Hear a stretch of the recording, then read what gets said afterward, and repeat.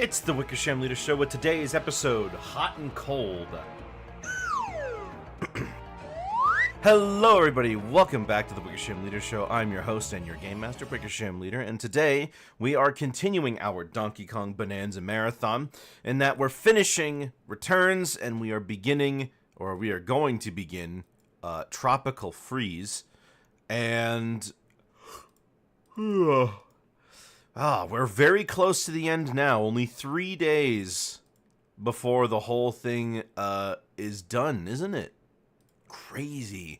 Oh my gosh. I mean, it's just a couple of months ago that we were watching that direct and seeing what might happen if Donkey Kong is going to get a new game at all. So I'm very excited. But before we do any of that...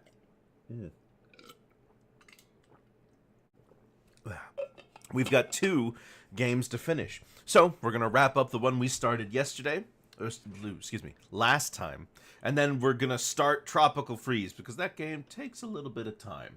So, let's do it.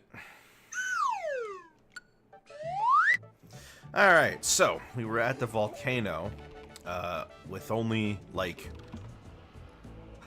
with only 1 level to go. You can see... Man, and like, I was gonna have just a finished playthrough last time, but I got called away at the most inopportune time. It happens. Happens to all of us. But that's okay, because we can do a 2-in-1. Besides, we still have to look at the advertising for Tropical Freeze. Excuse me.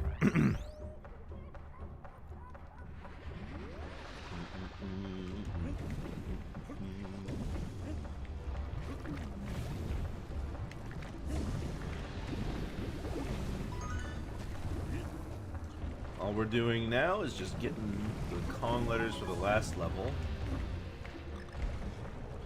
Between Returns and Tropical Freeze, I will definitely say that Returns is absolutely the easier game. I think that's kind of something that people don't really debate. But then again, I don't know. I'm not people. This game just flows a lot easier. It's a lot easier to play. It's simpler in the kind of gimmick. Oh, okay. Well, that's not supposed to be there. That's supposed to rise up with the platform. But okay.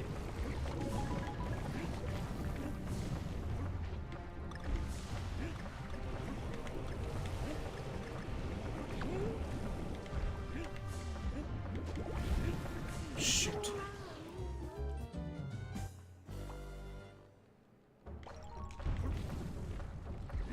Well, if there was any time to use up all those lives, it's now, because the final world really isn't that hard. Okay, so that must have been a bug that caused the K to appear, even though the platform that it was attached to didn't spawn yet. I should really just wait.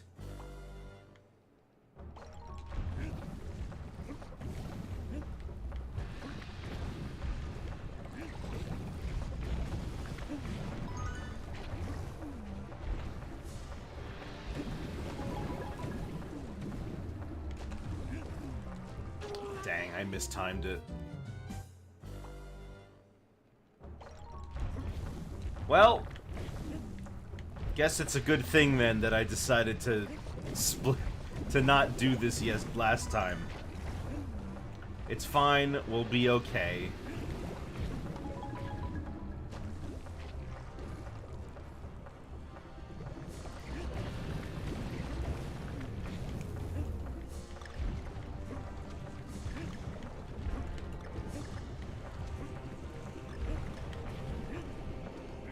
Are you kidding?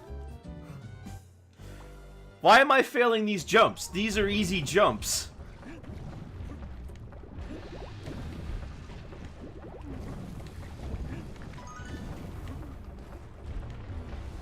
Alright. Let's try this again. I guess because normally when I play this game I have Diddy at this point. Diddy makes this way easier to go through.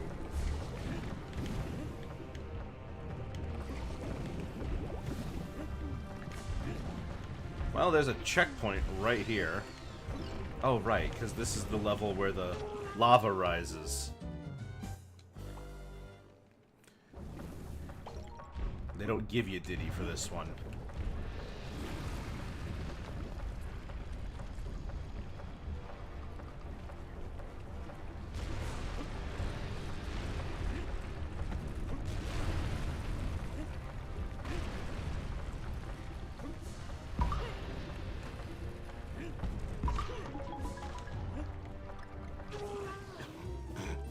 Okay.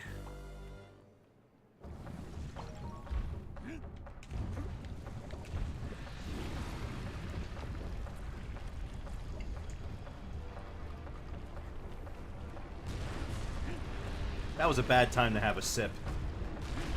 If I wasn't careful, that could go way worse. At least I didn't bother to screw the cap back on.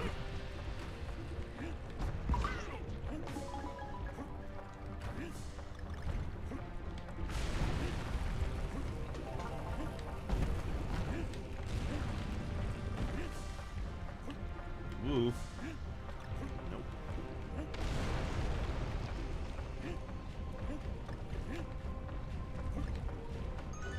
Eat that.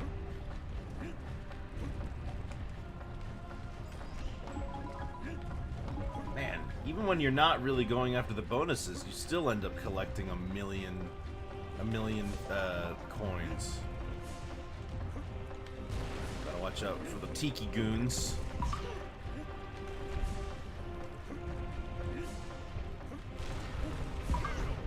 Alright. We're good. We're good.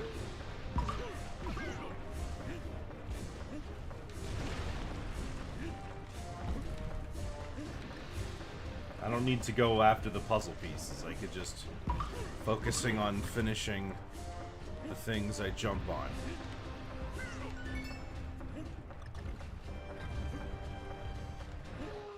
I should have known that was gonna happen.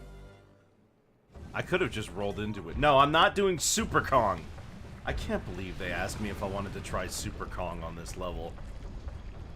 Like, I can't believe I died that much, more than anything else. Alright. Do it again.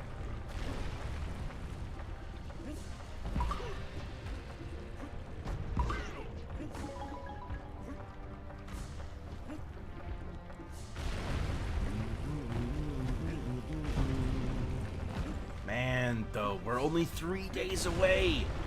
That's crazy. Although some people already have a copy. Some guy in China supposedly has it, and he's been leaking everything.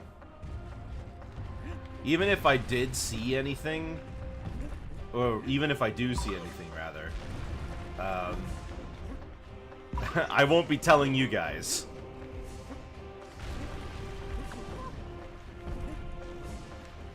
I guess some stores in other countries just broke street date.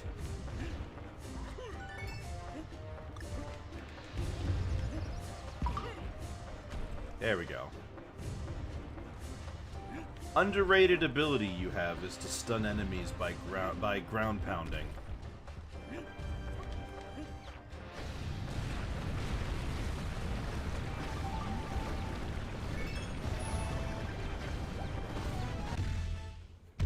Oh yeah, I forgot how short this level is too. Well, that's the last one.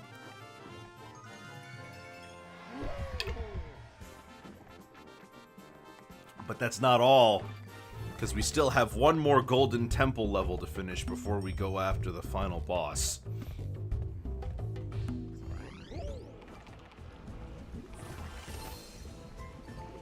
Bum bum bum bum bum.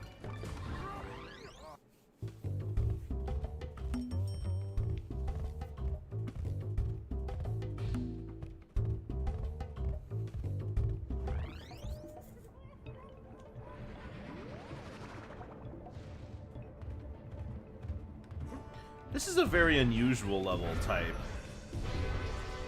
You must finish 5 challenges to beat the stage. They're not the hardest challenges. Reminds me a lot of Smash Brothers event matches.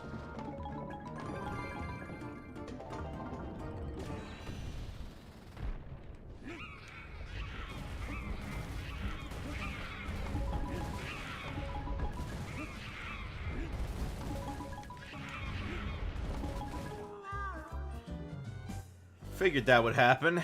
It's alright. Well, at least I don't have to do that again.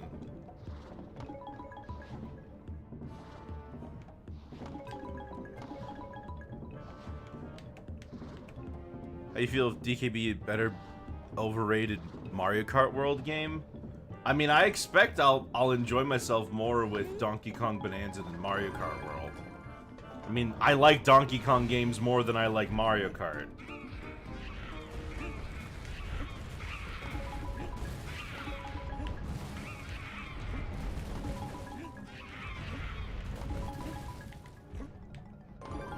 I don't expect it to be overrated, I expect it to be good.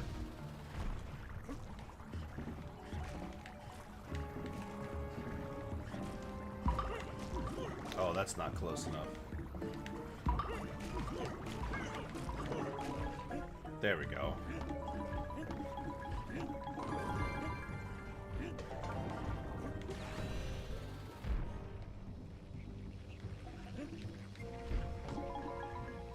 Be careful with this one.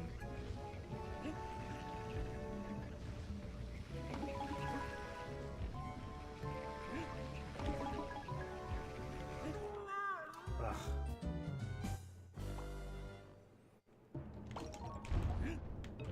Oh, you're saying how you feel then oh, okay. How you feel if Donkey Kong Bonanza would be better than the overrated Mario Kart World game? I don't think Mario Kart World is overrated. I love Mario Kart World. I love playing free roam. It's my most played mode. I'm constantly just like every time I boot it up, I just boot it up to drive around and see if I can get any more of those and see if I can get any more of the what is it? The P-switch missions done.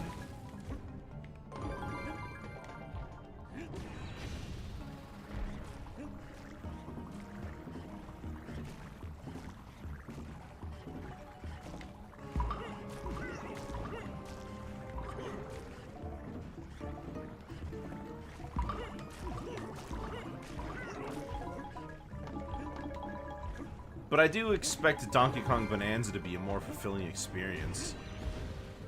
When I played Mario Bros. Wonder, I had a ton of fun with that one. I thought that was one of the best 2D games they'd made in years.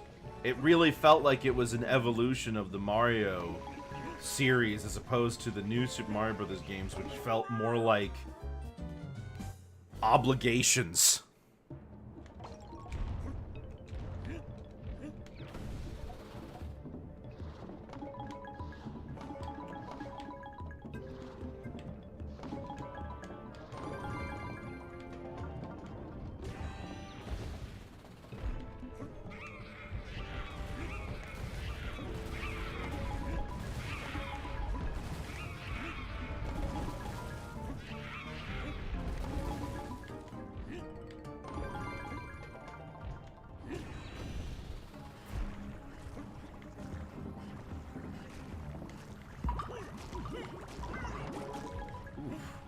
Wow.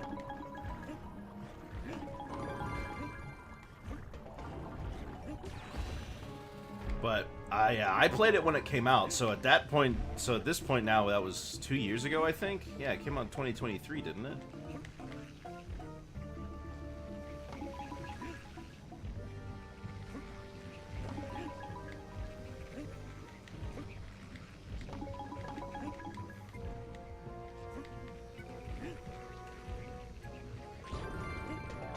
There we go.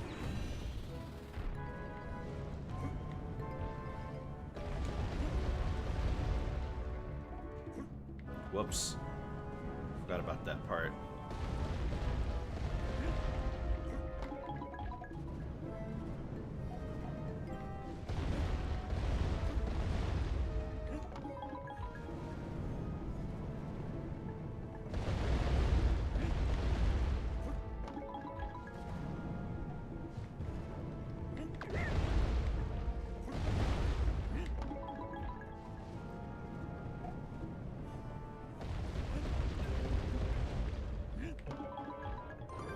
There we go.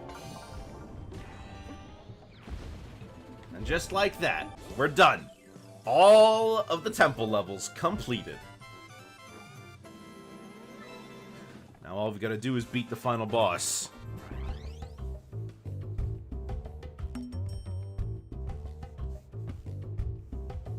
The only level in the game I could think of where you're required... No, yeah, no. The only level I can think of where you're forced to get puzzle pieces at all, let alone forced to get all of them. Oh, hold on.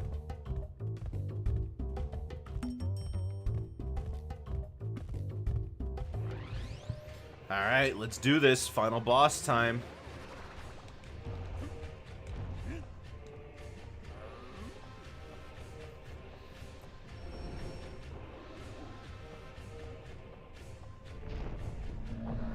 I'm not really sure what this thing is called. Is it a tiki tower? That's what I would call it. But he at least appears to be the main villain before you reveal who Tiki Tong is. I wonder if Nintendo kind of regrets basing the theme park so heavily on Donkey Kong Country Returns. I mean, Tiki Tong is the antagonist, when he really doesn't have much staying power in this franchise.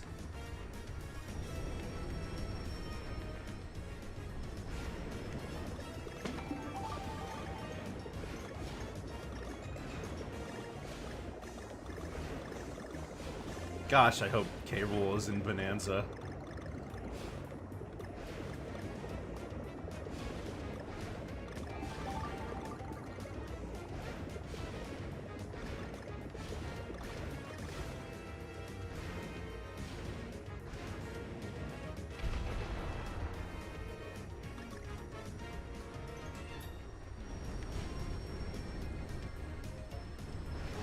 Dang it.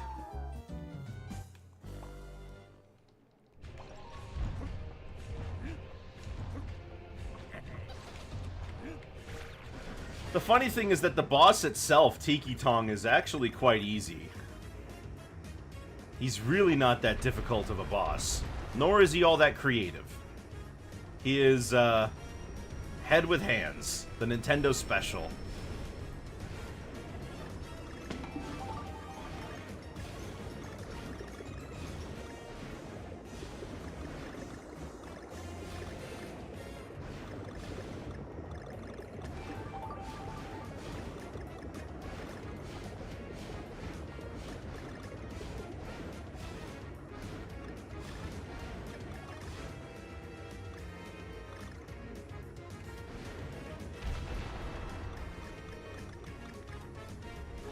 Oh, I took that one way too wide. Let me try again. The sad thing is that when I played this for myself the first time, I actually ended up getting all the way to the end on one attempt. Ugh.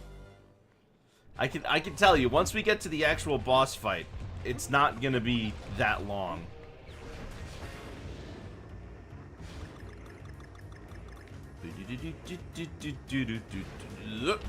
Up we go.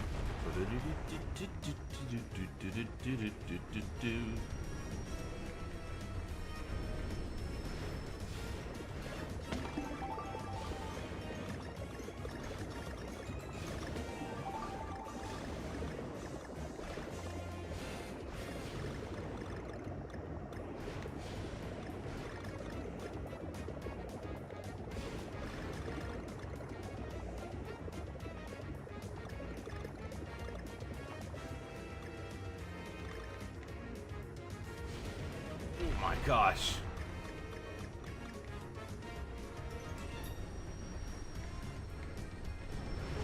Dang it!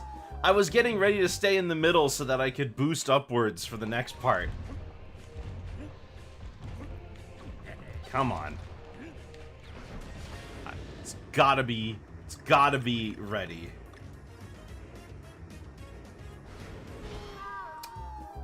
Alright.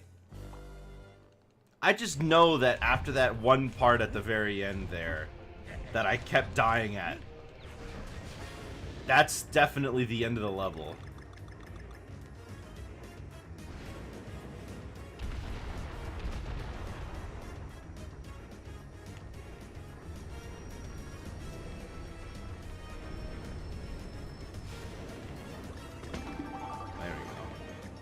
Don't want to miss the balloon now.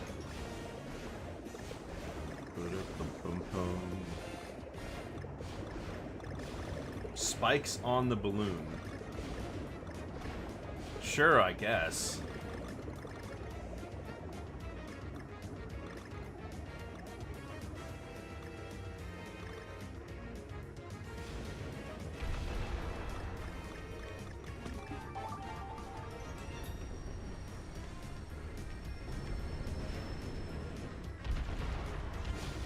I knew it! I knew it was right after that part. Ah, whatever.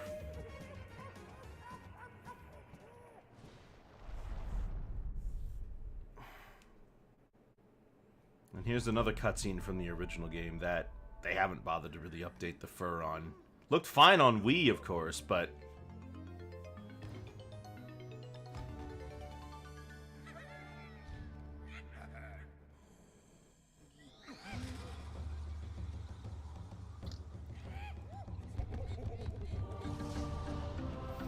Oh, did you hear about the Donkey Kong movie? We finally got confirmation that one is being made, although to be, like, since before the Mario movie, there had been rumblings about the production of a Donkey Kong movie. And now that they filed a trademark, they're probably gonna get one. I'm telling you, DK is back.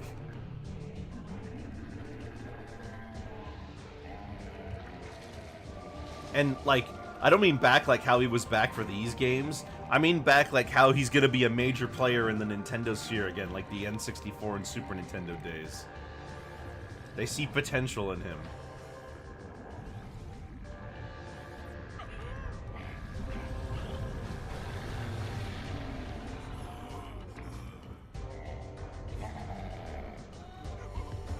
But anyways, Tiki Tong, he's a fun fight and all. He's not that interesting, though.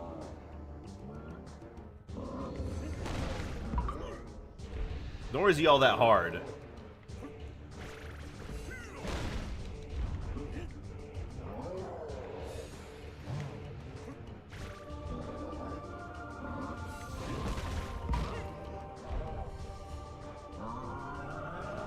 Don't get mad. You'll be fine.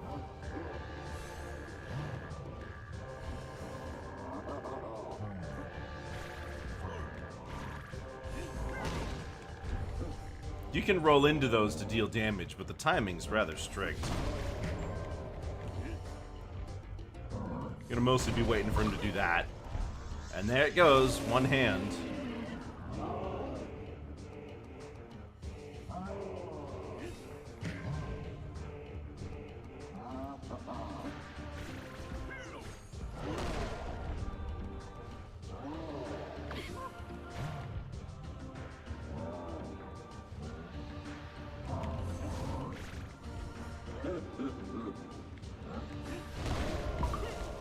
And there's hand number 2. Sure am glad you did all that work to get extra hands for nothing.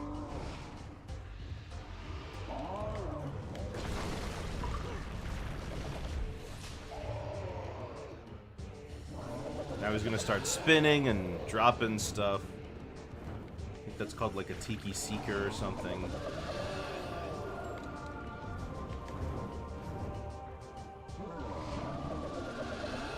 Gotta wait for that heart to stop burning.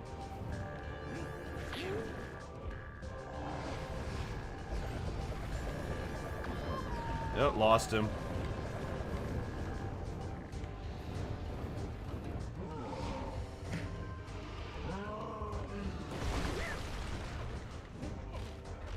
Okay.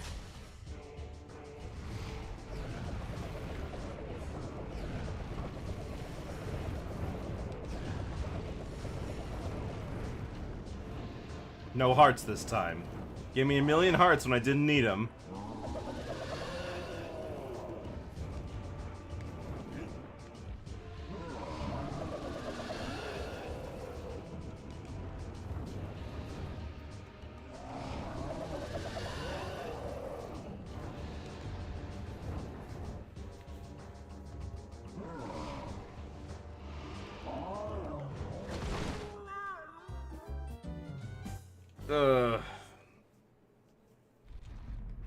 Oh, you don't even go back to the menu. You don't even go back to the map.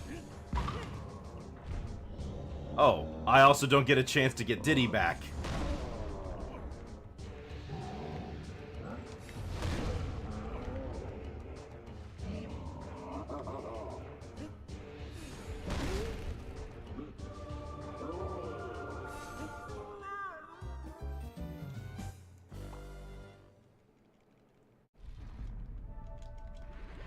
Alright, well, let's try it again.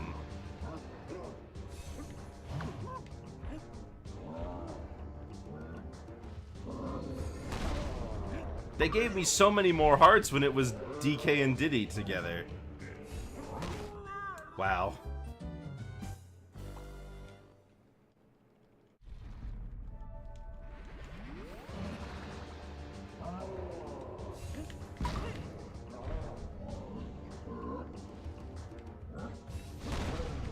There goes one hand.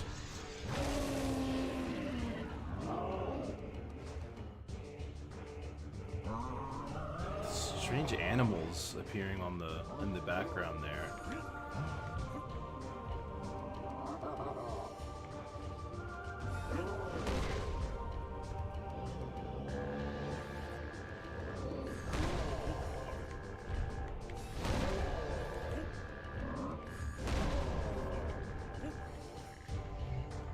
I think one of the things that just gives Tiki Tong very little presence is that he doesn't appear until the end of the game.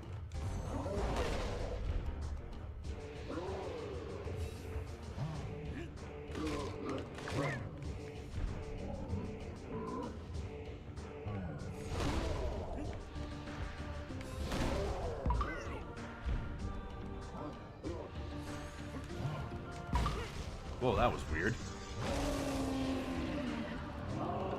But he's an antagonist that's given little to no build-up, and then he shows up at the end and he's just a head and hands boss that you see all the time from Nintendo games.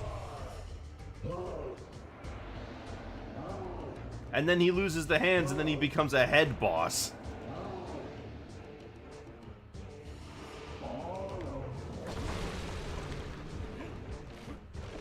Okay.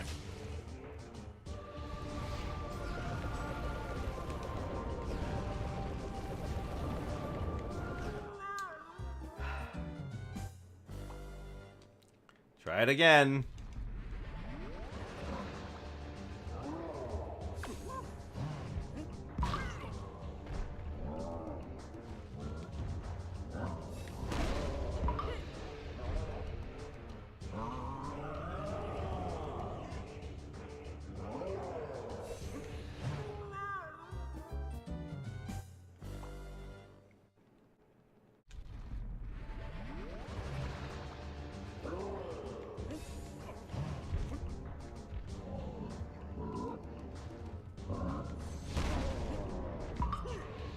Go.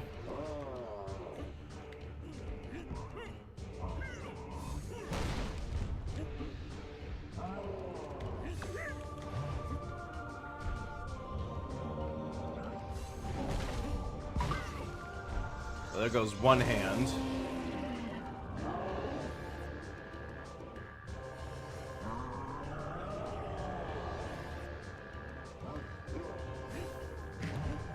Alright, a heart. I'll take that.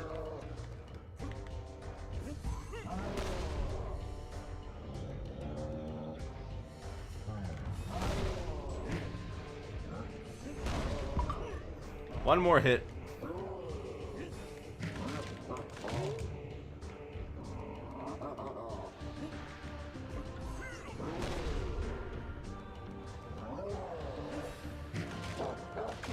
Yeah.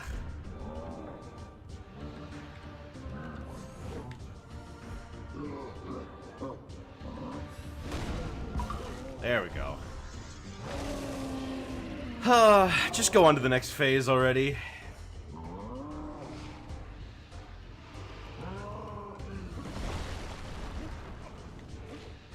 Okay.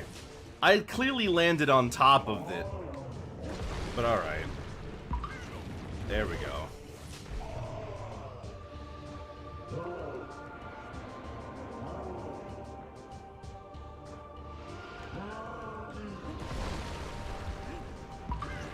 That's 2. I think it's just 1 more and then he's done. Oh my gosh, I wasn't expecting him to just do it immediately again. I was expecting him to waste my time.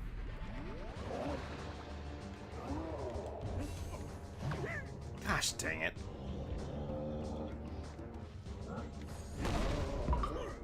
It's just, this is such a slow fight.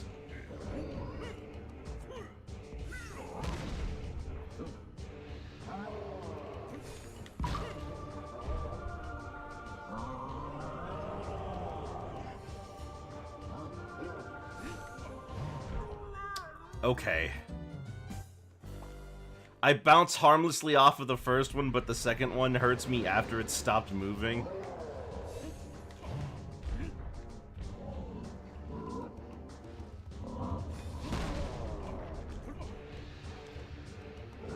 I don't know why it's so picky.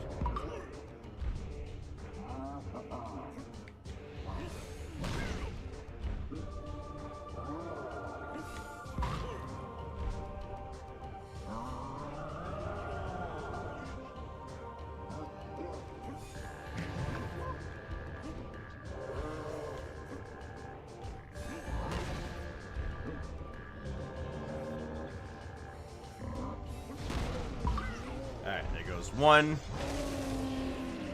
Let's try it again.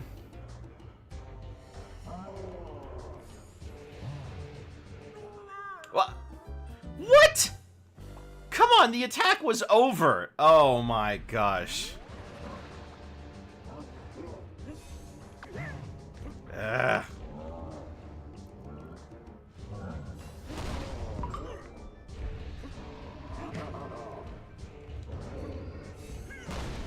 Let's try this again. Again! How am I missing? I'm bouncing harmlessly off of the top of one, but then the other one deals damage. Come on. Gosh dang it. Oh, if I had Diddy.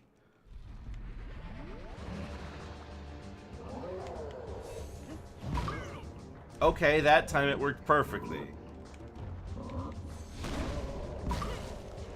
One hand gone.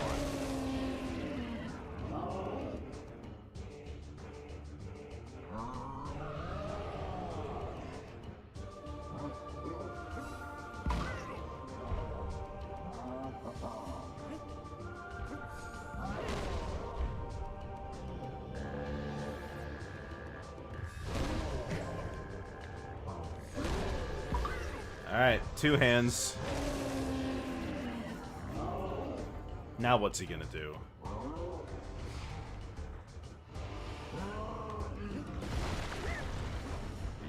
You serious? Well.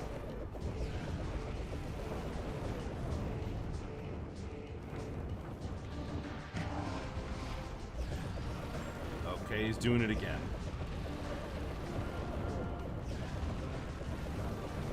A 3rd time. A 4th time.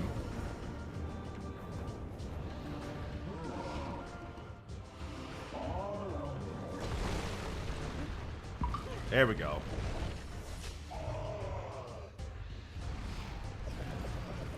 Doing it again.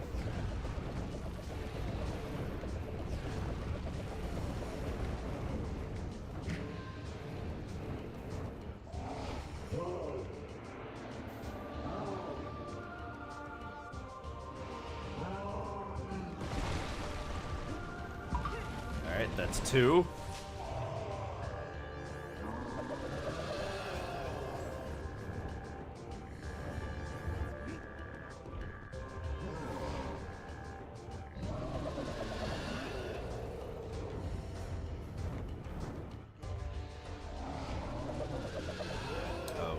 Okay, we're going again.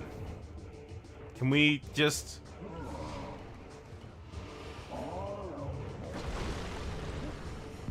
There we go.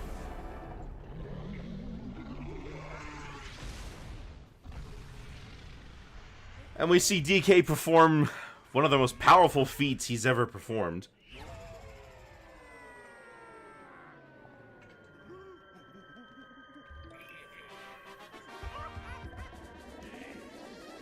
where he just punches the moon out of orbit.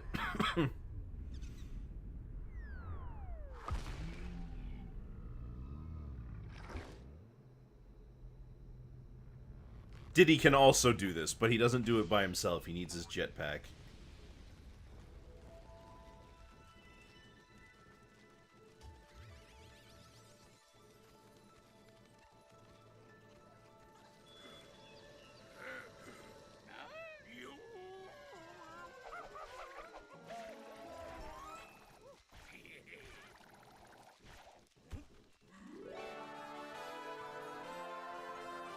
If you have Diddy and DK and Diddy together for this one, they'll use the punch and the jetpack.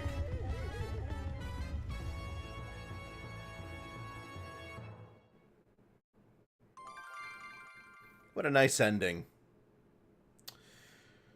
Oh. Donkey Kong Country Returns. What a amazing game. This was the kind of thing that like the DK series really needed at the time. Something to get them back on track, to help them remind where their roots were, you know? Cuz they really were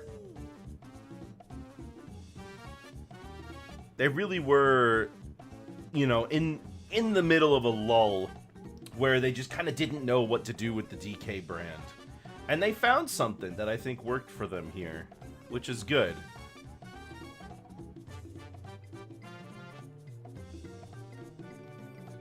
And this is just a really simple, fun time. It doesn't really overcomplicate things, which I think is good.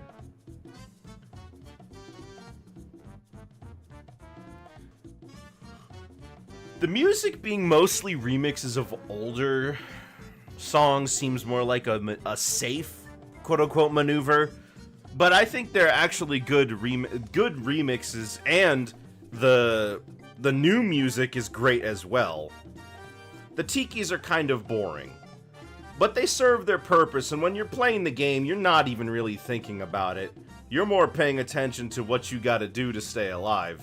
But let me tell you, when I first saw this come out, I was very confused. Where are the Kremlings? Obviously, K. Rool was in this game somewhere, right? The funny thing is that people hypothesized that K. Rool was in this game and in Tropical Freeze secretly, but no, the truth is that he's not in either of them. But maybe that'll change with Bonanza. I'll be right back, though. I'll let you guys keep listening to this for just a little bit. I gotta pick up something from downstairs real quick.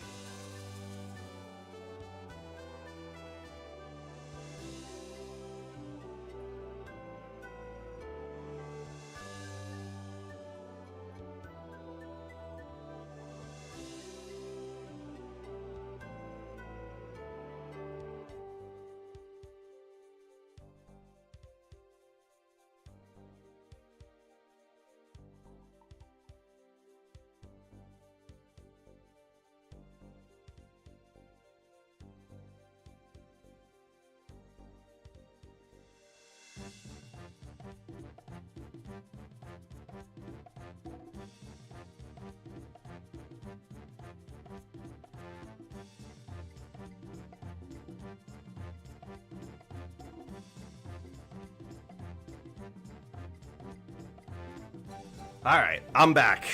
But of course, we also have to know that this isn't the end of the game.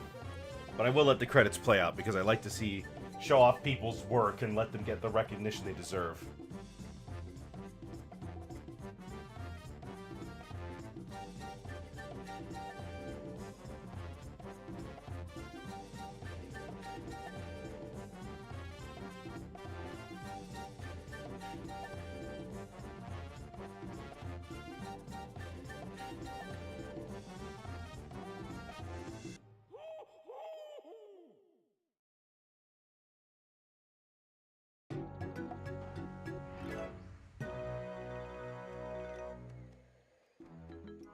And here's the cutscene you get if you finish the game with 100% of the Kong letters collected.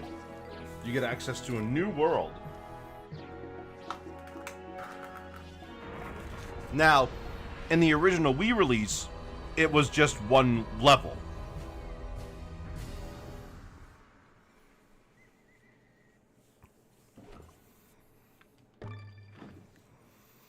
But for the 3DS version, they added a whole new world. World 9, Cloud.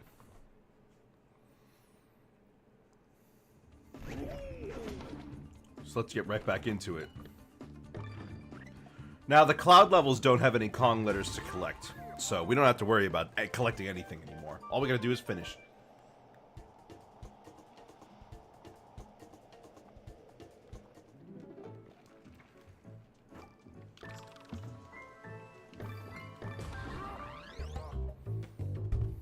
This one also comes with a little cutscene.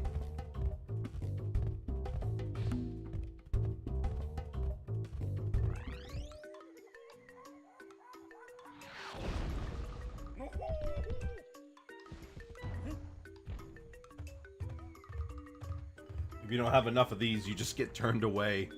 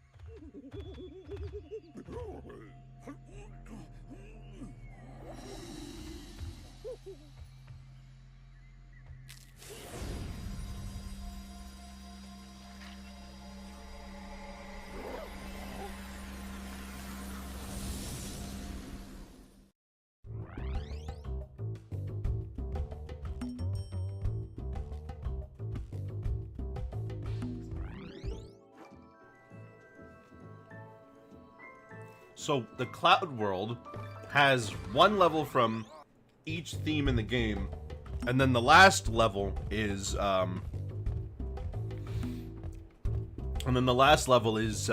original Golden Temple reward level. So, let's see what's, in store.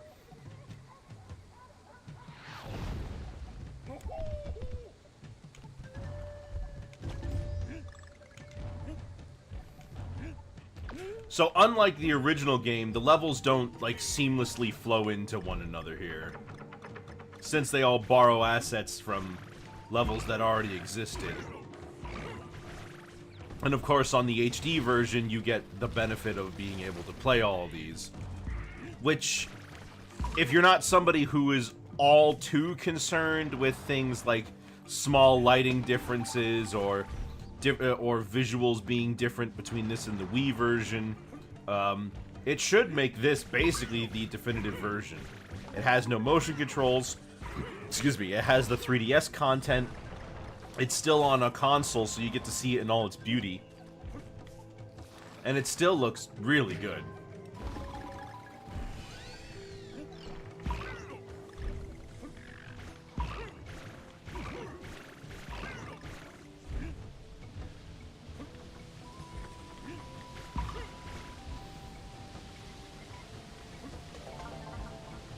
I'm not exactly sure why they decided to make the 3DS version, a 3DS version of this game. But it's kind of neat that they did. I wonder if it was more just to say that they could, you know? Like, you can fit this whole game onto a 3DS.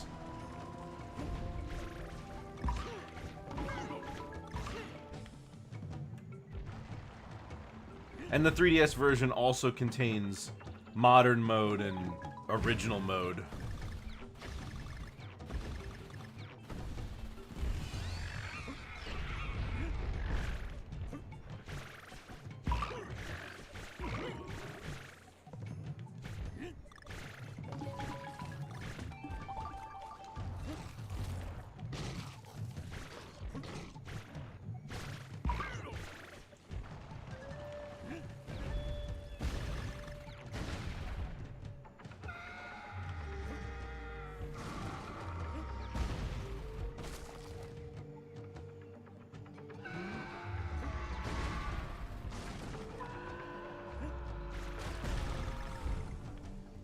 Well, that was simple.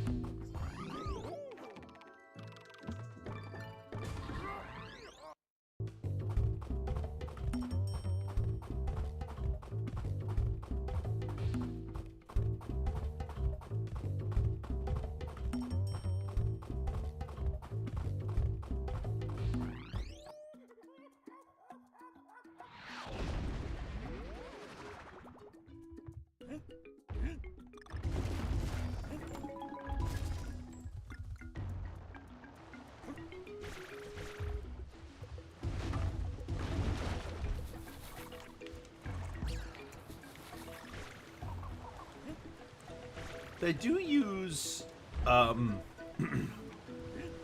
they do use little graphics from the first level for this one. I guess that's how you'd be able to like see that that these levels flow into one another. Oh, I lost Diddy. But he'll be back soon enough, I'm sure.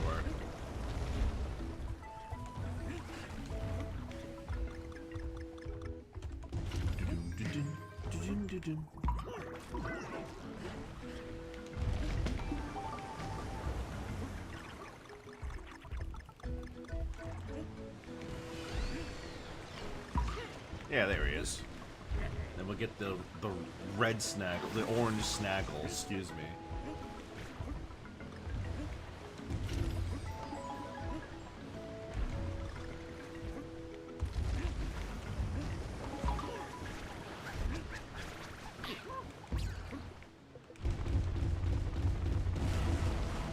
Oh, that looks dangerous. Oh, never mind. We're good. Well, lost him again.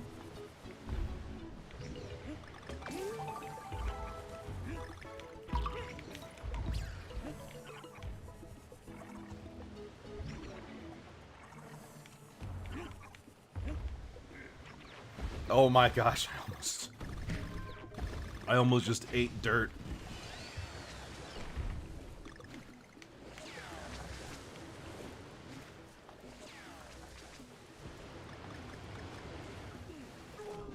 Ooh, right, can't swim until the sequel.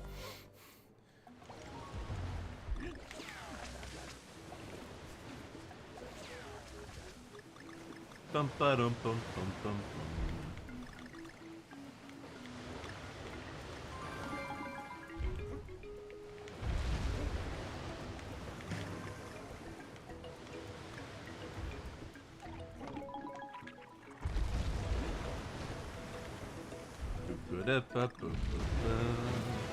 Oh, that wasn't so bad.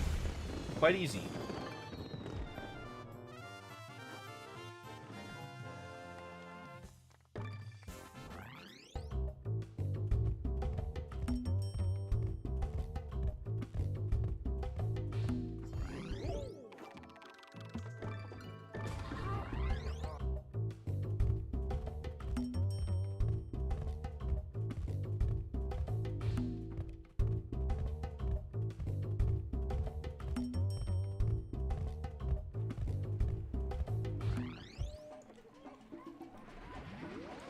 Now, this doesn't look like we've left the beach, but if I remember correctly, the beach one had like a transition area. Anyways. Spiky surprise. What do you suppose the spiky surprise is? Is that it there? Is that our spiky surprise? I can believe it.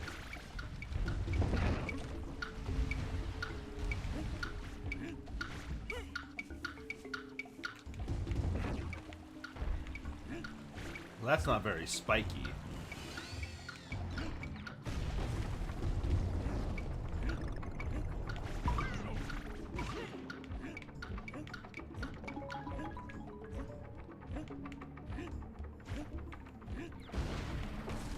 There we go.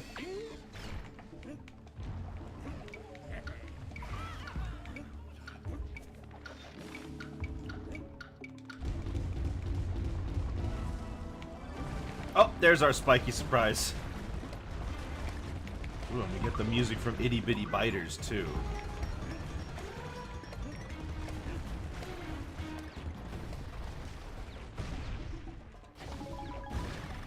Well, never mind, that went smoothly.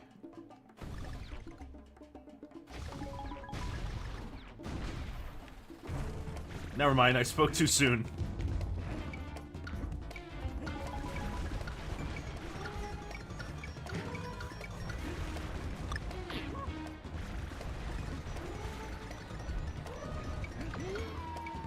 Oh, I lost him.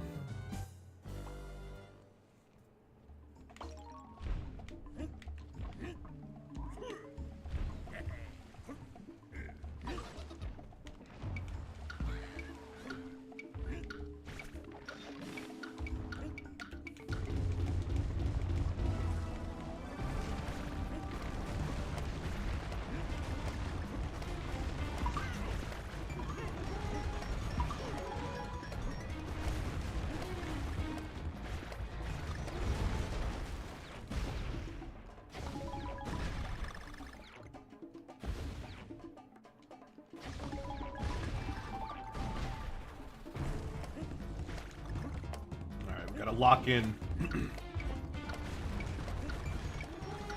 Can't lose Diddy this time.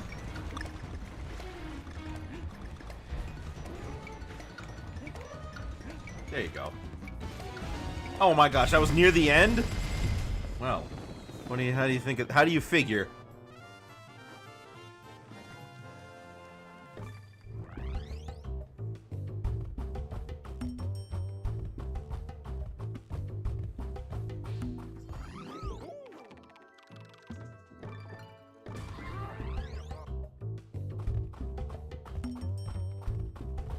This is the only, if I remember correctly, this is the only caves level that isn't a rocket barrel or a minecart all the way through.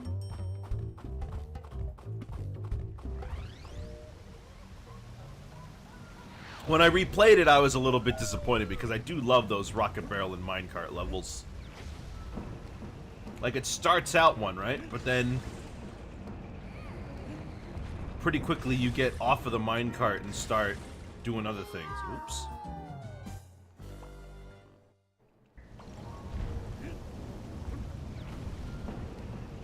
Lost Diddy.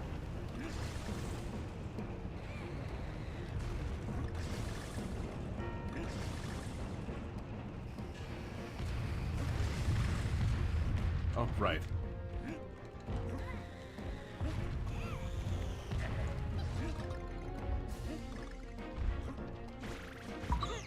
Get the squeakly out of here.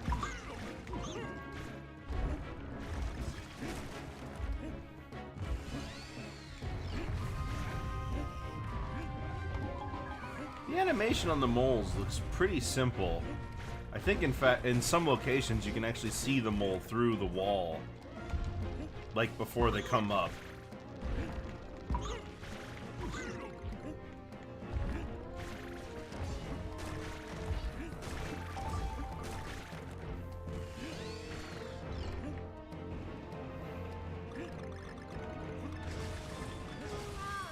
Jeez, you gotta jump real fast.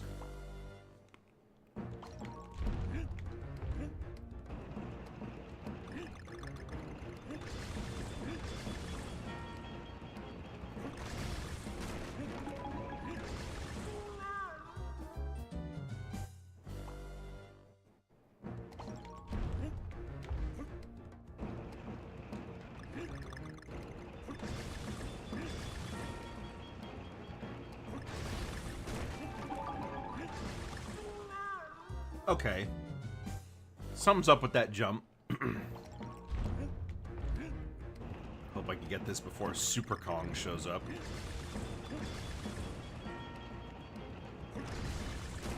There we go.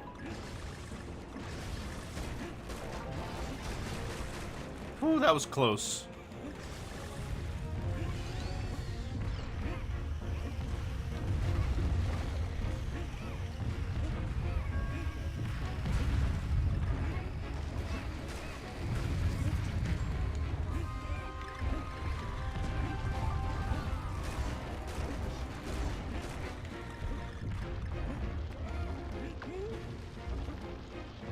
Oh, never mind, that was alright then.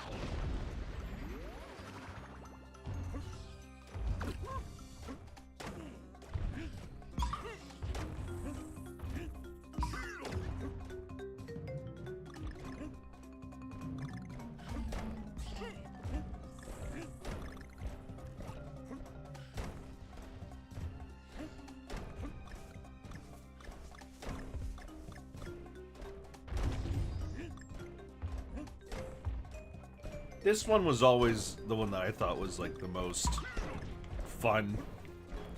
Just I love another level where objects in the level go to the beat.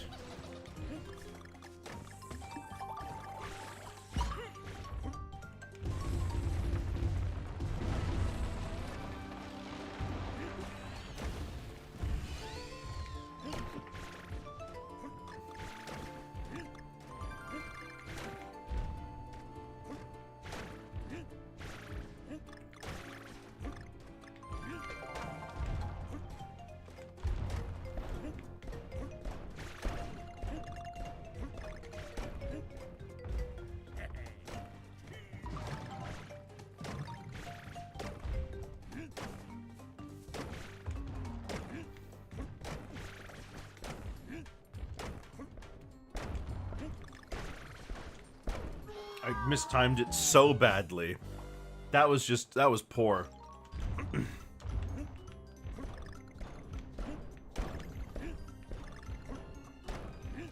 Yeah. Give Diddy another shot.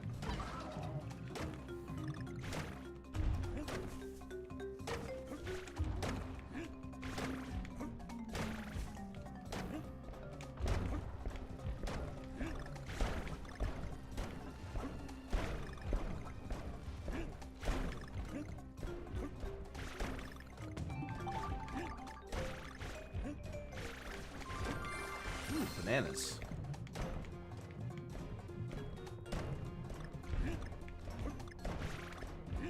Yeah, way easier if you have Diddy. It's not the end of the world if you don't.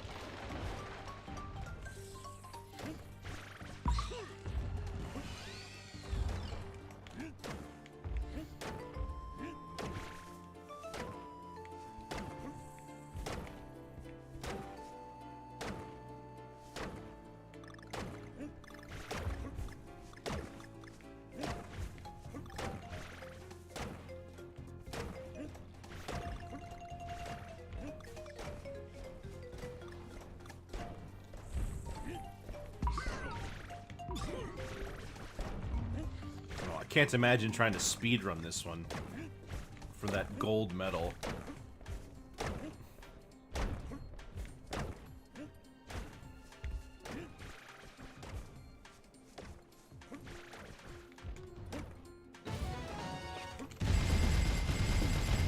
All right, that one was actually not too bad either. Even though these are World 9, they're not, like, they're about on par with the levels that they came from. There may be, like, some of the earlier ones may be a little harder, but they're really not that hard.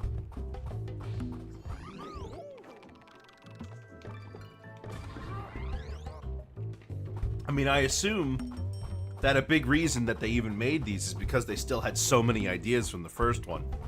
From the main game, that they wanted to turn, you know, make some extra levels.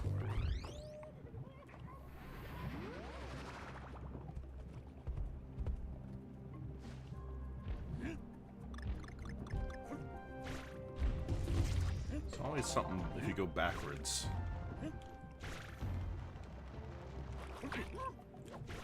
Big one for this is tar. Hot tar, too.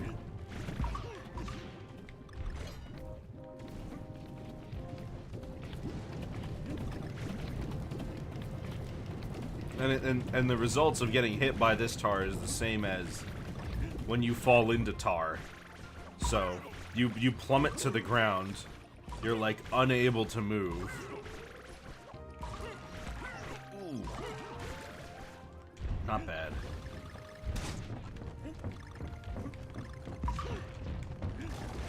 What the? Okay. I mean, at least here you won't die, but if you're over a pit, you're just gonna plummet to your death. Or if you're me, that, you know, there's that option too.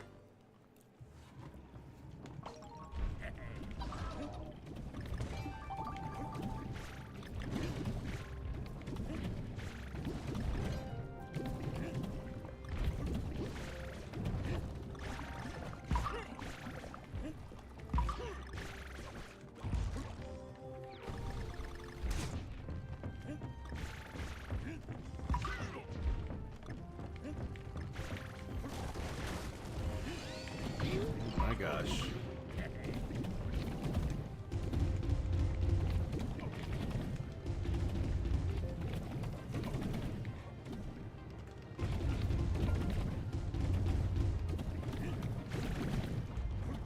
Oh, well, that took a little too long to get out of.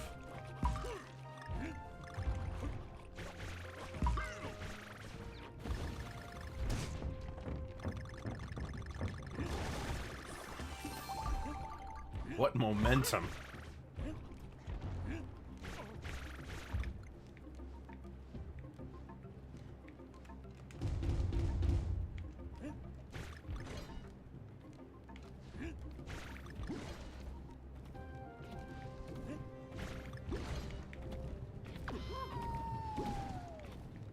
forgot about the spiky bones that hurt you.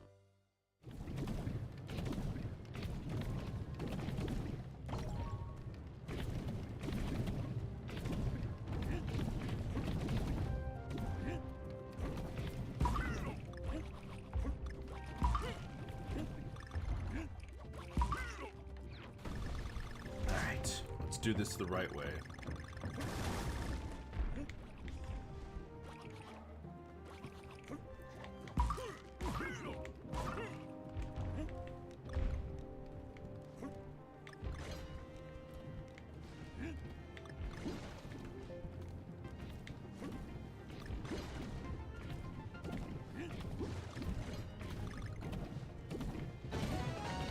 Alright, there we go. Well, that wasn't hard either.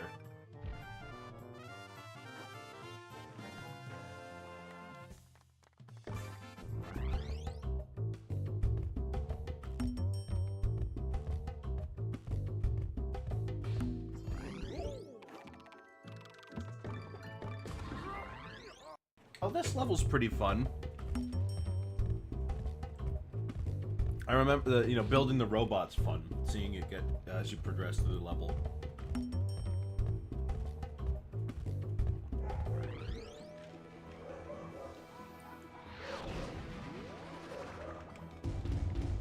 All right, let's see. Just a single nanner. All right, well, clearly I need to be more careful with the chickens.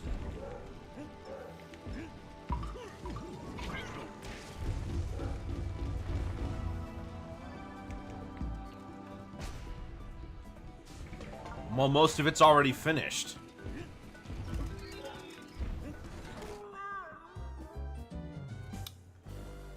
Well, there was zero warning for that.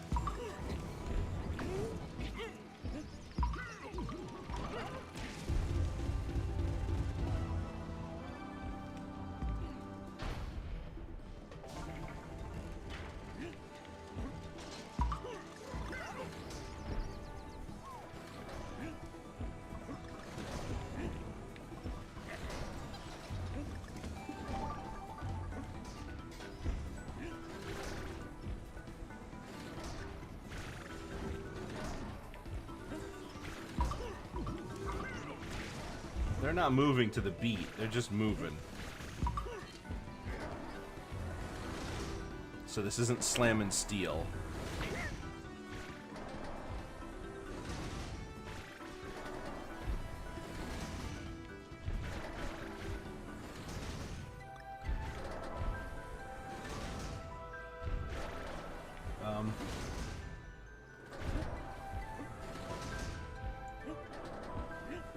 Okay.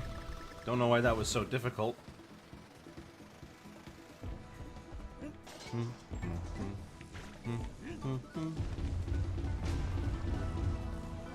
Ah, some arms. Well, this robot's very easy to build, I guess.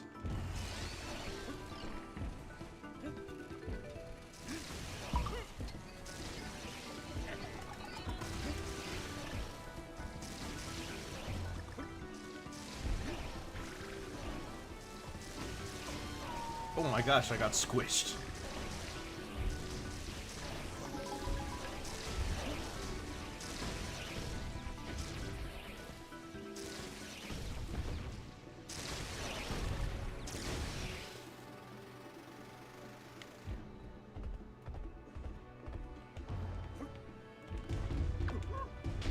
Eh.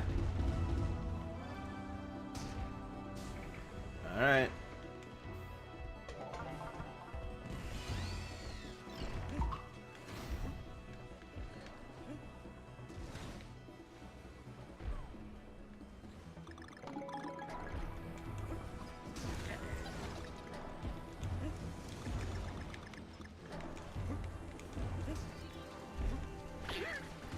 Okay.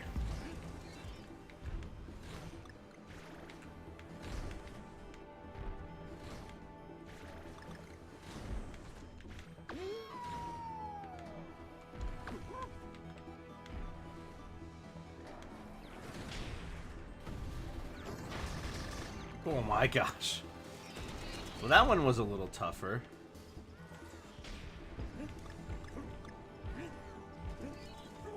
Oh my gosh, of course. Right at the end, too.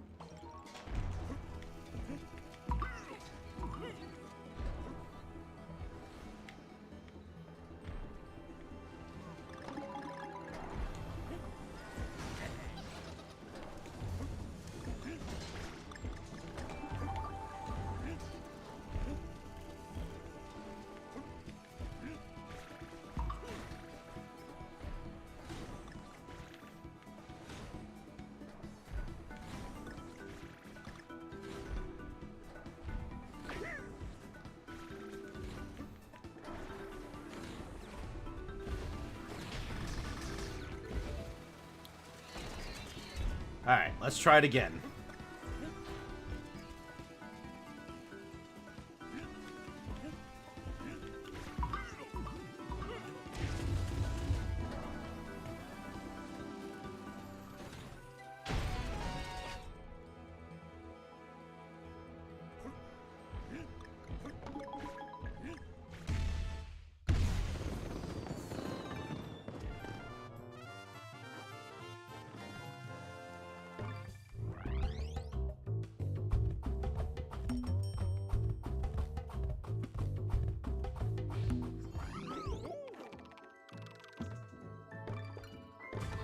Okay, this level actually did give me some trouble. I remember.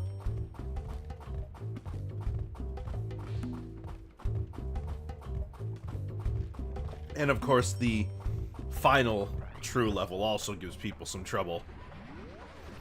But, we'll do it.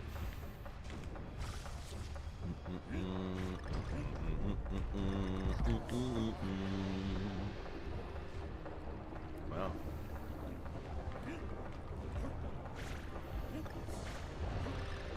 Wonder what these are made of that they can survive lava.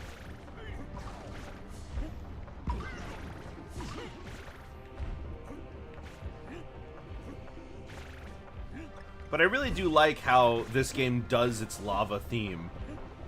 It's sure, it's still a volcano, but it has its own feeling to it that makes it different from a lot of other volcano areas or a lot of other lava areas.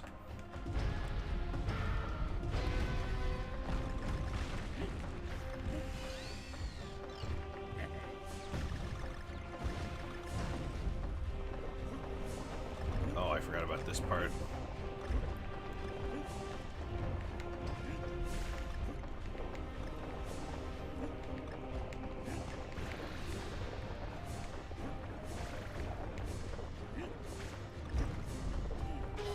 Ow.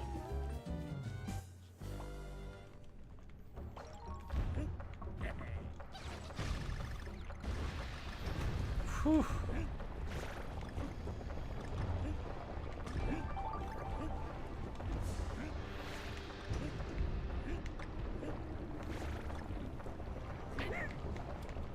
Okay, that's my fault. I should have seen that coming.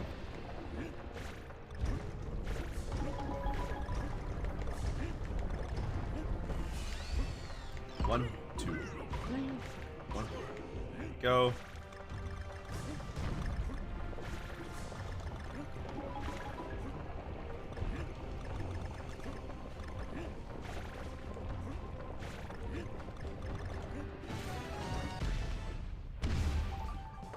I didn't die as much as I thought I would.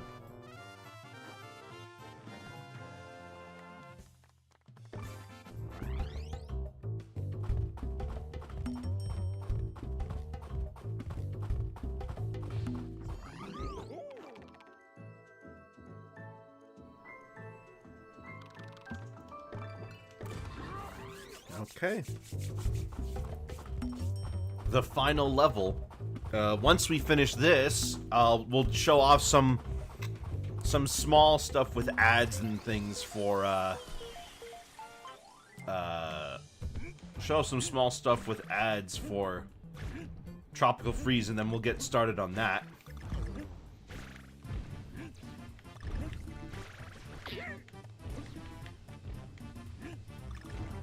Wow, they had my number.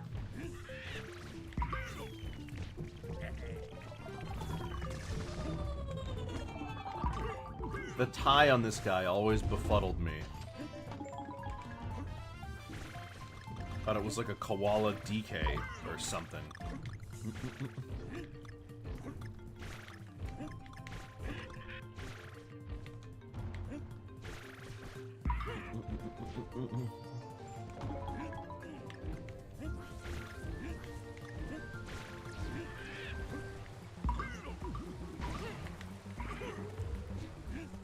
Just need to be very careful.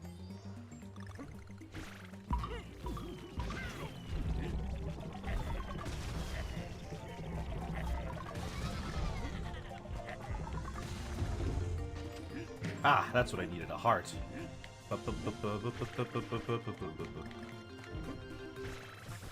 So, they used a lot, they remixed Donkey Kong Jr. for this one.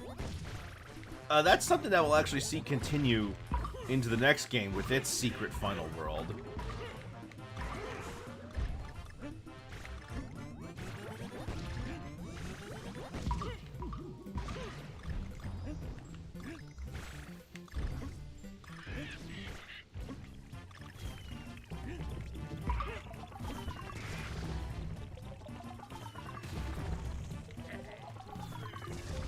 There we go.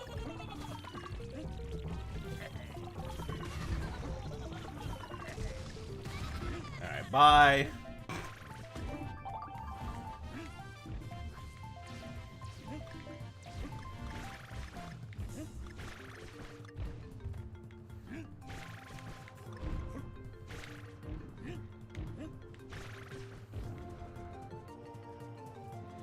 I remember... I used to... When I was a kid, there was a Dairy Queen nearby. And I remember they had a mural on the wall that looked like the background of this, except it had, you know, ice cream instead of fruit. Actually, it had fruit too, because, you know, you put bananas in your ice cream. Also, I'm not sure how I managed to...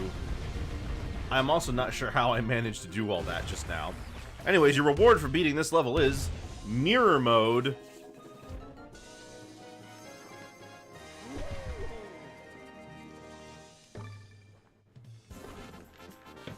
Now play any level in Mirror Mode. Donkey Kong does not receive any help from Diddy Kong and cannot use inventory items.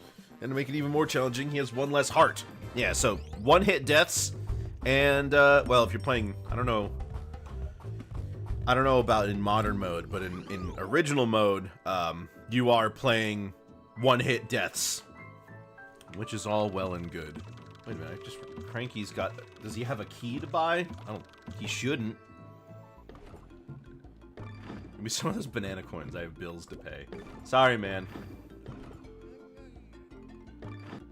Alright, well, that does it for Donkey Kong Country Returns. Allow me to put this away. And we can begin Donkey Kong Country Tropical Freeze in just a minute. Let me just get my, let me just...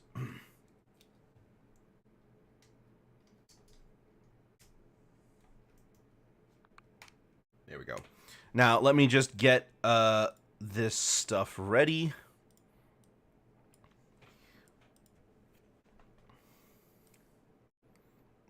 So, Tropical Freeze was developed pretty much immediately after Returns. Like, they had more ideas for levels and things that they wanted to make. So they pretty much immediately went to work making a sequel. And the main thing that this one, though, is they really upped the graphical fidelity of this one. Looking more or less the same. Design-wise, it's more or less the same as before, but, you know, they really, like, these renders look really gorgeous with the fur. Diddy is here, like before, but now we've got Dixie and Cranky as playable characters, and Funky, who in the original game is not playable, but in the new Funky mode introduced in the Switch version, he is. That's essentially the easy mode. I think the Snowmads, the antagonists of this game, are better than the Tikis, but they're no Kremlings, and I think it's pretty clear that at this point, people just wanted the Kremlings to come back. 'Cause, like, you know, where are they? The Switch version gave us some new renders for... Oh my gosh, hold on, I just remembered. Oh my gosh, I forgot about this. Cranky took over... In 2014, for the release of Tropical Freeze, Cranky took over Nintendo's Twitter. How could I forget this part? And he made some memes. And they sucked. And that's pretty funny to me. That he just makes terrible memes. Hold on, I gotta change the game on Twitch to Tropical Freeze. There we go. And Double Rainbow, there, I just memed. Lovely, right? Like, oh my gosh, it was old even then. Lol Rickroll. Don't always complain, but when I do, just kidding, I always complain. Oh my gosh, that's fantastic. Here's some artwork of Funky for the Switch version. So something that's interesting is that in DK here, you notice he has his regular old flat muzzle that he's been having so far. You know, the nostrils sit more or less flat on the face. Cranky's are raised up to hold his glasses. Funky's are raised up to hold his glasses. But in the Switch version of Tropical Freeze, DK's nose got redesigned in-game. Interestingly. Can I find a screenshot? No. Well, you'll be able to see it, but they gave him this raised nose. Oh yeah, when you play as Funky, the shop that Funky's normally in is replaced with Talks the parrot, who just copies some of Funky's mannerisms.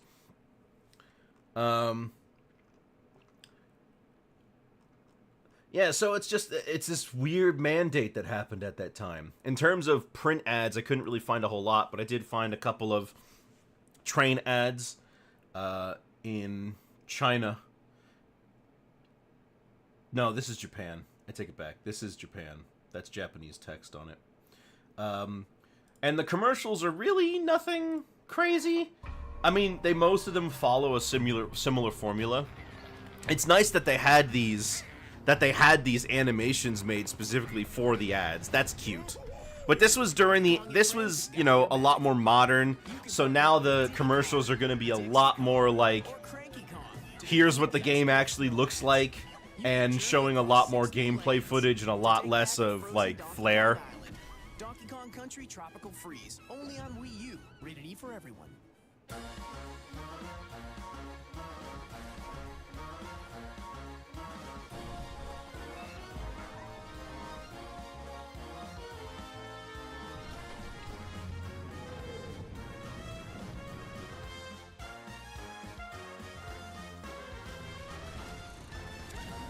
I mean, you can see everybody was loving it, though.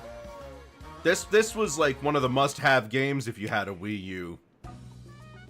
The Kongs rule the jungle, but ice-cold invaders are crashing the party. Before we blast into action, let's meet the DK crew. Is that Jason Martin? First up is the leader of the bunch, Donkey Kong. Saving the jungle is practically his day job. Maybe that's why he always wears that stylish red tie. Is this the Switch version? No, that's the Wii U version.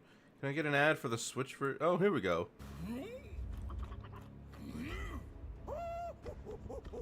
These UK ads were more in line with what we saw with the first game.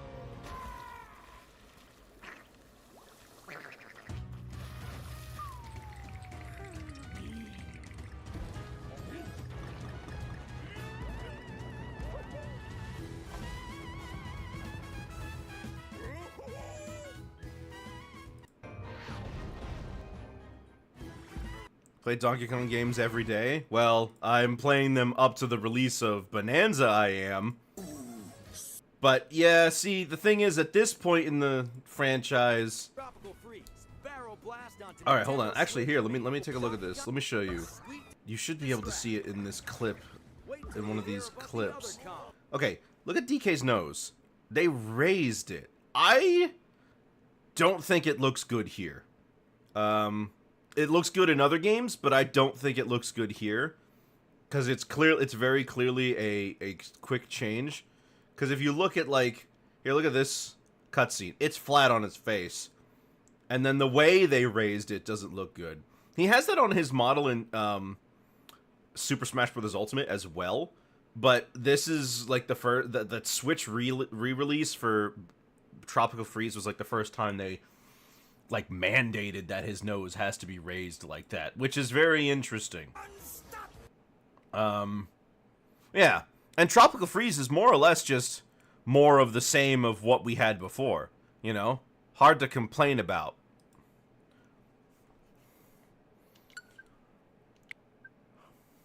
There was an update?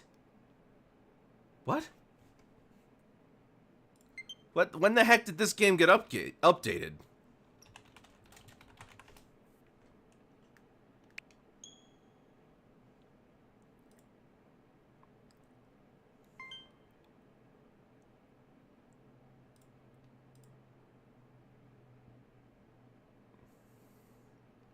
Oh, okay. It was from 2018. It's just because I hadn't played this on my Switch yet. But let us begin a new game. I will be playing in Funky Mode. And although it is Funky Mode, you can choose to play as either Funky or DK. So for the purposes of this playthrough, I will switch between the two. And then added Funky to all the menus. But for every odd numbered world, so that's 1, 3, and 5, and 7, I will be playing as Funky. For every even number world, that's 2, 4, and 6, I will be playing as Donkey Kong. So, we're going to show off equal representation here, in theory. Funky Mode does not have new cutscenes or anything. It still uses the original game's cutscene. It's DK's birthday, and I guess it's more... I mean, this did release on the 20th anniversary of the series.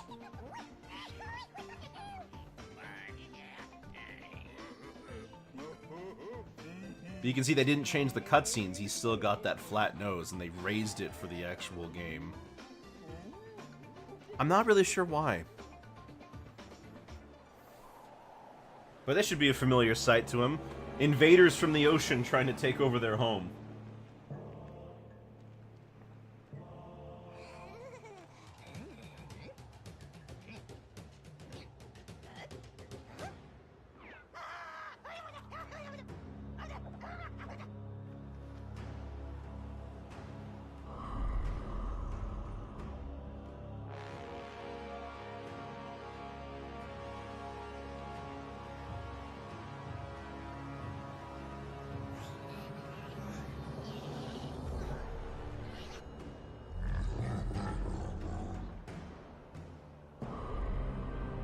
I remember when they first revealed Lord Frederick, that, or should I say, when they had the first teaser for the villain of this game, he was completely in shadow, and... Why does Diddy Kong wear the Nintendo hat? He's a big fan, I guess. When they first showed off Lord Frederick in shadow, I remember so many people were convinced that it was K. Rool. I hoped it was K. Rool too. But, no. He's not K. Rool. He's a new guy who has a lot of K. Rool isms to him.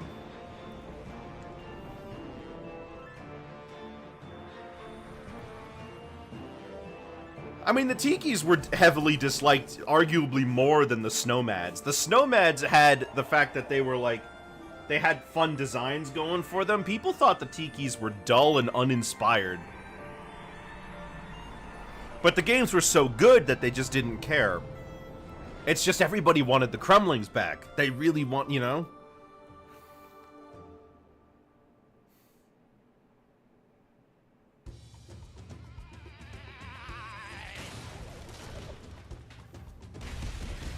And for some reason, DK, Dixie, Cranky, and Diddy got lost somewhere, so playing the part of Donkey Kong for this world will be Funky. And now Funky he's broken. He's got 5 hearts, he doesn't have to hold his breath underwater, he's got a hover, he's got a double jump, he's immune to spikes. He is super duper easy mode. He can spin underwater indefinitely.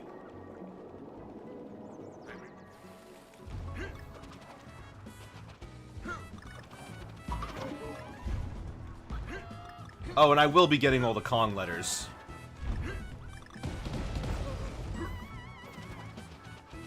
But yeah, expect Funky to kind of break the game in half. But this is Funky's playable debut in a Donkey Kong Country game, as well as Cranky's. Cranky and Funky have both been playable in previous games. Cranky first being playable in Donkey Kong Country 3 in the minigame, which I like for GBA, which I kind of don't count. Then... Oops. Yep, he's fine, he's just standing on spikes. I don't really count that.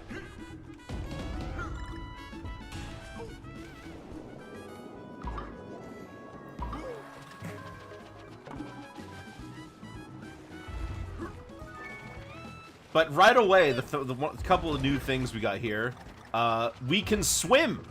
Couldn't do that in the first game. Every body of water was just instant death. So now now they have way more ways to hide collectibles from you in the water. I think it was intentional. We have this new pulling mechanic, which replaces the blowing from the last game, and I think I think this is a better iteration of it than the blowing, because you can make more interesting things happen with it. The blowing was conceived as a way for DK to interact more with his environment, and I think the pull just does that better. But another thing they also really like to do, they love to mess with the camera angles. They love to have the action follow. But that means there's quite a lot of sections where it's one way, and you can't really go back if you missed something.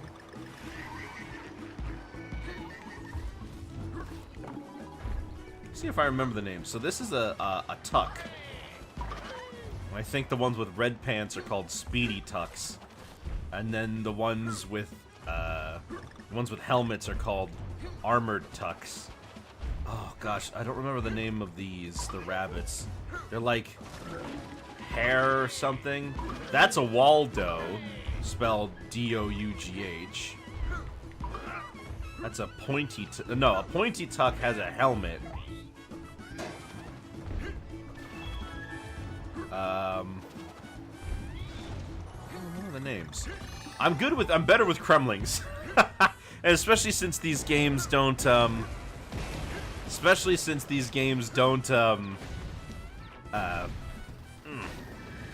have a cast roll, you know? Do the other Kongs ride on Funky's back? Only in multiplayer. If you're playing by yourself, it's a one-man show.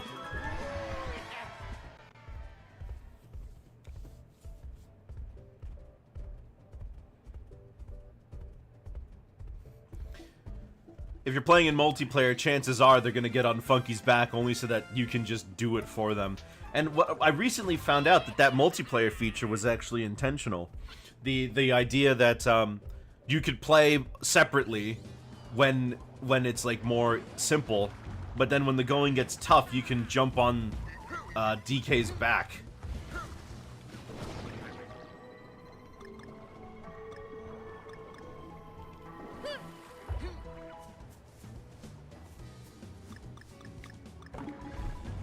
Funky can also skip across the water.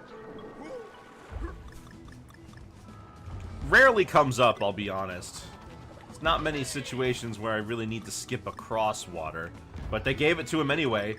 So with that, Funky has abilities from, like, all of the original Donkey Kong Country members. He's got Dixie's ability to hover, Diddy's speed, DK's power, and Kiddy's ability to bounce on water.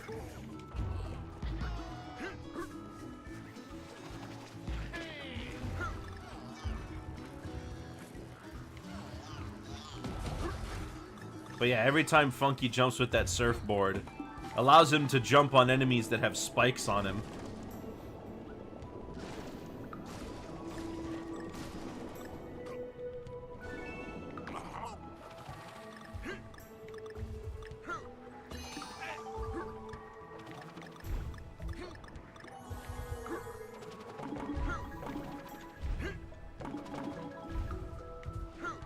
Funny thing is, I never really pictured Funky as moving around by, on all fours like an actual gorilla. But he does it in his own way.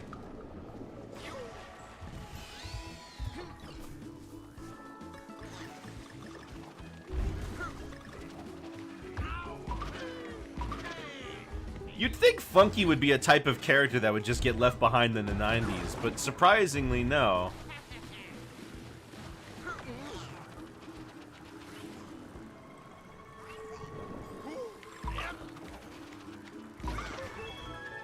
There we go.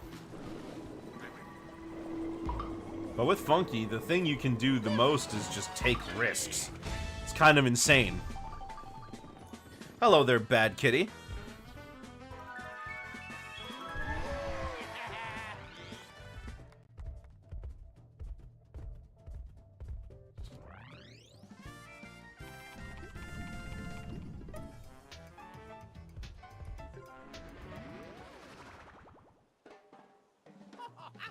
Here's Tox the parrot. Trust old Tox to hold down the fort here. I'll even hook it with a sweet employee discount. Yeah, so not only is it easy mode, you also have, you also have cheaper everything.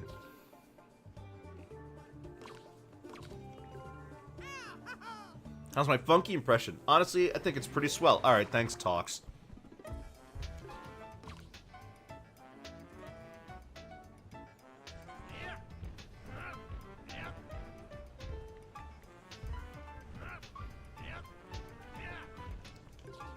But there's one other thing we gotta pay attention to in this.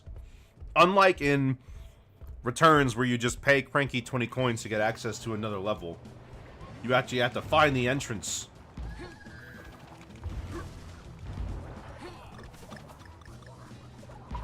Which means that there are quite a few levels that we will end up playing twice.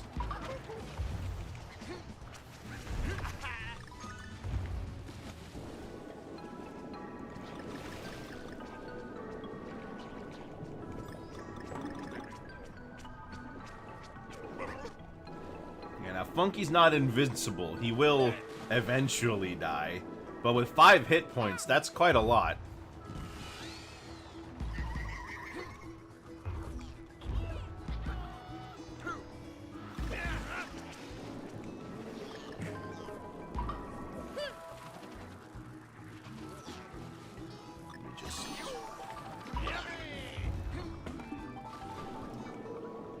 He just speeds through every level.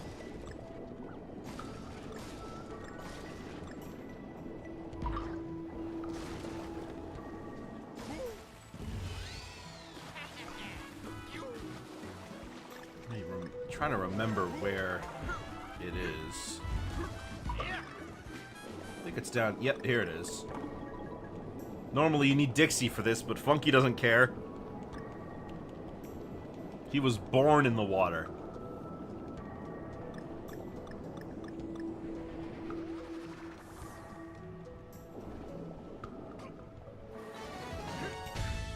There you go.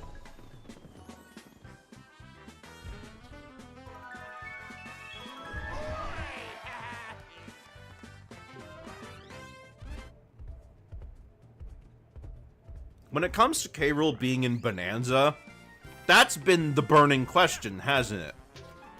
But I think he's in there. I really do. I'm holding on to that cope. I think there's all these things that point to K. Rool Bonanza.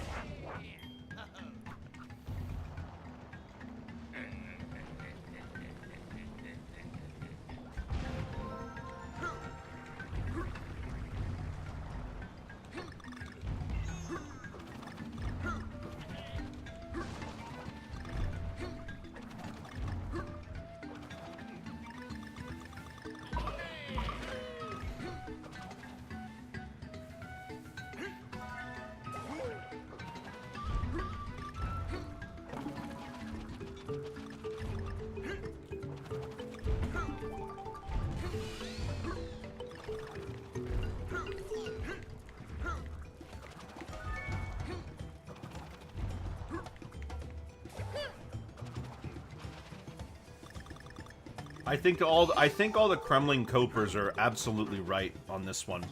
I now have faith.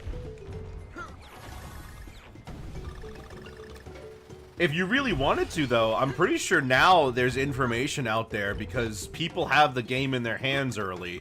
If you really want to know, you probably can find out now. Because I'm sure that's the biggest question everybody has.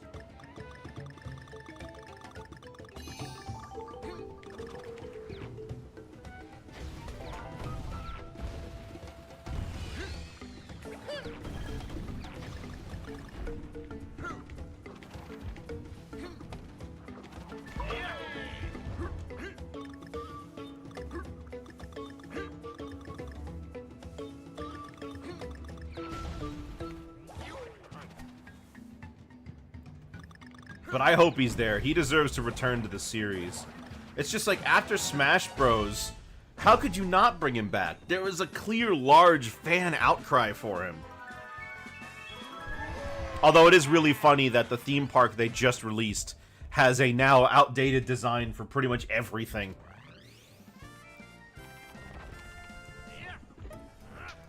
Oh well.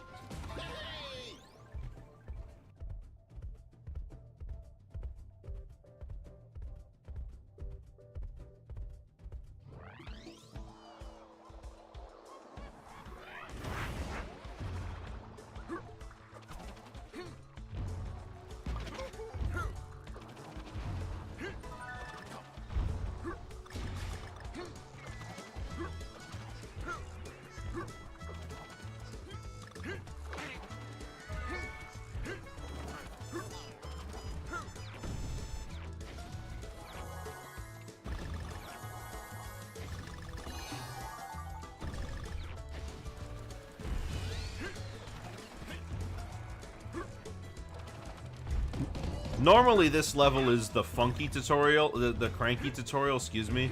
You can only find cranky barrels in here, and there's spikes everywhere, but, you know, Funky Kong.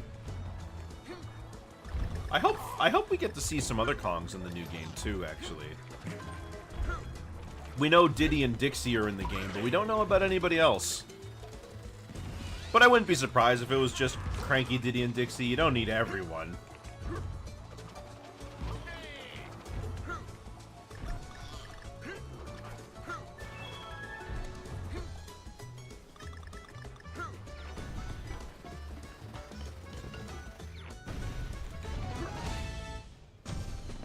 Now I gotta play the whole level again. Because the secret exit is right there.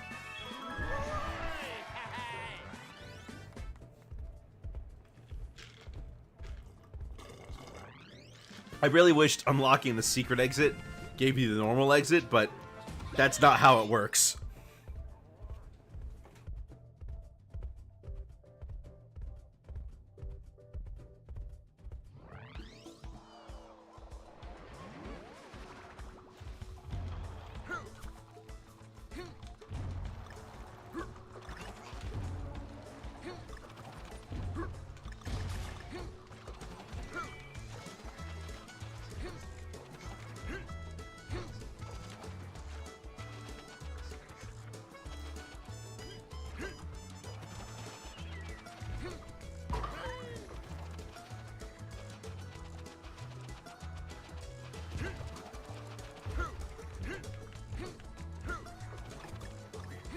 I'm really bungling this run of it.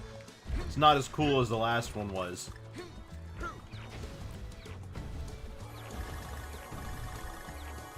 Smash roster inclusions aren't a guarantee of anything, but I think they have to know that that kind of fan outcry should be met with something, you know? I know Nintendo really does tend to like to do its own thing, but I don't know. It's not like Nintendo hates the Kremlings or anything. In fact, I'm pretty sure the only reason the Kremlings weren't in these games is because they were spearheaded by Retro. I'm sure if Nintendo proper was doing this, they'd have K. Rool in both of these.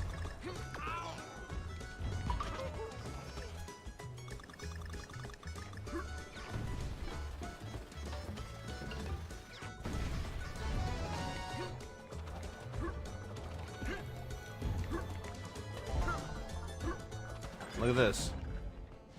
We get the Donkey Kong Country theme. Now it's old enough that we can play this song on a gramophone.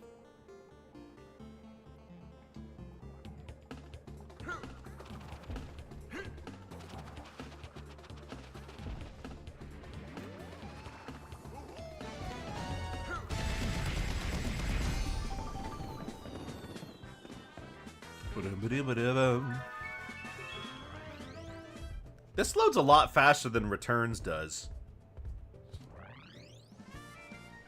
Alright. Busted Bayou.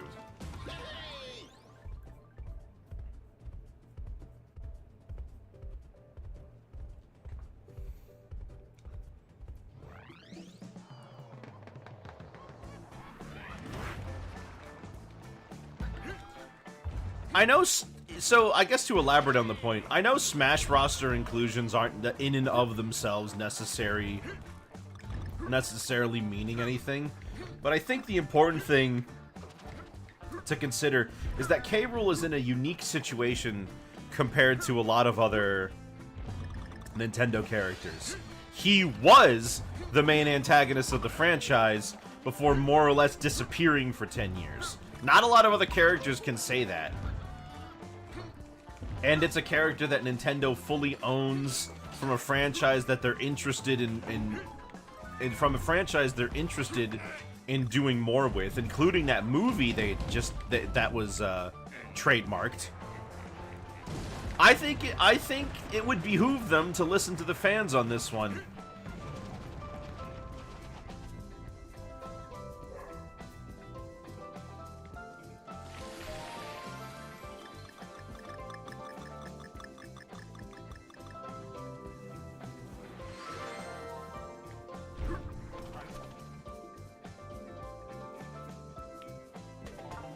Now, I'm usually not somebody who wants, like, every fan desire to always be catered to. Because sometimes a fan base is incredibly fickle. Sometimes they're notoriously difficult to please. Or they all want different things, right? I generally think that, like, yeah, you should probably do something a little bit more, like...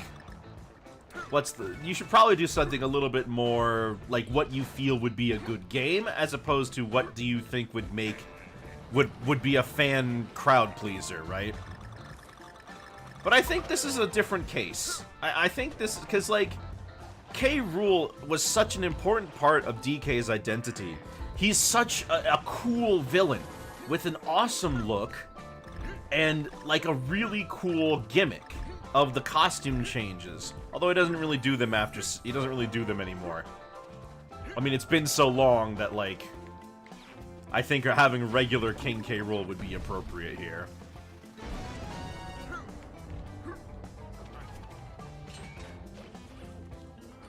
Those things are big mimics.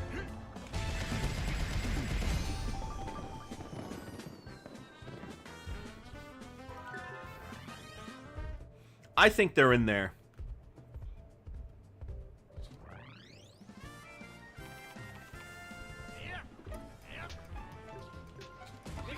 Oh, right, a minecart level.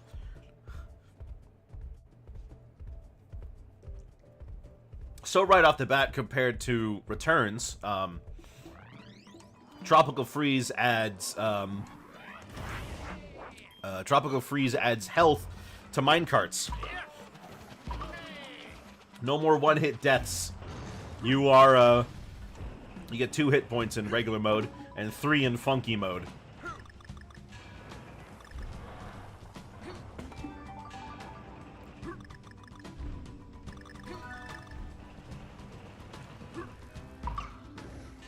Also, I didn't point this out yet, but pay attention to the soundtrack in this game. This was composed by former series composer David Wise, who brought a very nice style to this game.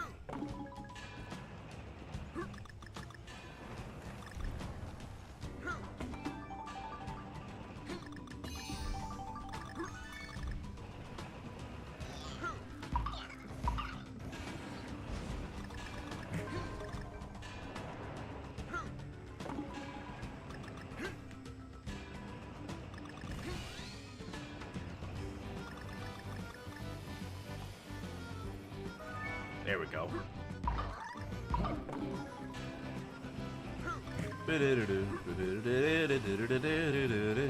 But if you want great visuals, then this game is for you. They really make it feel like all of these locations exist in a three-dimensional world, not simply upon a two-dimensional plane that you're getting a small slice view of it.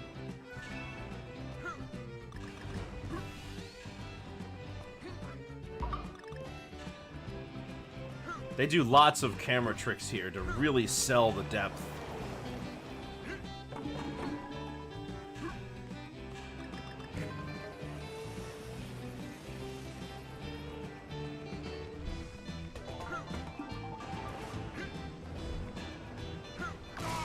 I knew that was gonna happen.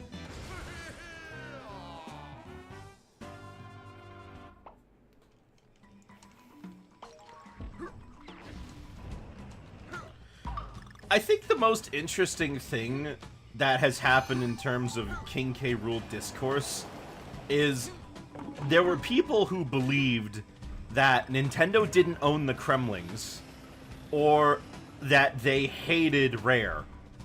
And I think those are just very strange opinions to have, especially considering at the time people were saying that K. Rool had been in several Donkey Kong games without Rare's involvement at all. He was in the Donkey Konga series, he was in DK King of Swing and DK Jungle Climber, as well as Donkey Kong Barrel Blast. So it just kind of begs the question of, I guess people weren't paying attention to those spin-offs that much, which I guess I can't blame them for. But I don't know where they got the idea that Rare has ownership of the Kremlings, because if that's the case, then why would Nintendo have ownership of all the Kongs but not the Kremlings? What sort of rights nonsense is that? I just don't follow that line of thought. As for Nintendo hating Rare, I think it's pretty rare. It's pretty rare that you'll find a developer will actually hate another developer. Like, I just don't see it. I'm not, you know?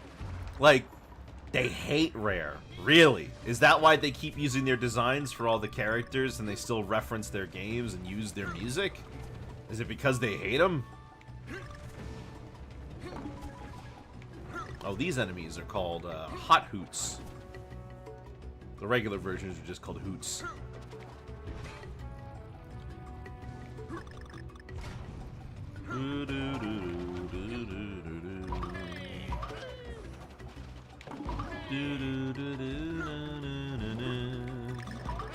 Be careful with the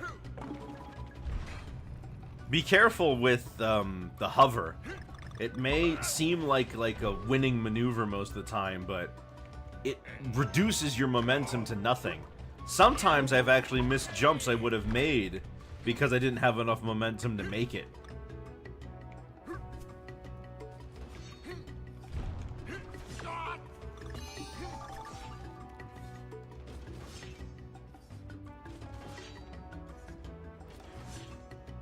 The gold belly change was actually done by Payon for DK King of Swing. And Namco was the one who did the baseball game, so it was their idea to give him a new persona for that one. Although it's not really a persona, he's still a king. It's just a different kind of king. Although I wonder if it's more of like, we didn't want to give him his big flowing cape because that'll get in the way of you being able to see what he's doing. Could be that.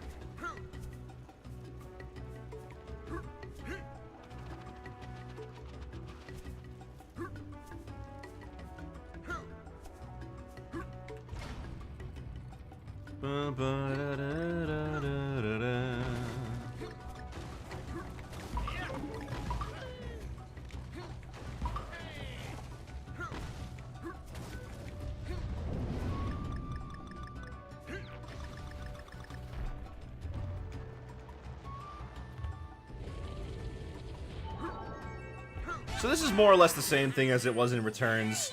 You collect little doodads. There's only 6 this time.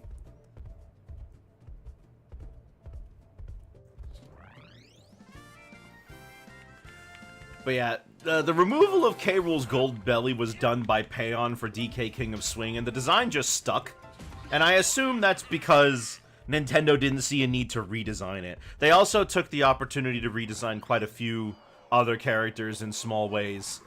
Dixie lost her knee pads and her painted nails. Candy got a completely new look with pink fur. Funky lost his shoes, but was otherwise more like his design from DKC3. And that's what stuck for him. The pants and tank top look.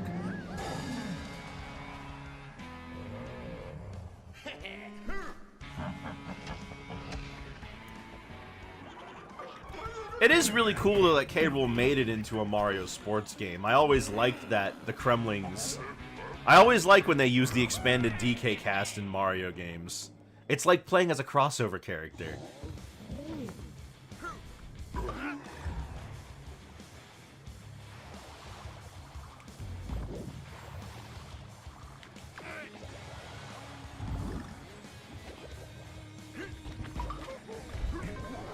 Anyway, here's our first boss, Pompey the Pompous, I think his name is.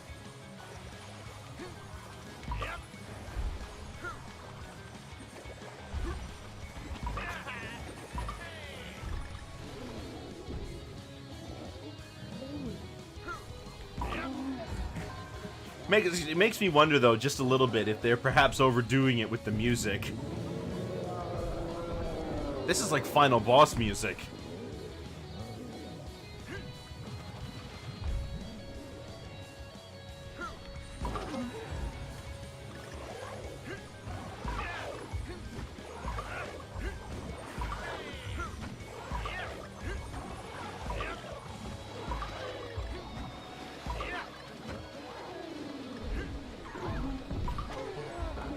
There we go.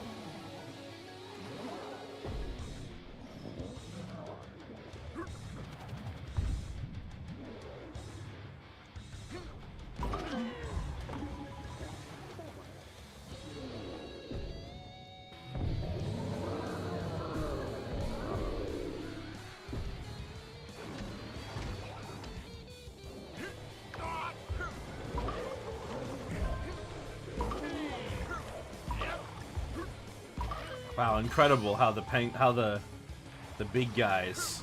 Oh, I forget what the big penguin's name is. Oh, it's called Big Sven, I think. Something like that.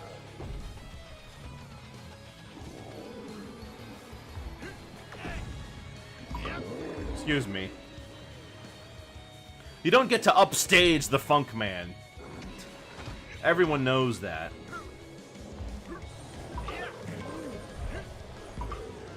Oh, wow, that's it? Alright. Oh, look at the way he comes in from the side on the surfboard. That's such a cool maneuver. And that's Funky done with World 1, and we pass the torch back to Donkey Kong for World 2.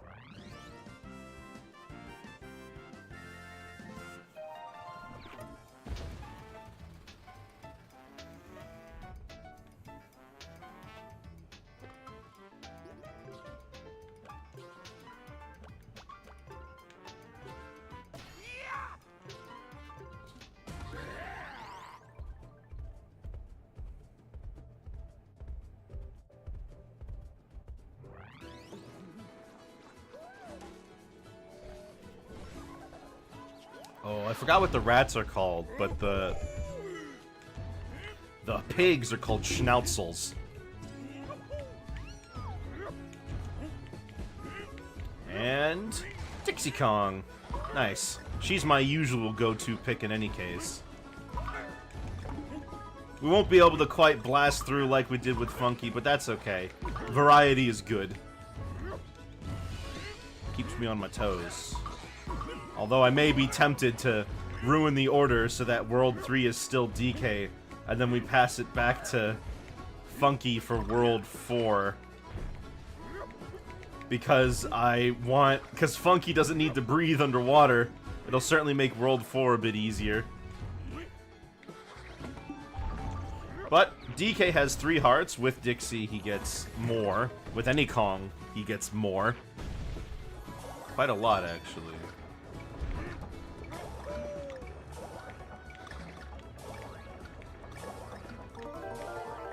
Nice, I could use some 1-ups.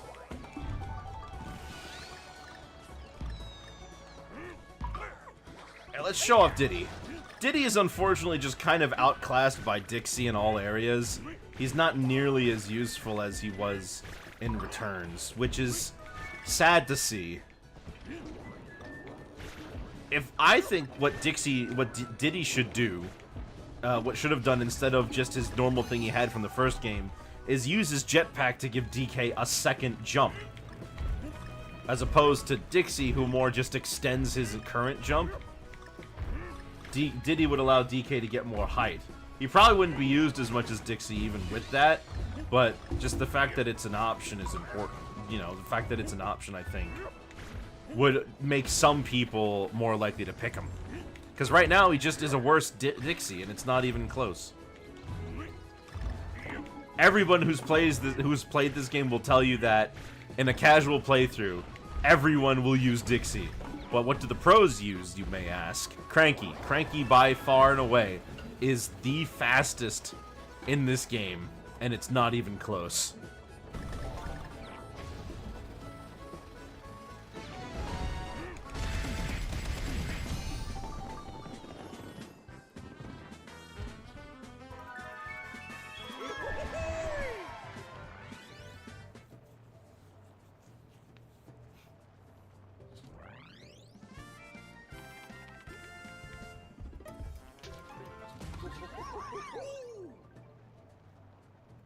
If you can keep the bounces going with Cranky, you can maintain more or less roll speed. It's really difficult to keep it going for that long. Alright, Rambi, our first Rambi level.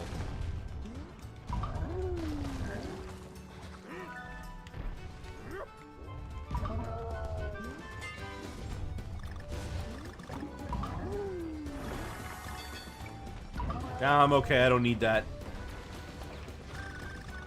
We're Rambi and we've got Rambi and we're here to mess things up.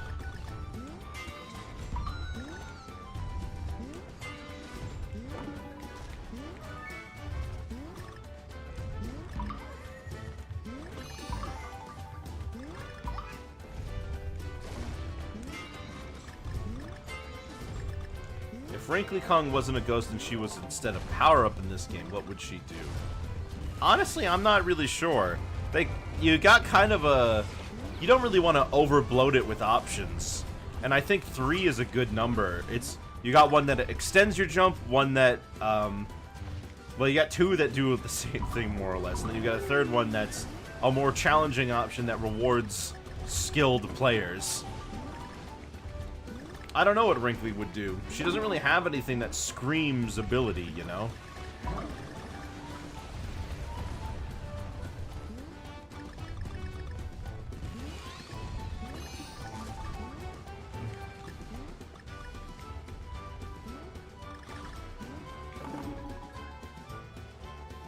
Two, 4, 8. Courtney, what are you doing?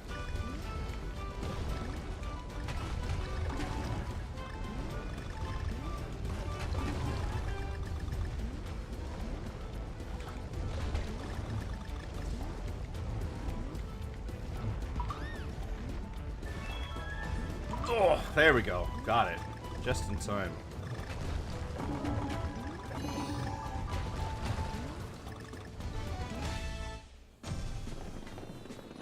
Two, 4, 8, 2. What are you doing? You just putting in numbers? What's the deal? What's the deal with that?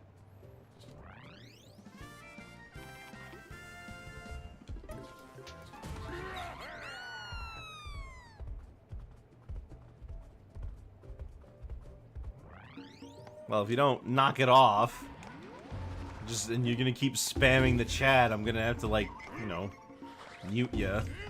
It's a really weird thing I'd have to mute somebody for, but if you just keep putting numbers in the chat for no reason, then what am I supposed to do?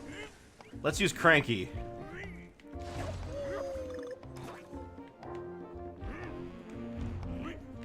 Oh.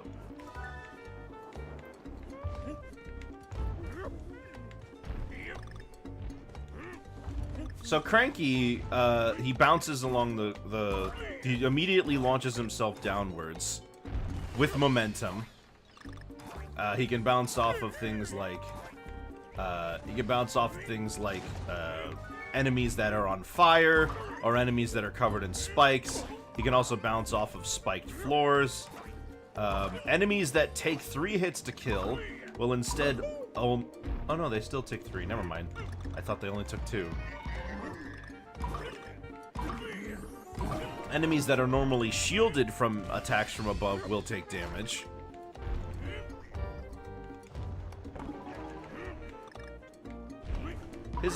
Oh yeah, I always forget about this. There is a team-up ability that you can have. Alright, timeout.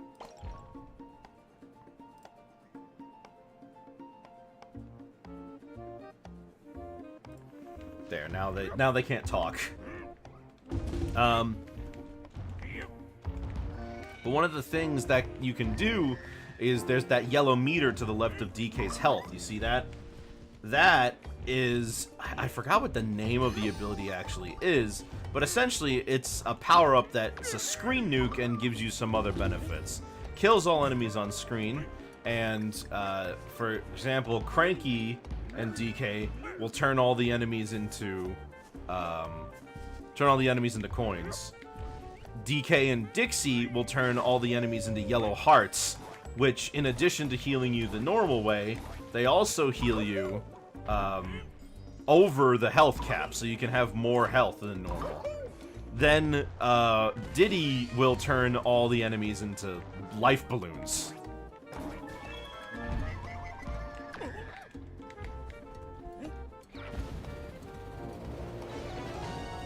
I guess all that boasting Cranky did about his skills are now being put to the test. Yeah, watch out for the lemming.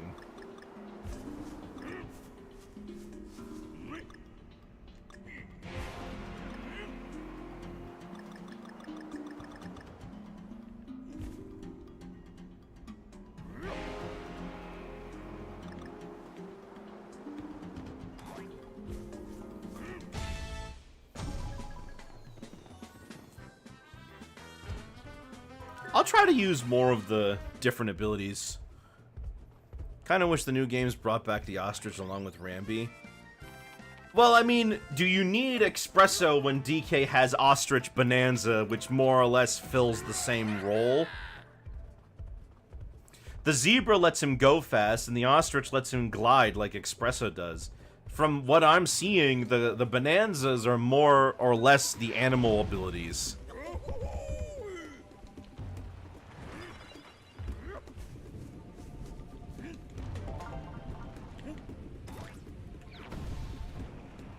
Oh, wait, is this the level I think it is? It is! I love this level.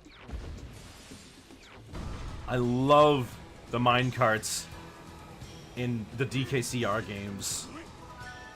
These are easily the best version of the minecart levels in the entire series.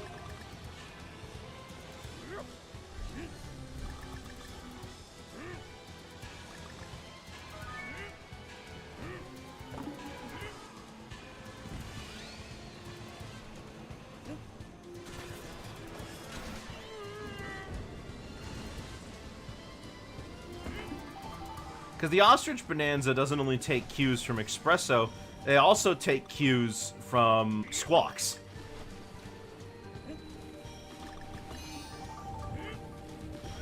There we go. That's a tough letter to get.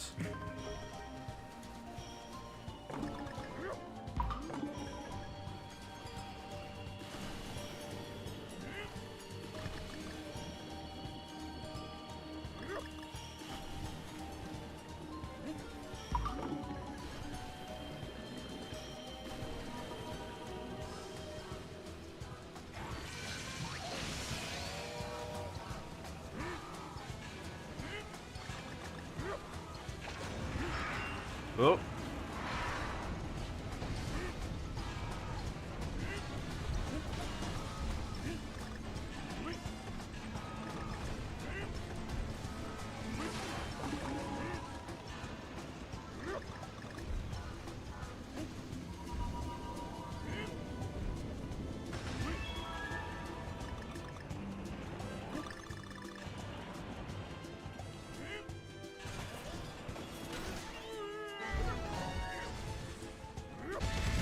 Alright, and now we gotta do that level again because it's got a secret exit.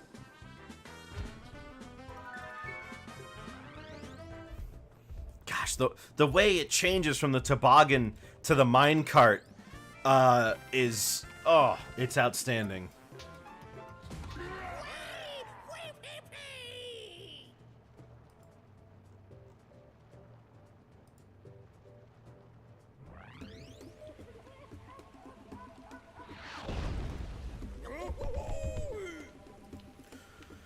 Alright.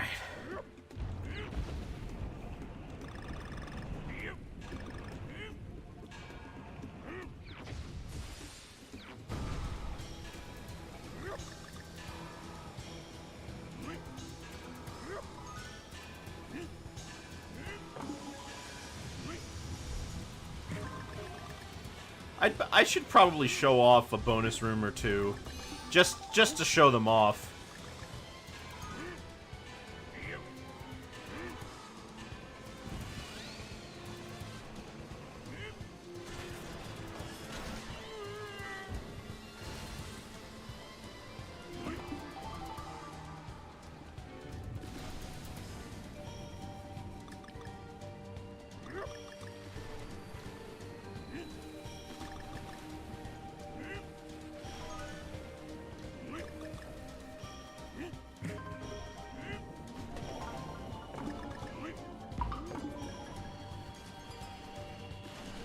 Of course, I mean, yeah, the sawmill music in this is amazing.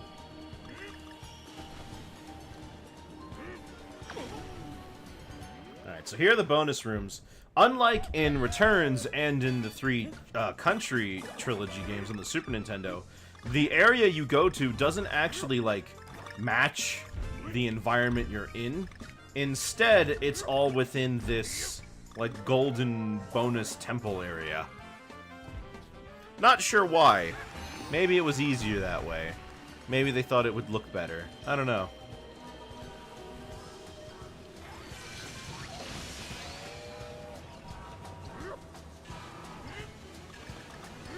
You know, I spend so little time with Cranky in this game.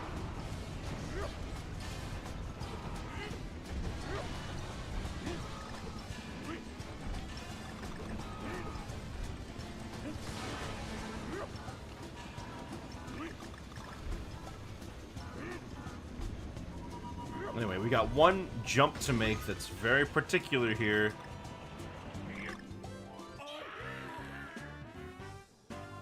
I think making the jump isn't really a priority. I think all I gotta do is just fall.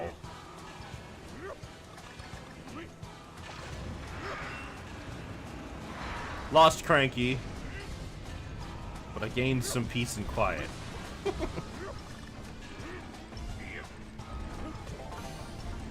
Oh wow, I got all 5 of the puzzle pieces on this one. I wasn't intending to. Just happened to be that way.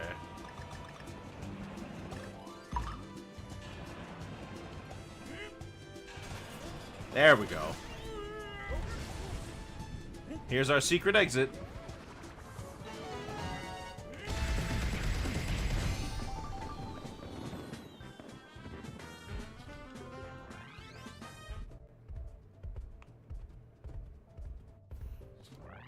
You know what? Here's what I'm thinking.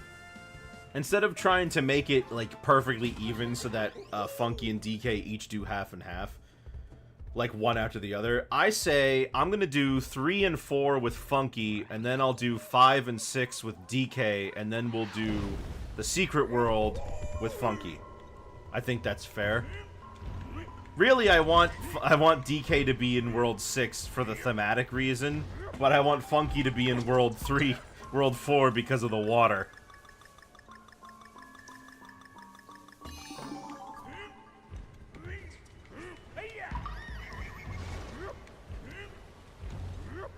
Anyway, we got a remix of Cave Dweller Concert here. Cheese. What's with the cheese?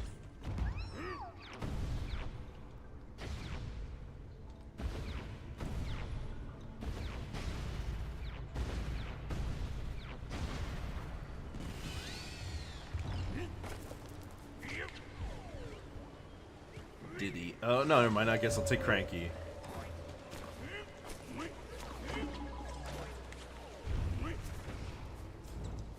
Breaking news, Gamer actually takes Cranky with him in Donkey Kong Country Tropical Freeze.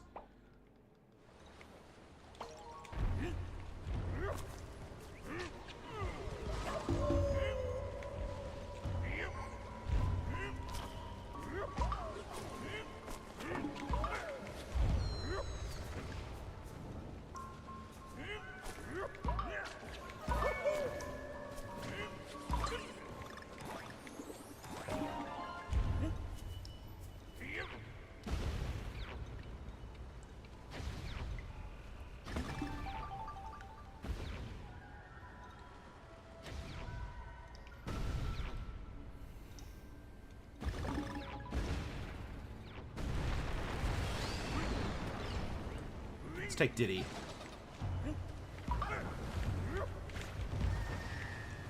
Alright, you know what? Personal challenge for me. Every time I see a barrel, I'm gonna switch to a different Kong than the one I just had.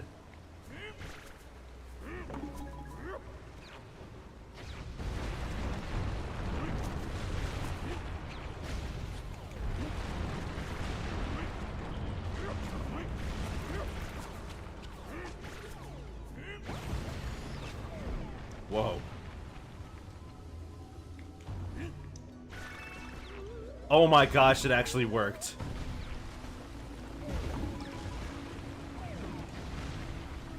That didn't work. But I did it! It was pretty sick how I managed to make it back.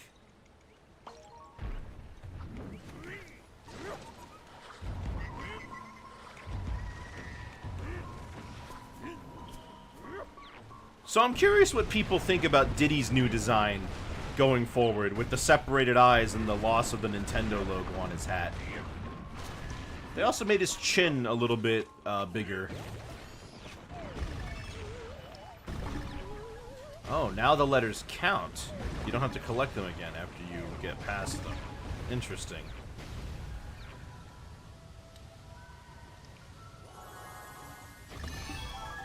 Alright, there we go. I will miss the Nintendo logo. I think I like the... I kind of like it when characters wear the logo of the company they're from on their hat. Like that. Like, I like that the Rare games all did that. That was an ongoing thing with them in the 90s.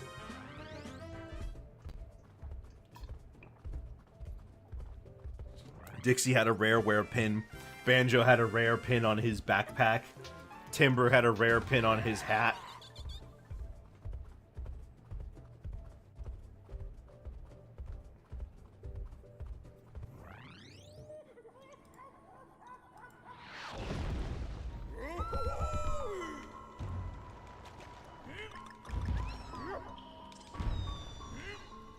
Alright.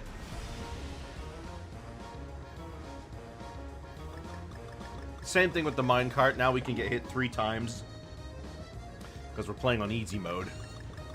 Normally you can only get hit twice. And I still love the minecart and rocket barrel levels. Interestingly, the rocket barrels more or less kept the theme song they had before. But all the minecart levels have new music.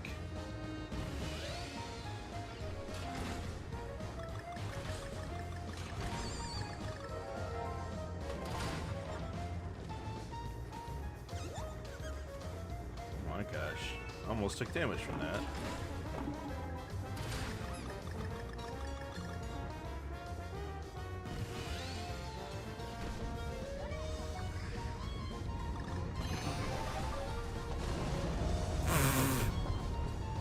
Okay.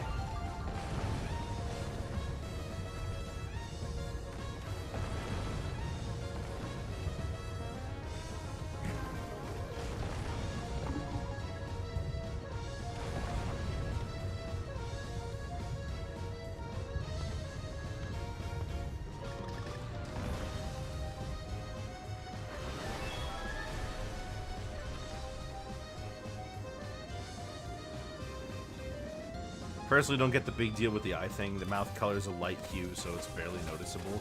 I think it's weird that they decided to have his skin go all the way up in between the eyes. If you asked me, I think that if you're gonna separate the eyes, just make it the fur around his eyes. I don't know why you had to make it like a half step in between having the eyes together and the eyes separated. I don't understand.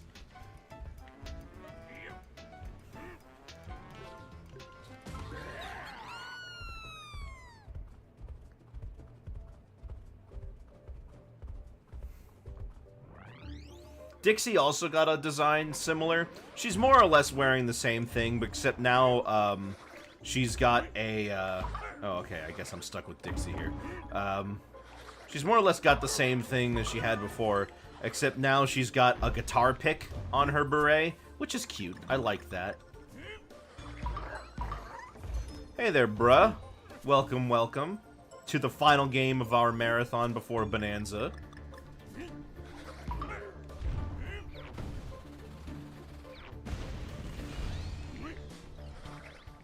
Whoops. We're splitting the duty between the DK and his buddies and Funky. They're gonna be changing off every so often.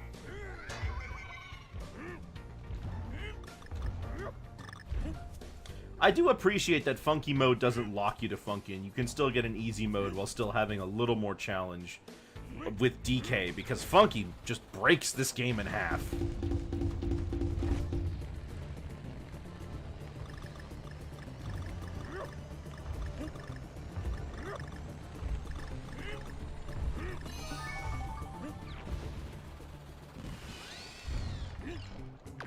Whoops. You're from Brazil. Oh. Oh gosh, what do they say in Brazil? It's Portuguese. Do they, I don't remember a greeting in Brazilian Portuguese. Can't blame me, there's like a Brazilian languages out there.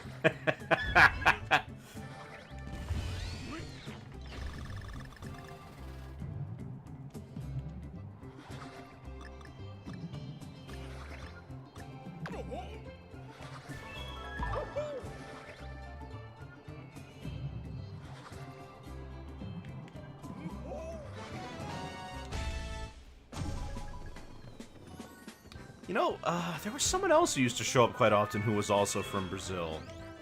Dark Mario Bros. Yeah, he was from Brazil. I haven't seen him in a while. Alright, one more level. Wingding.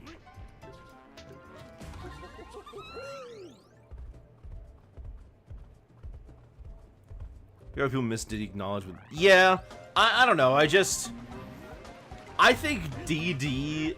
I never was... Okay, this is something that this game introduced, and I'm not the biggest fan of it. The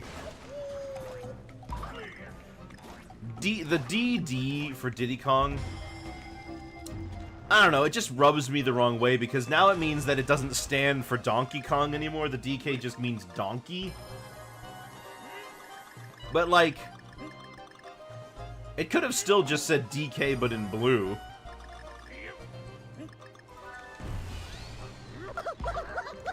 Oh, thank you, bruh, for following. I wonder how far I'll make it today. I'm making good progress, but that's also what I said about returns. Well, we've got 2 days to make up the difference, so... You don't speak English. Well, you're pretty good at speaking English for someone who doesn't speak English.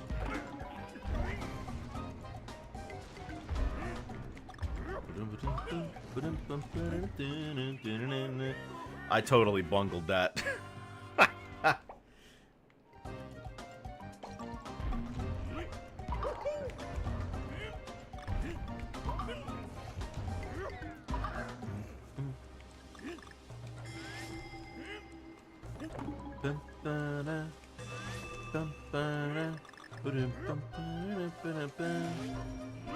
Ah, the music in this game is so good.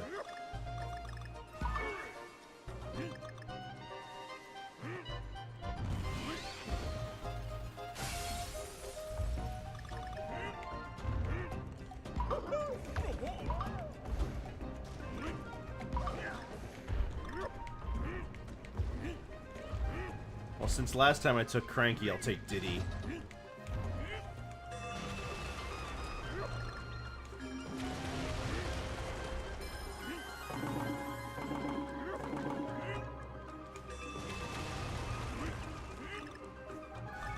Ooh, nice. Everything's falling apart again.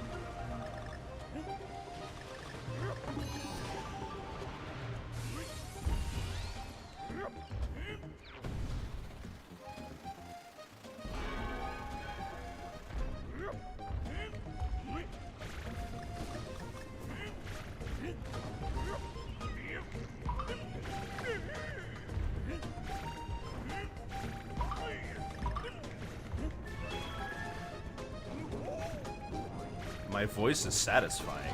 Well, thank you. That's a very nice thing to say. I don't do it on purpose. Just is.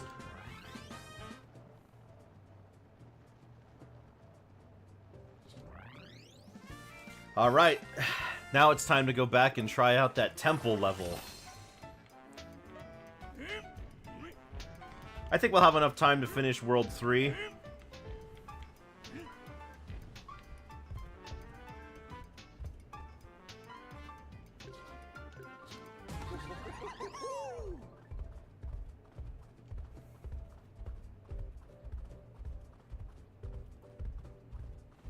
Bopopolis. Oh, wait! I remember this one. I like this level.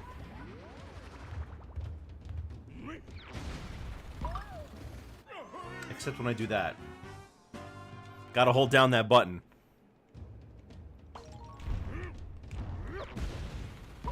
I'm gonna miss not having Diddy for this one.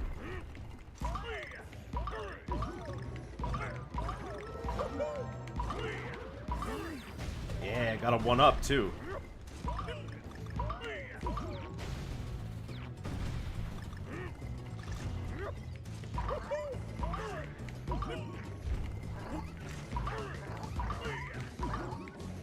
Oh man, jumping on enemies feels super satisfying to pull off.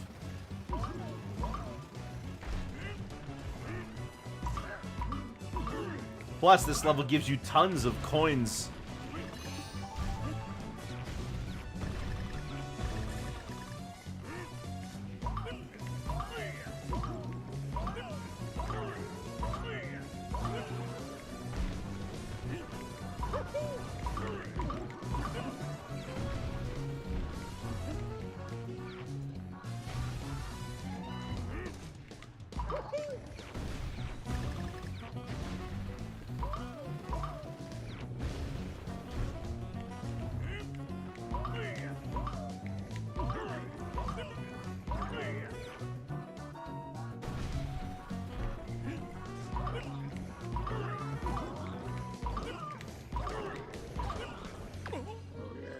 Dang it.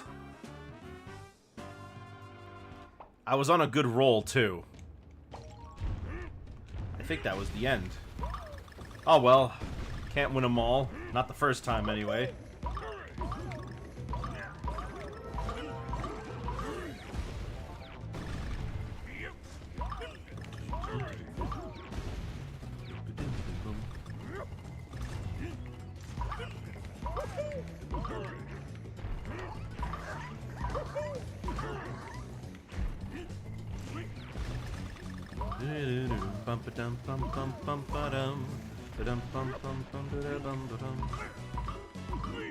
I will never get tired of DK Island's swing.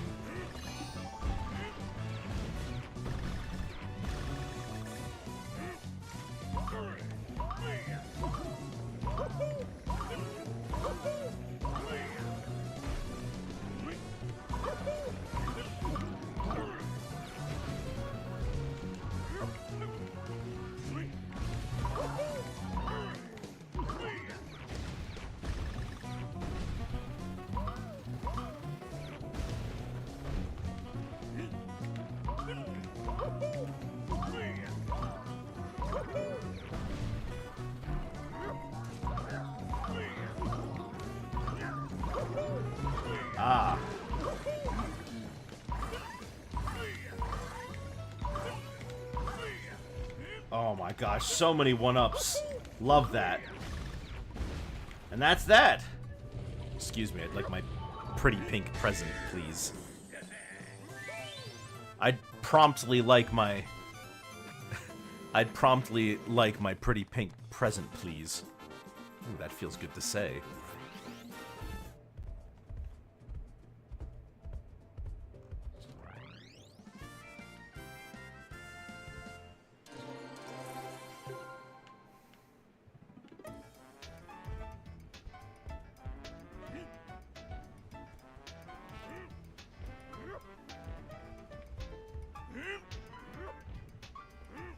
Alright, boss number 2.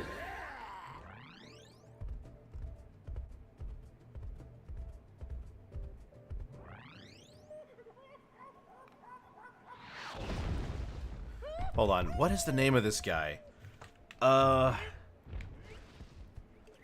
Take Cranky. He's the hardest option.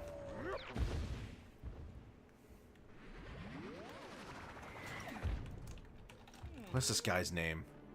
Scowl the Startling. That's his name.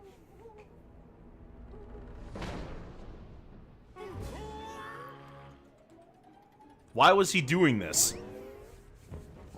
For what purpose? Who?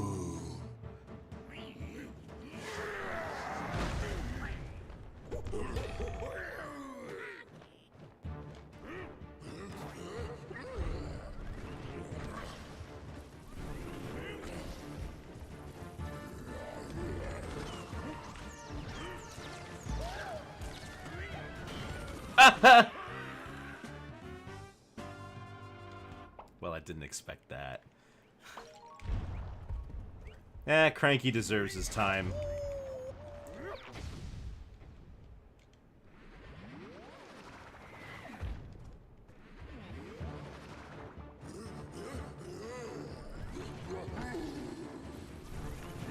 How do you suppose a bird grew a beard?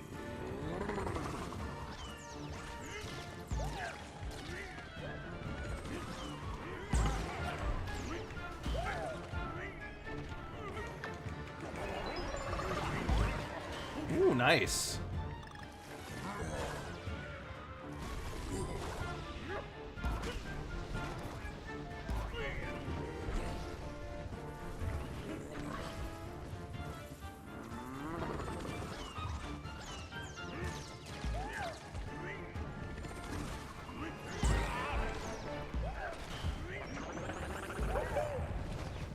Okay, he's not a happy camper.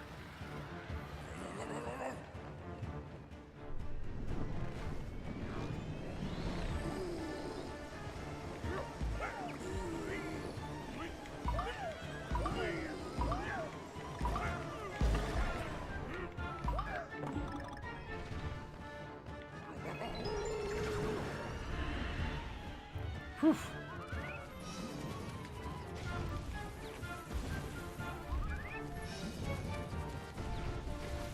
Oop, went a little too fast.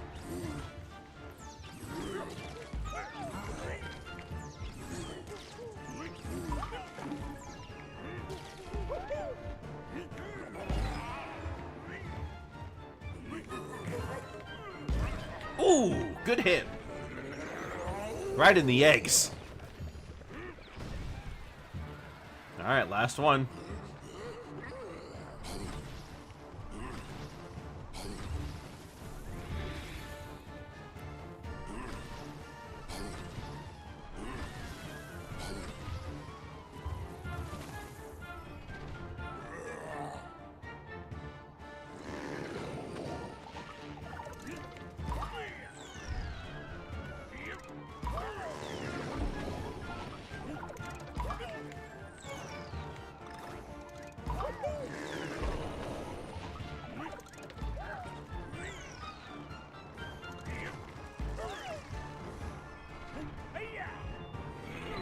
Okay, well, I missed. What's your plan now? Oh, right, this thing.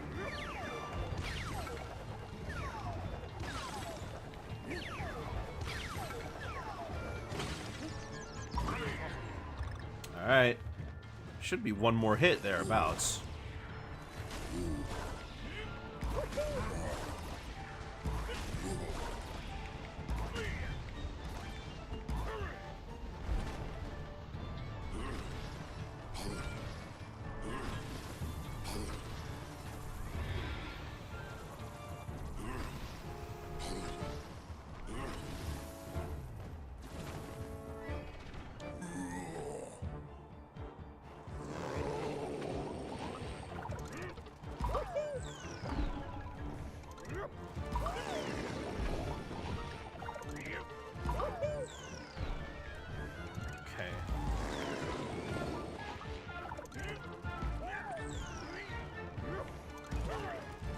There we go. Oh, well, never mind. That was easy. Hey, you know what? One punch is more impressive than 25 anyways. You beat guy in one punch? People think you're cool, you know?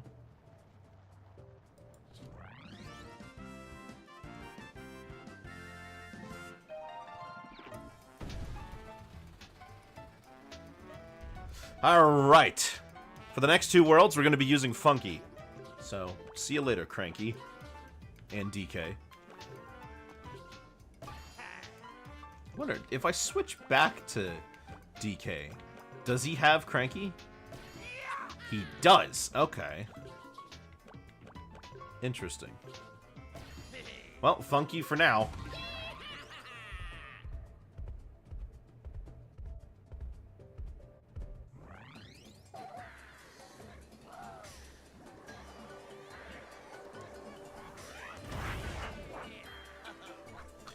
Alright. Love this world. It's got some real banger tunes, some real banger levels.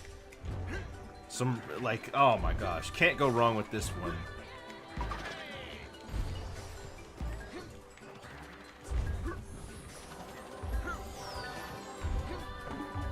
I don't know if these, like, platforms are based on anything in particular. Oh yeah, you have the K. Rool rock.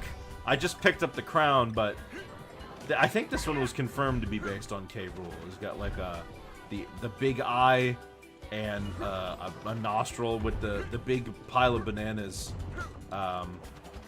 turning into the big pile of bananas in the back turning into a crown on the rock.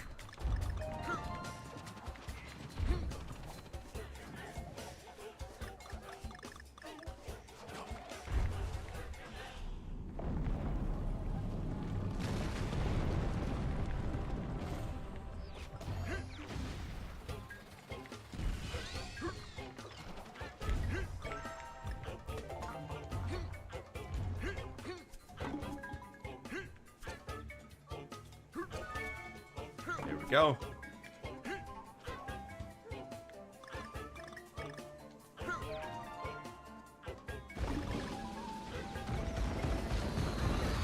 Well, I blew whatever that was up. I hope that nobody needed that.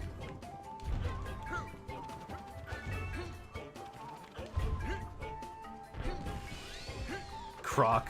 A crocoid, if you will.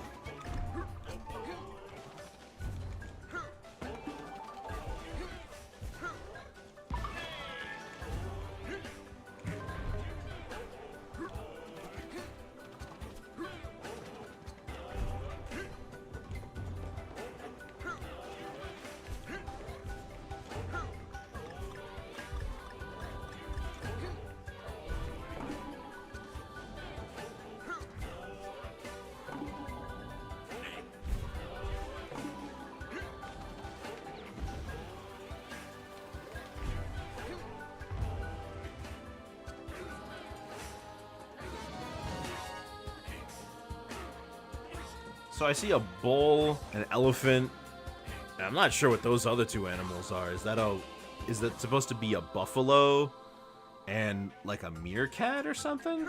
I don't know. I don't see any monkeys.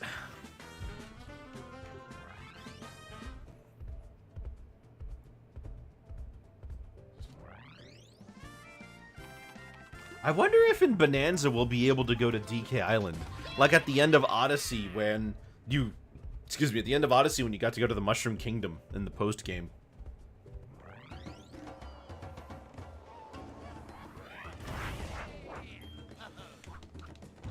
Given the speed I'm going, I'm probably going to finish this game real quick tomorrow, and then I'll take a break on Wednesday before the game comes out Thursday.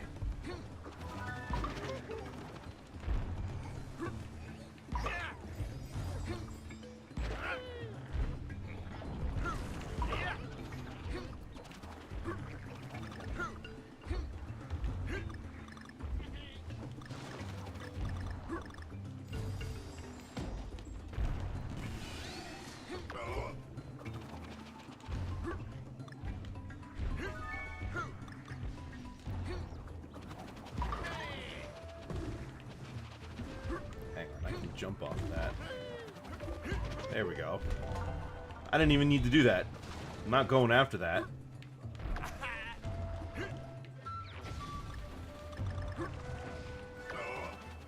Okay.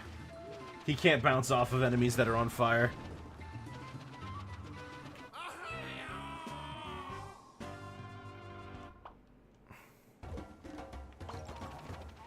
Watch DK destroy all of it. Oh my gosh.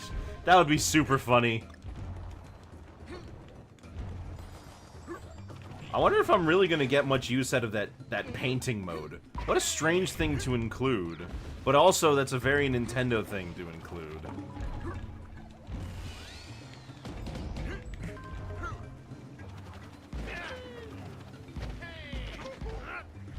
I love this enemy, because you gotta roll into him.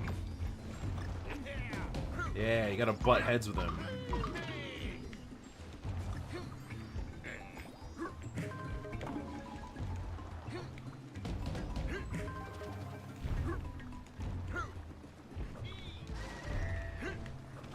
I don't know what these fruits are.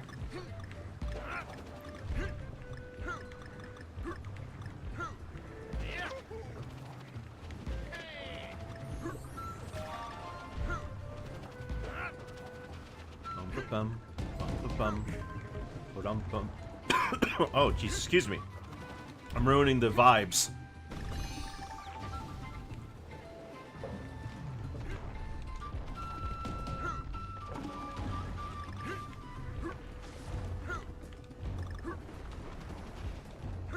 Oop, gotta get this. Yoink. And then we wait for it to... I have no idea what this fruit is supposed to be. It's like a big... It's like a gourd that came out of a tree. Actually, my question is, in Bonanza, do you think DK Island is shaped like how it is in the Returns games? Where it's a volcanic-centric island? Or do you think it's shaped like how it is in the Rare titles, where it's Donkey Kong's head?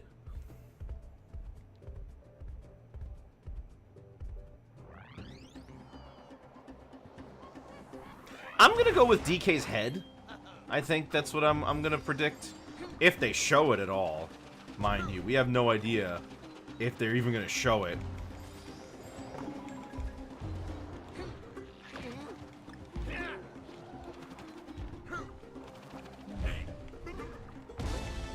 Alright, Ramby time. Funky on Ramby, well, it just got even more broken. Oh, Funky can allow Ramby to double jump. Yeah, that's more broken than any of the other abilities. Well, I lost my main man.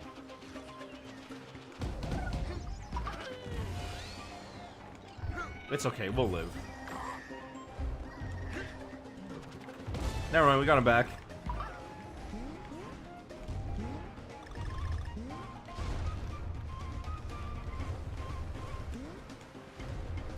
I love the little bits of Run Ramby Run from DKC2 in this song.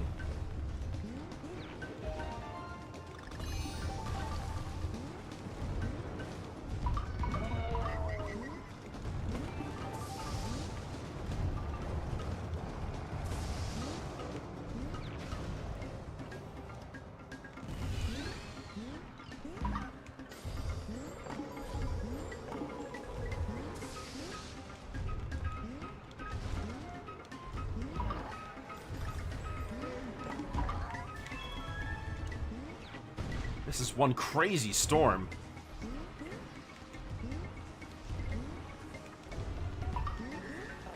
Ha!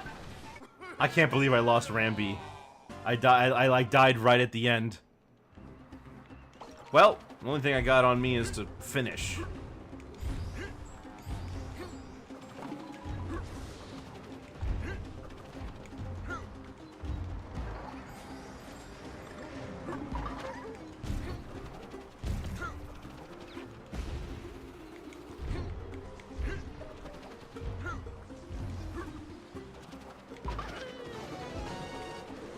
Oh my gosh.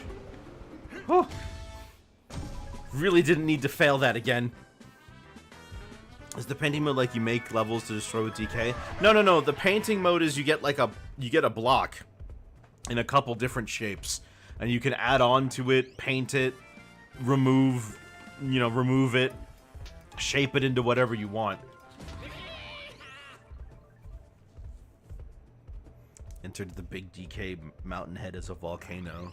I saw somebody once do a design of like a mixture of the return style and DK and the rare style head for DK Island, and it worked out pretty well, I think. Oh, I love Scorching Torch. Such a good song.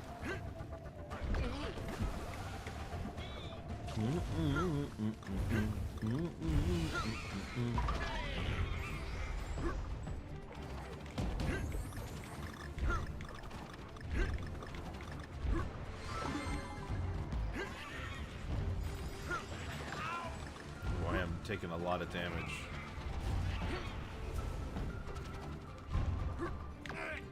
Alright. I'm gonna die if I'm not careful. Aha. Oh.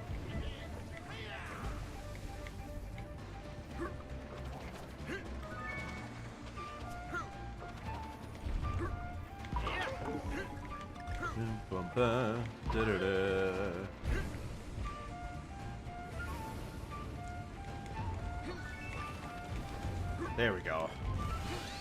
Oop, ran out of health. But I'm right next to the checkpoint.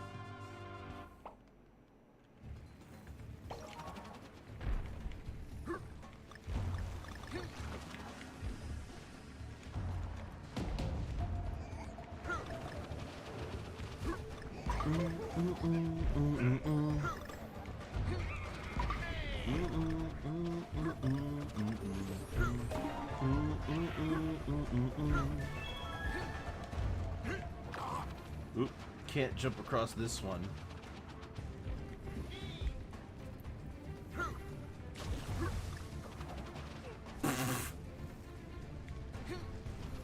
The amount of jumps you can just ignore or skip with Funky is ludicrous. It's really fun to play as him because you just barrel through everything. No pun intended.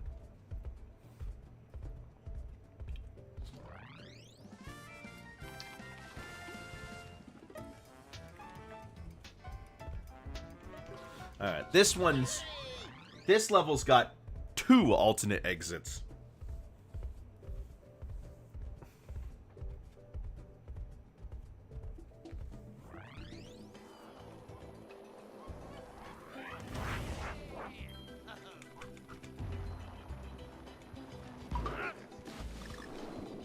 Okay, it's not here, it's at the end.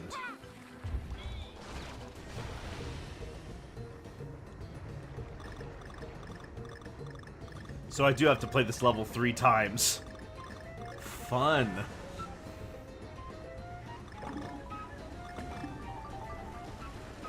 Oh, I forgot what these guys are called. You know, it's funny, I looked up the names of everything so I could, like, show off a little. But I don't remember, like, any of the things I looked up.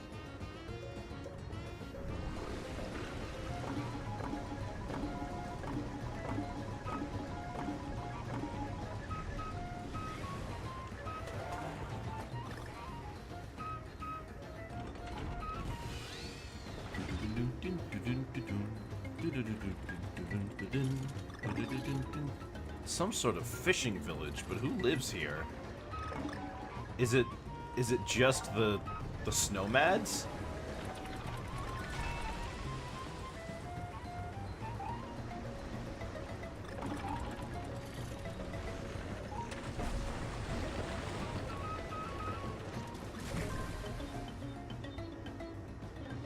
There's one secret exit.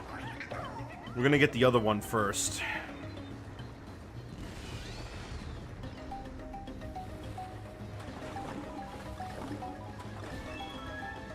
Plus, I want to get the Kong.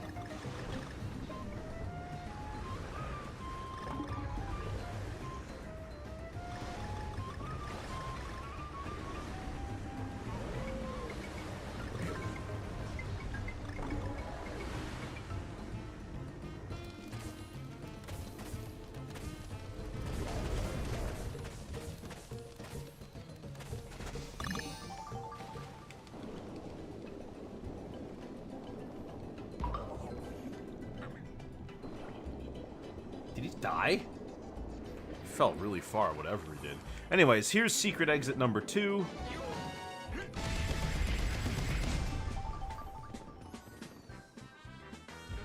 Wow, it is way less stressful to try to unlock all this stuff with Funky.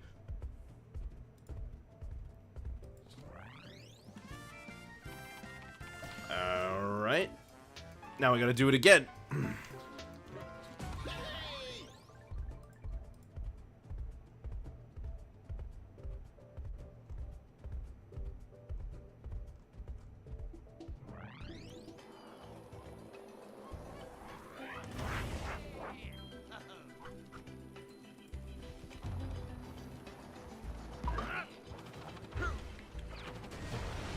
Alright, so we're gonna go for that second shortcut, that second secret exit first. And then we'll come back for the full thing.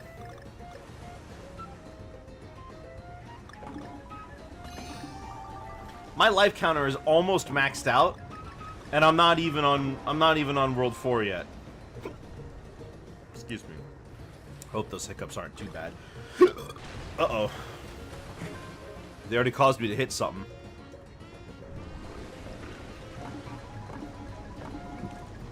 Oh man.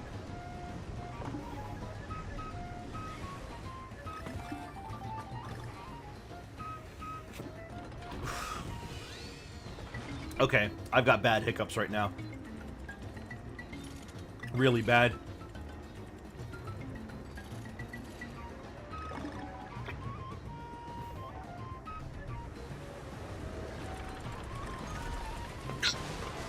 Jeez Louise.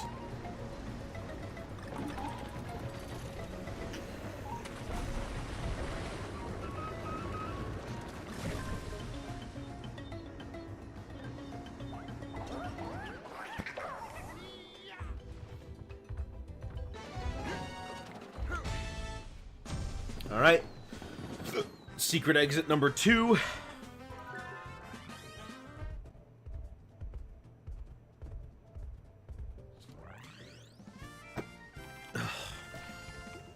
Now it's time for the regular exit.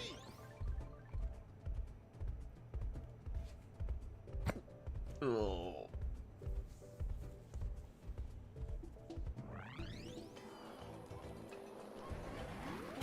Ugh. This is bad. I hope I'm able to make it through.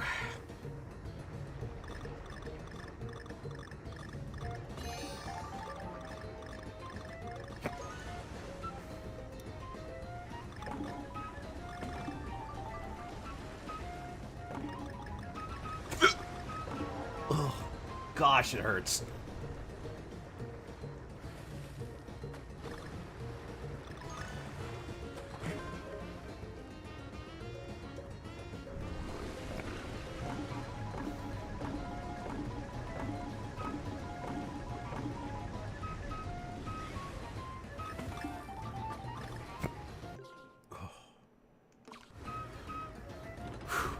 Honestly, he's probably, if I had to guess, he's probably mostly in that racing mode. There's probably a whole section of the game dedicated to that. Like, it'll be like... I imagine it'll be kind of like the smaller kingdoms in Mario Odyssey.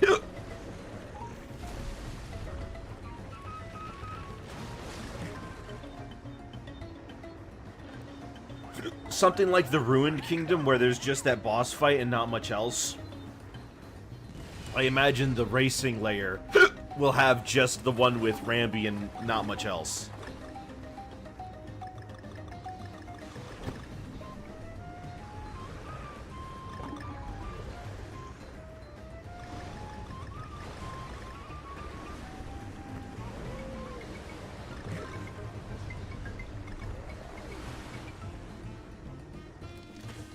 Well, I made it through that while still having all these terrible hiccups.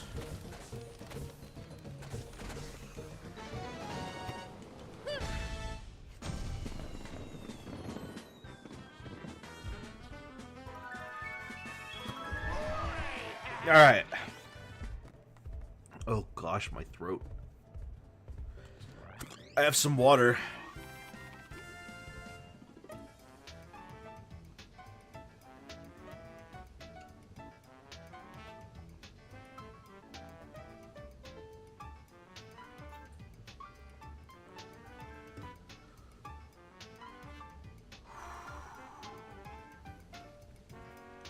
Oh, well. Actually, it seems pretty good to me.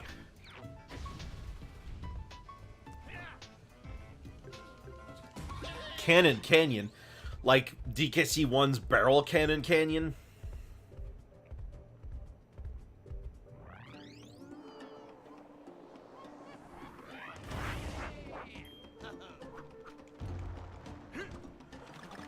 So as we go on, I'm starting to notice more and more Snowmad built stuff.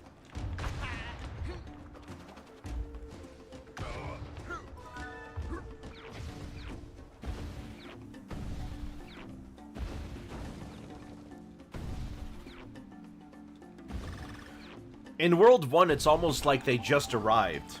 So you saw like you saw Snowmads everywhere, but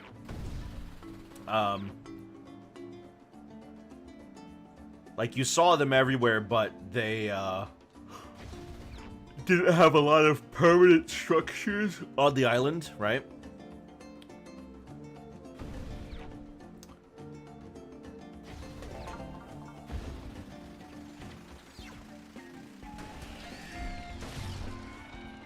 How are they letting Professor Chops go through with no trouble?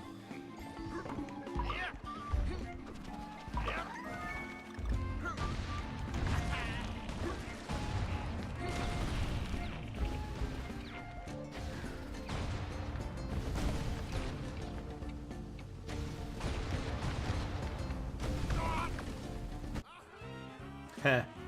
Shouldn't have done that.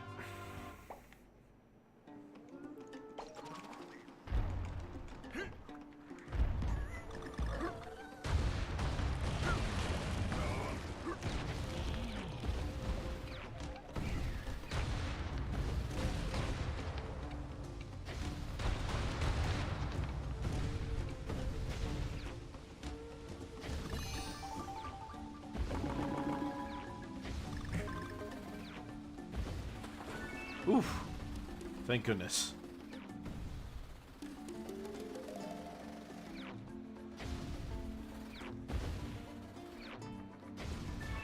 Nice. There's a lot more one and done sections where if you don't finish it right away, it'll be over.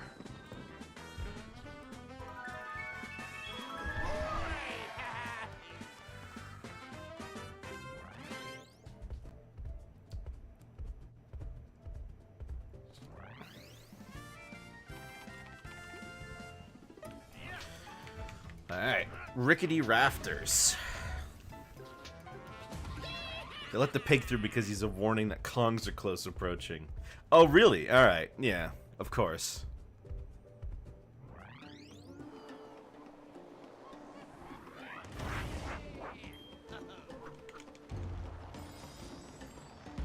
When you compare the size of the Kongs to everything else in their home games, and then you compare the size of the Kongs to characters in Mario games, you begin to quickly realize that everything in these games are huge.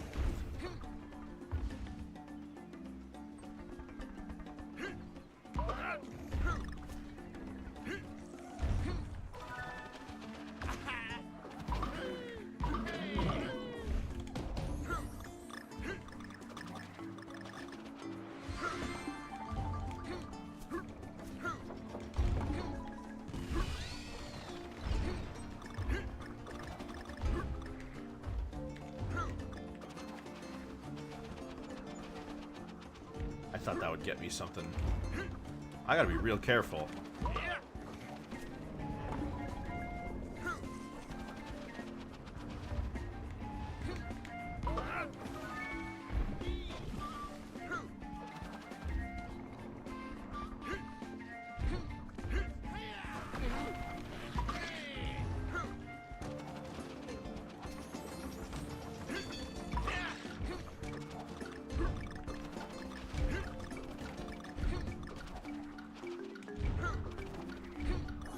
Oh my gosh, I almost missed it.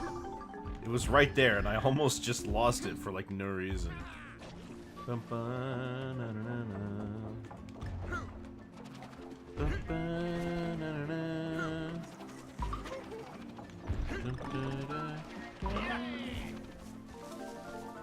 Nope, don't need to go that way.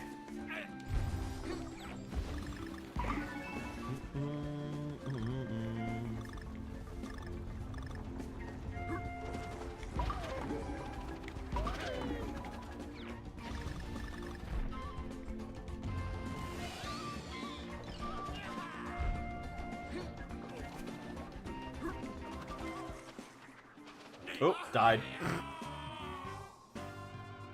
I'm shocked that water actually got rid of my hiccups. Wonder... I'm still not sure what causes hiccups. Though from what I hear, nobody knows.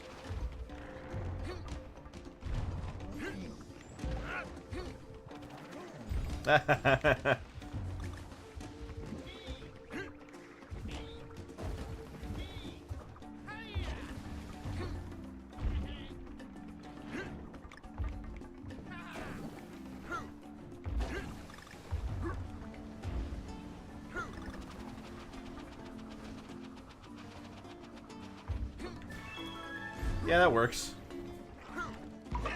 Oop, that's a pointy tuck. Oh, right, yeah.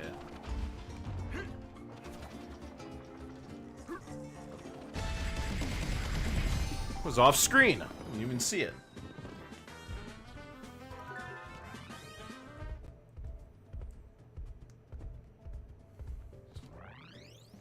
Alright, and then we've got this one on the right. Bramble Scramble. You mean like Bramble Scramble from Donkey Kong Country 2?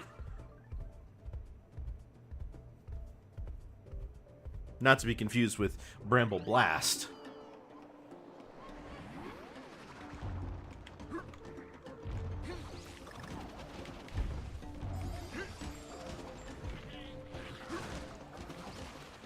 Hiccups are not so much trapped air.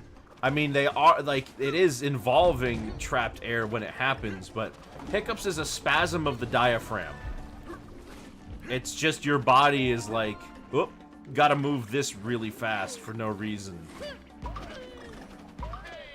And no one really knows why they happen. We know what happens, but not why. I assume we'll figure out all the solutions to the universe when... I assume they'll solve all the problems of the universe when hiccups are solved. Heh.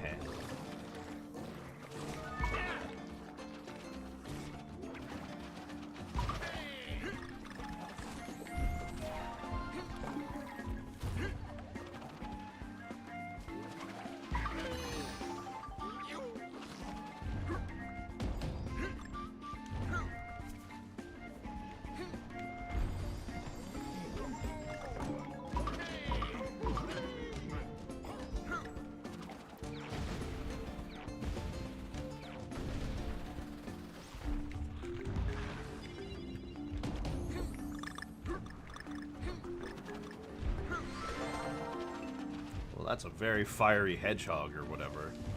An anteater, perhaps? Not sure what that is.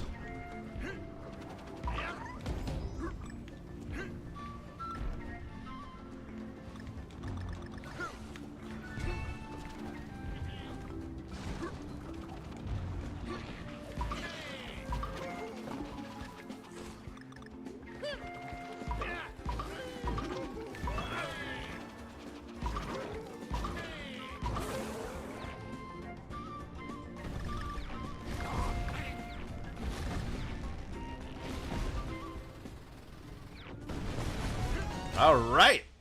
It's another level down. And with that, we've got all the Kong letters in this world, and we can start, and we are now halfway through the game. Crazy.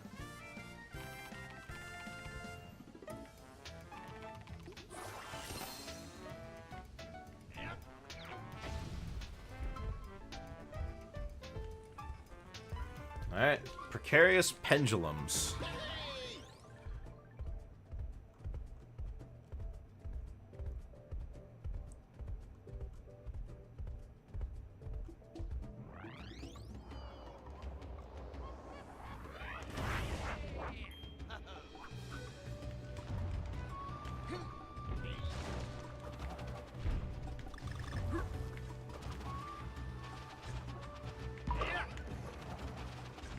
Uh-oh. Whoo! I lived! See, that's the power of the Funkmeister.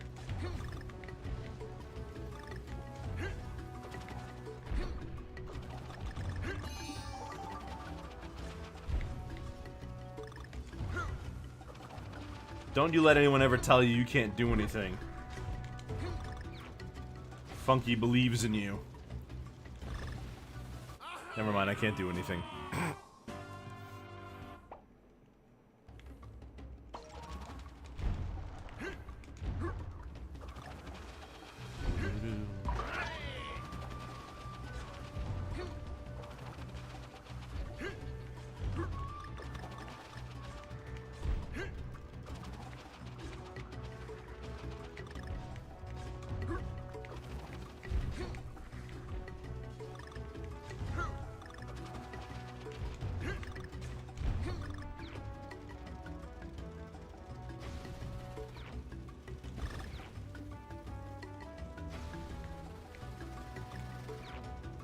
Okay, that was weird.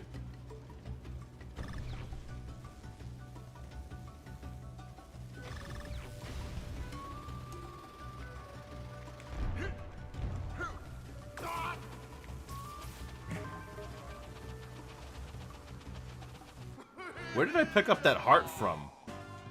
There was a heart down there. Why?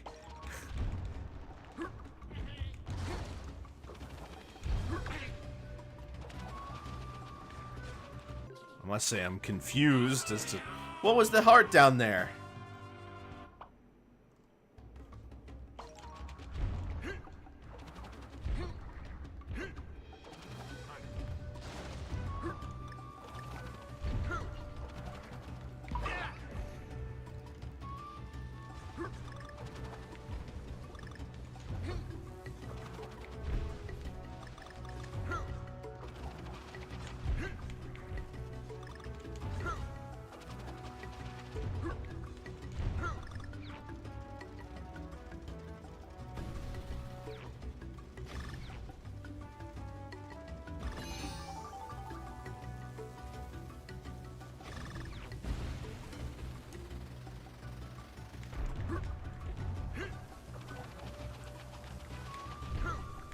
Oh, that's where it was.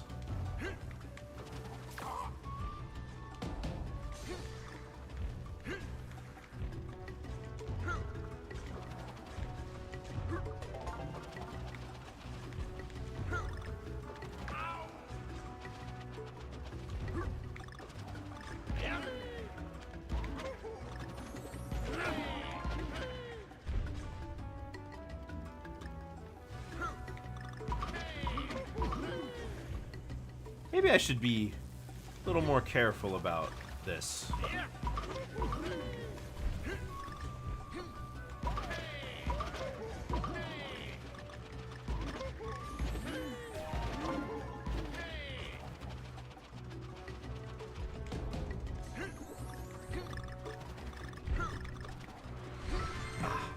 good. That's just what I needed.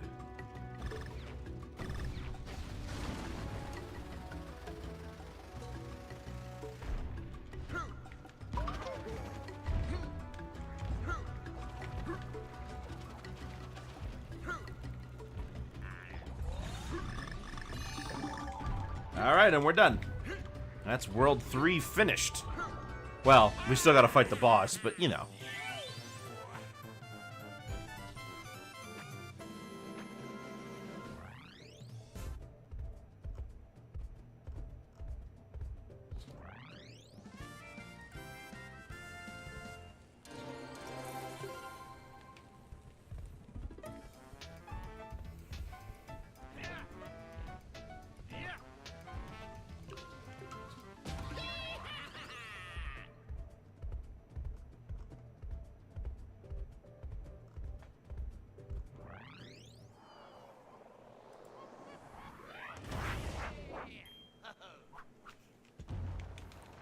Alright, let's go fight Baboom. Baboom the Boisterous, I think that's what it's called.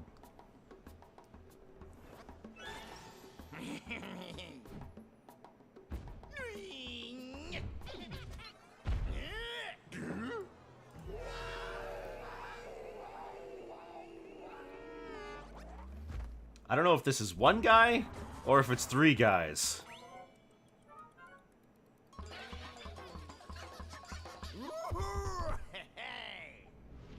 These are huge baboons, by the way.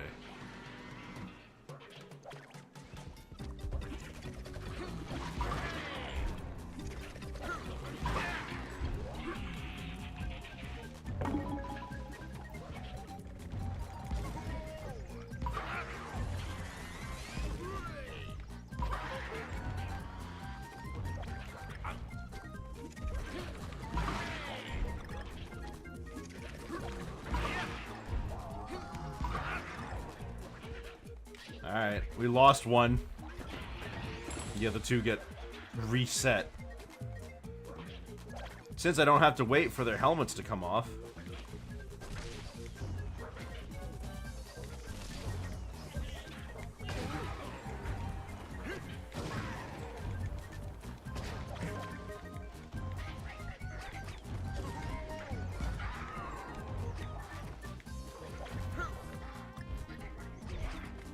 Utilize Wrinkly as a ghostly connection to a macabre subplot.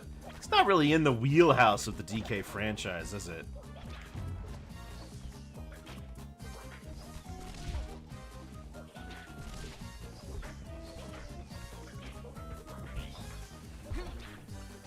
I mean, the only reason Wrinkly even died in the first place is because they just needed somebody who was old to fulfill a ghost role.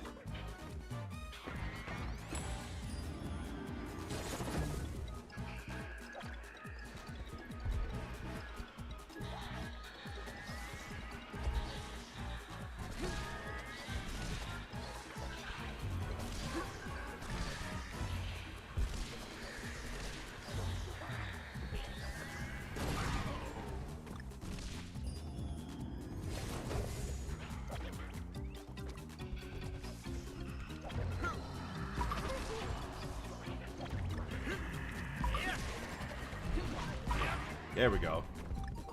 There's another reason why you might want to bring Cranky with you, is that Cranky can hit some bosses faster. It's just a lot easier to actually hit them with Funky since you don't have to aim it.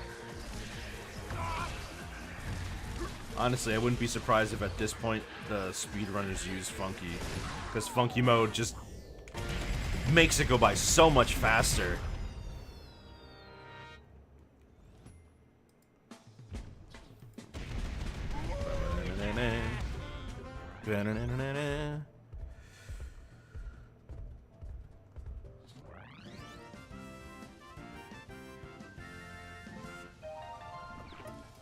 Alright, World 4, the Water World. Yeah, I'm gonna be using Funky for this one, but then it's DK until the end.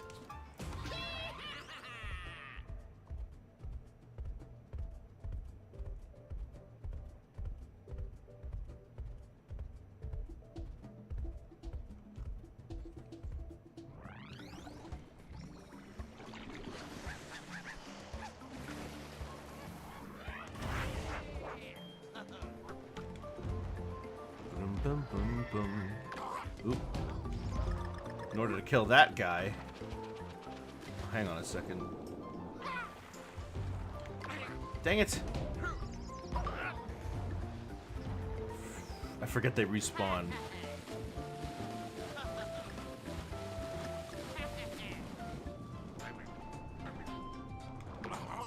Wow, I am not doing so hot with this one today.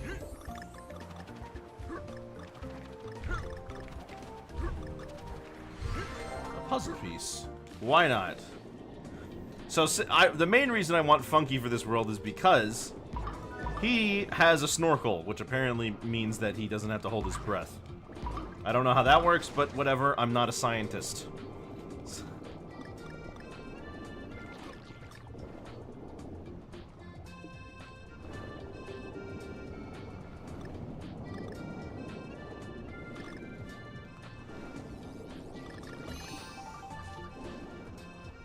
Well, according to the developers, when someone asked about why they killed off Wrinkly for DK64, they had the idea of using like a ghost hint character, and then they looked around and said, okay, who's old? And Wrinkly was old, but and Cranky was old, but they weren't gonna kill off Cranky.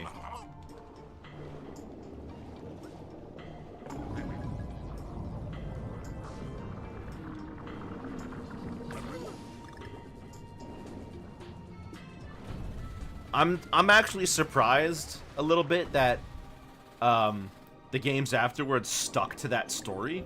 I would have thought that Payon would have ignored that, but no, Wrinkly has stayed dead. Although it doesn't really matter too much, considering that if you die but you stay as a ghost, then you didn't really die, did you?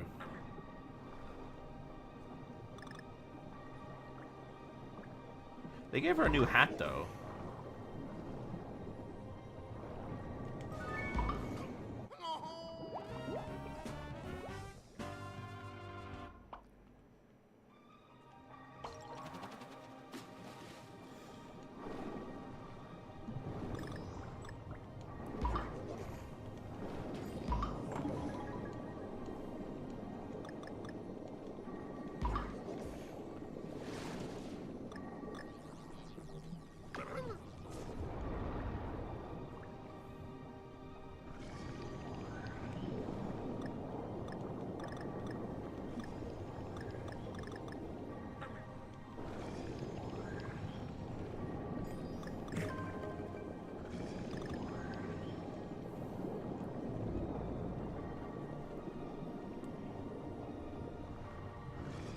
Oh yeah, since now we have underwater, we get more, more aquatic ambience remixes.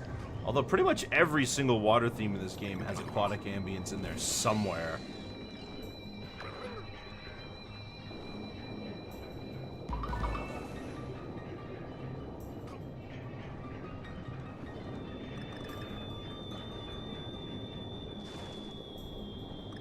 the G must be around here somewhere.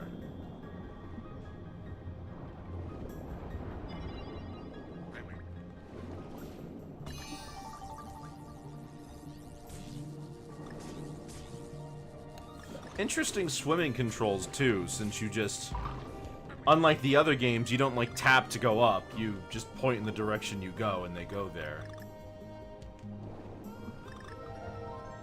Alright, well I didn't need to do that.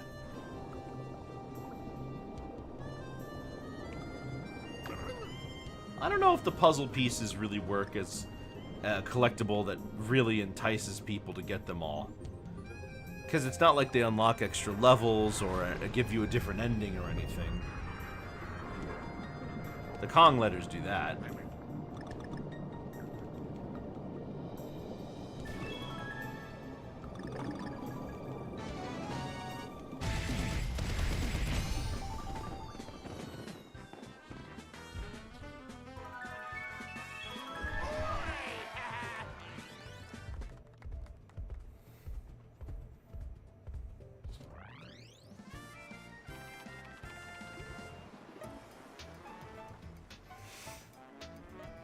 Looks like there is a secret exit. Oh, wait a minute. I think I know where it is.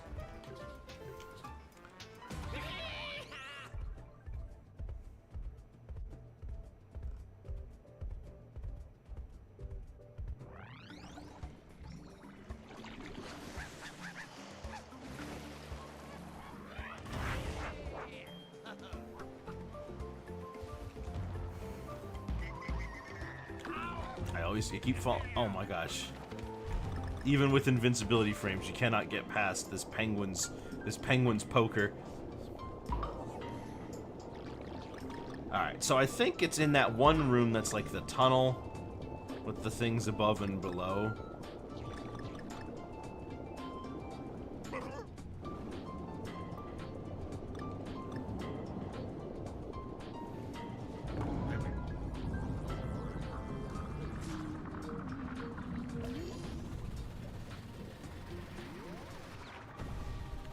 Should be like right around here.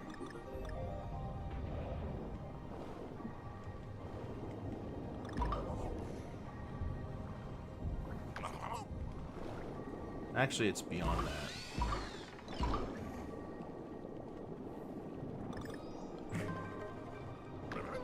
Dang it. Man, speedrunning these levels must be awful. Or maybe not. You can damage boost like a madman.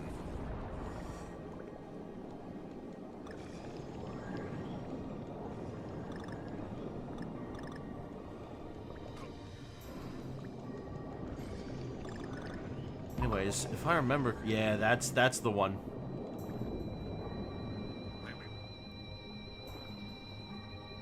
We gotta turn that off.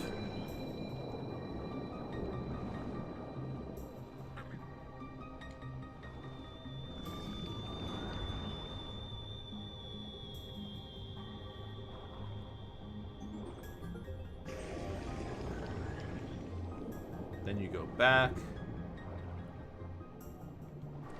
And it should... There it is.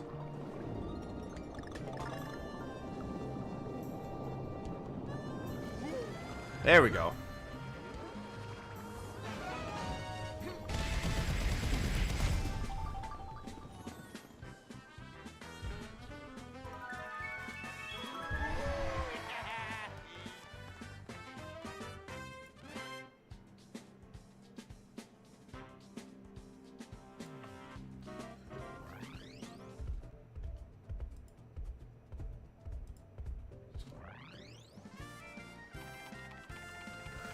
There we go. Rockin' relics. All right.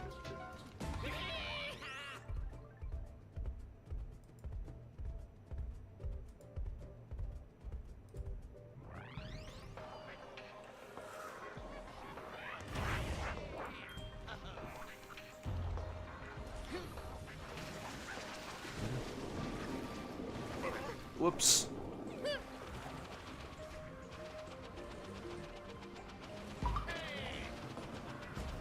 Alright, I guess we'll just do it the... There we go.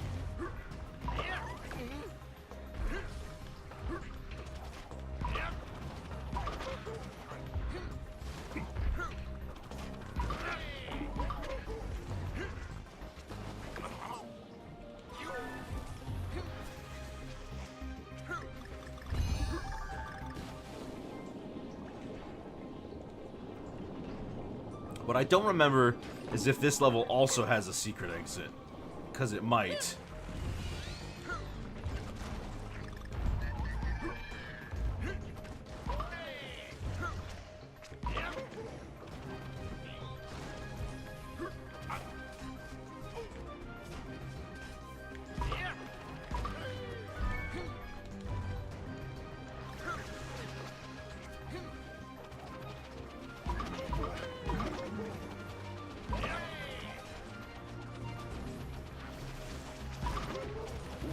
There we go.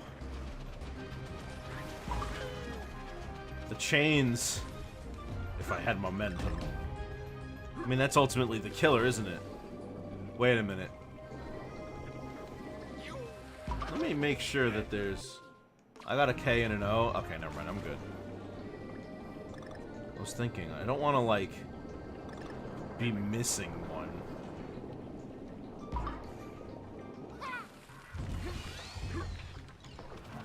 Alright, we good. We're good.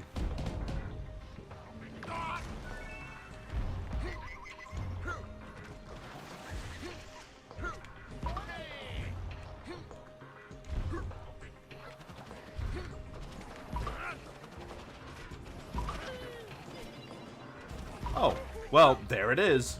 Wait, I can't go yet. Gotta get the G first.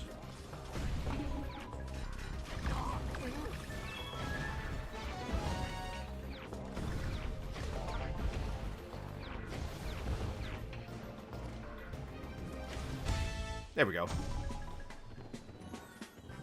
Cranky is certainly irreplaceable, so I guess that decision makes sense if it had to happen. Maybe just miss her fun grandma energy and inclusion as another girl character. Well, to be fair, it's not like she's gone. She may be dead, but she's not gone, you know? She's still in the series, and... But she is just, I mean, I don't know. I guess the other problem is that most of the girl characters are just kind of unimportant. Because you've got Cranky and Wrinkly, and then Tiny and Dixie, and that's pretty much your lot. I mean, to be fair, this game did introduce a new female Kong who's a main character and an antagonist, which is pretty neat, I should think. So I can't complain about that, you know. I don't think DK is a series that has a problem of not enough female representation. Like, Dixie Kong is one of the most popular characters in the series, and she's well liked, and she can do everything the guys can do, and it's never been a problem.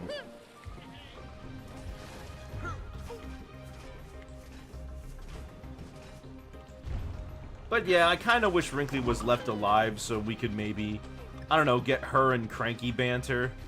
Because it seems like even though Wrinkly is there, her being a ghost just makes it seem like she shouldn't be really paired up with anyone else.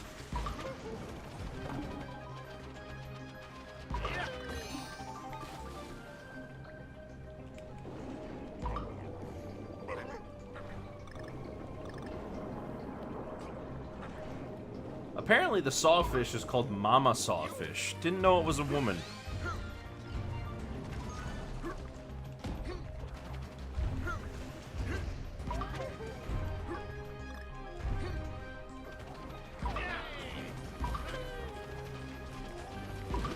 This is way easier to get than if I had to use Cranky. So a bonus room that a bonus level that leads into another bonus level. Or rather, an extra level that leads into another extra level with a secret exit. Alright. Oh, that level. Alright, well first things first, let's get High Tide Ride out of the way.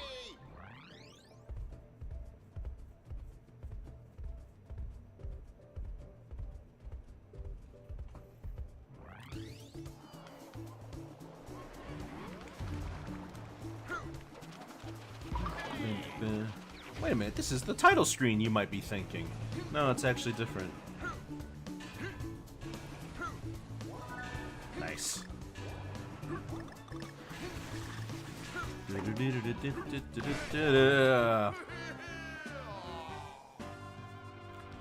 Mistimed the jump, it's no problem.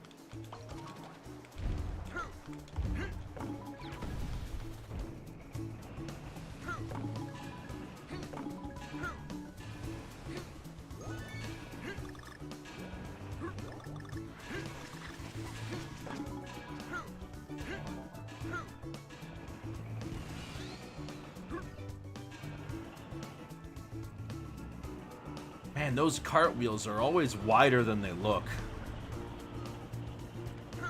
They look so much skinnier from the side. Right, you're supposed to jump. I don't know how I completely bungled that.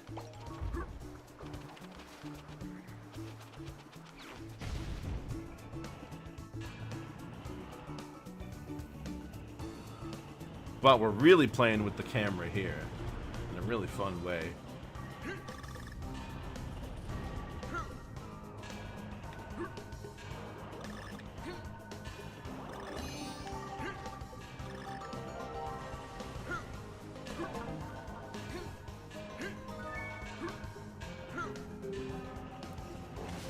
Oh my gosh. Well, guess I don't have to worry about that guy anymore.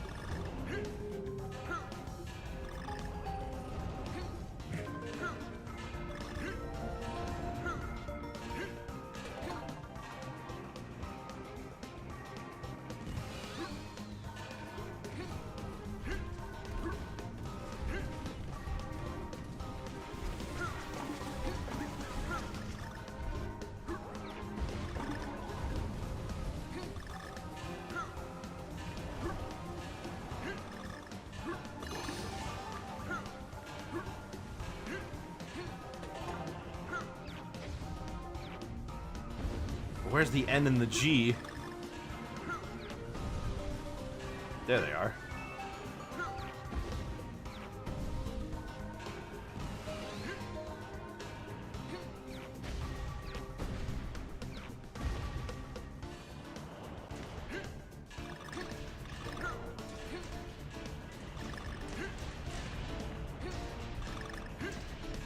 There we go.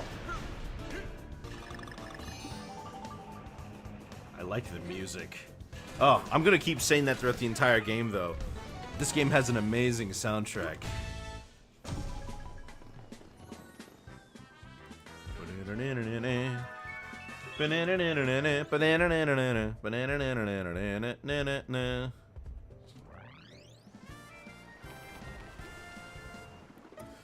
Okay.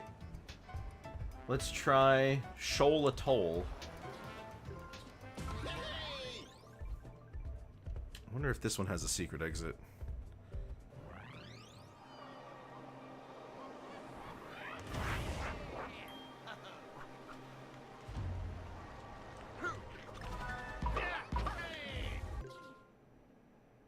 I think I heard a storm brewing. I hope it's not that bad. I was gonna finish after I finish this world anyways. Alright, so this level is the #1 reason I wanted to have Funky do this. Because this whole thing's underwater.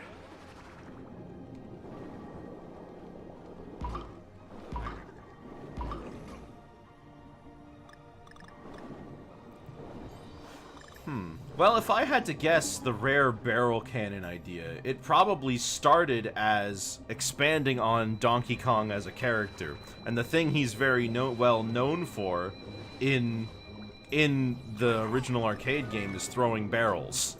So from there, you could extrapolate that, hey, maybe we could use barrel throwing as a mechanic. And then from there, you start going, what if we used barrels for other things? What if we turned them into cannons? What if we made them save points? What if everything was barrels?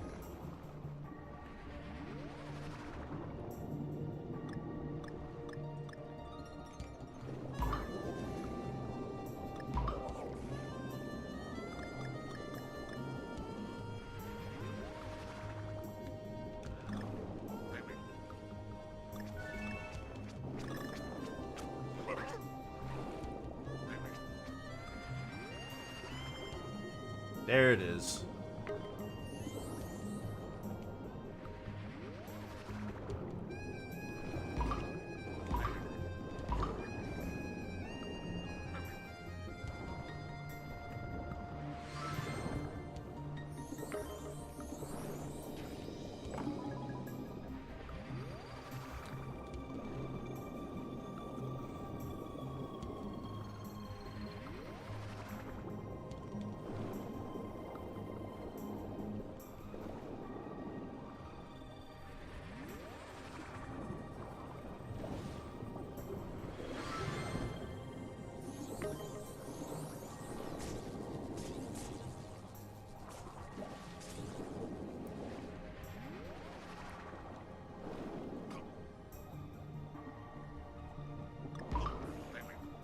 Hold on, let me collect all of these.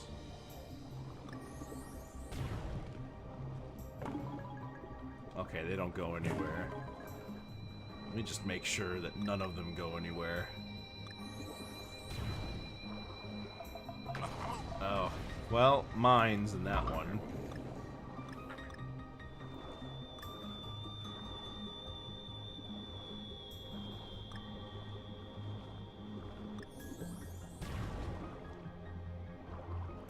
Oh, this goes somewhere.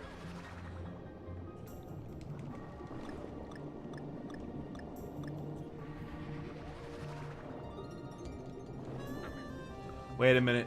Before I finish, let me go grab the G.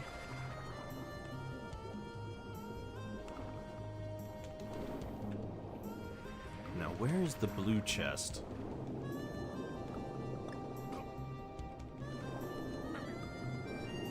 Okay, they're even more powerful than Funky.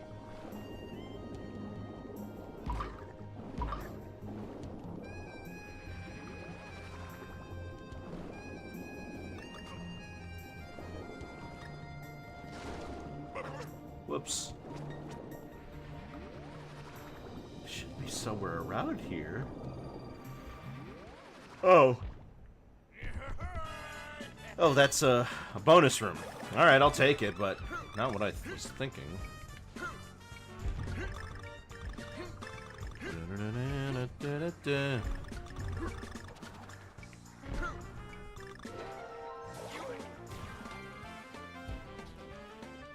Okay, well, I didn't need to get that, but I got it anyway.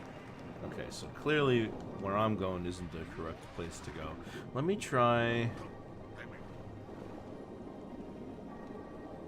Let me go down.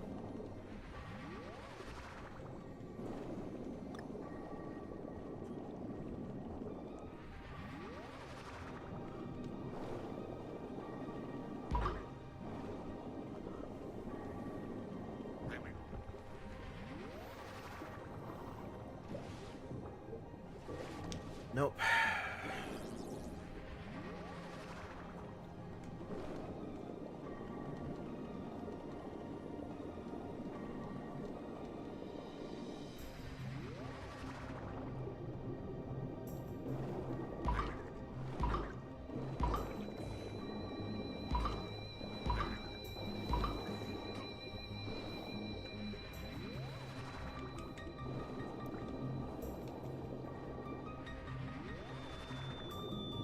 Okay. Nope, that's the same way. Where's the blue chest?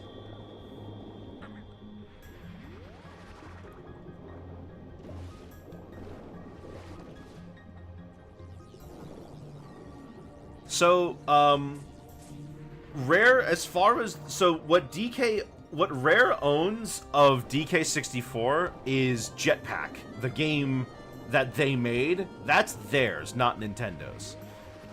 As far as the characters that they own from Diddy Kong Racing, it's just Conker and Banjo. They don't actually own... They don't own anything else, including Taj and Wizpig. All the original characters they made for that game, Nintendo has complete ownership of. Conker and Banjo were going to be in games before... Conker and Banjo were going to be in games before Diddy Kong Racing came out, but they were delayed. So they got to keep... So they're owned by them. I can't believe I went the same route. Again, I went all the way back around just to make the same mistake. Okay, let's think.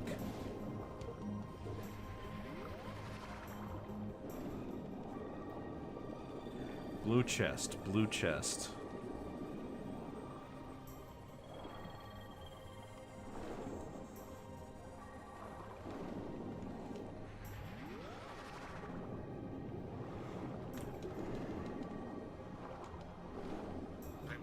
Is it outside? No. No, it isn't.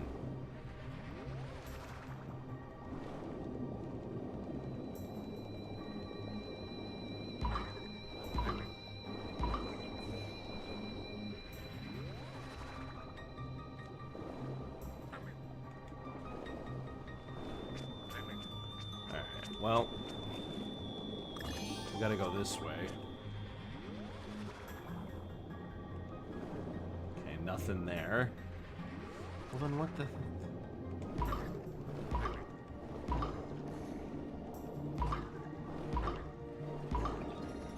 Alright, let's try going down.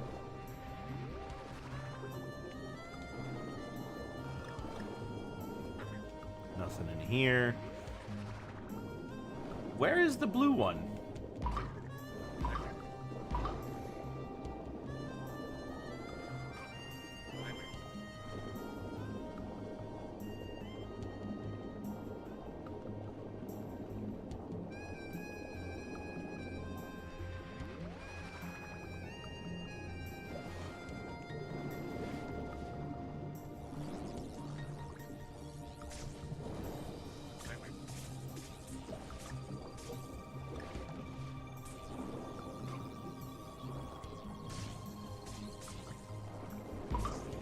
There we go. Get him out of there.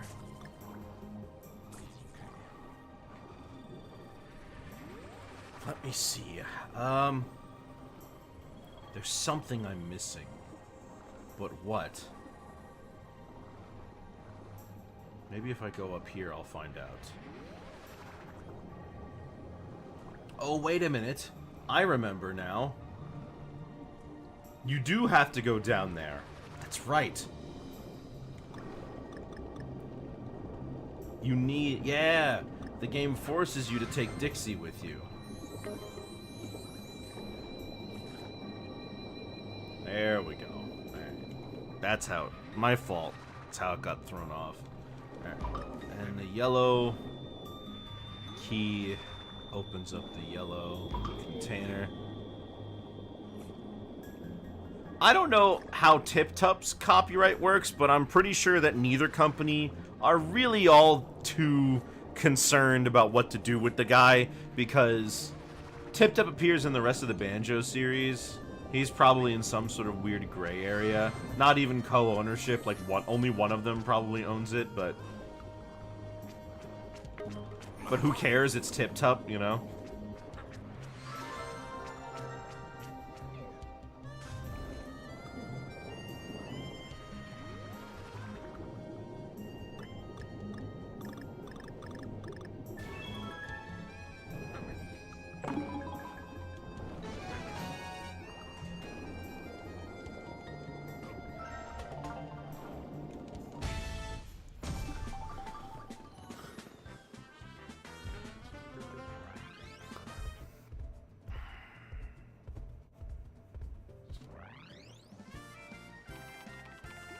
Okay, no secret exits from here on out.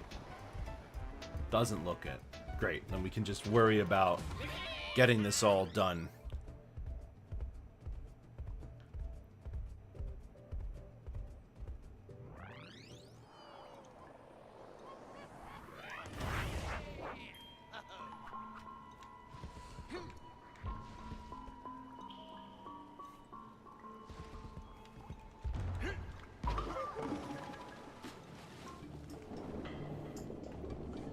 Crazy how his bandana and shirt glow, but nothing else.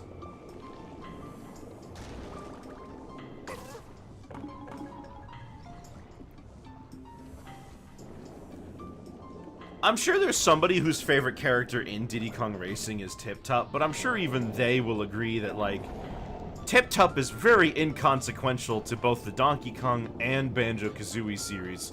You can make many games without them. You can make many games without him, and both series, in fact, have. DK has never included Tip Tup in anything, and the Banjo games, Nuts and Bolts doesn't have any Tip Tups at all.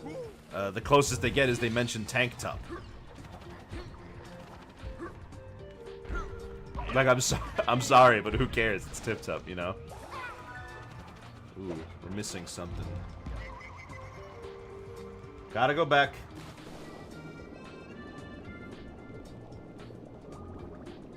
It's up there, isn't it?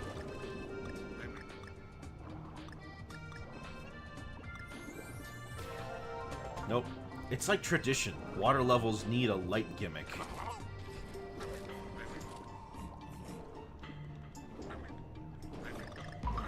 Well, at least the gimmick isn't just you can't see, lol. It's something a little different.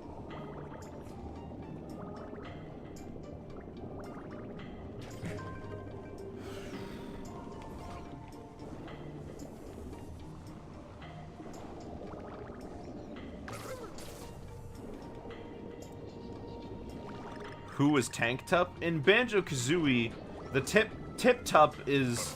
the Tip Tup Choir are a group of characters you find in Bubble Gloop Swamp. To meet them, you have to help Tank Tup with his feet are too cold and he can't move them, so you ground pound them and he pulls all of his feet in. Then he barfs up a jig, he opens up his mouth, you climb inside, and then the Tank Tup Choir is inside. Assuming then the Tip Tup Choir is inside.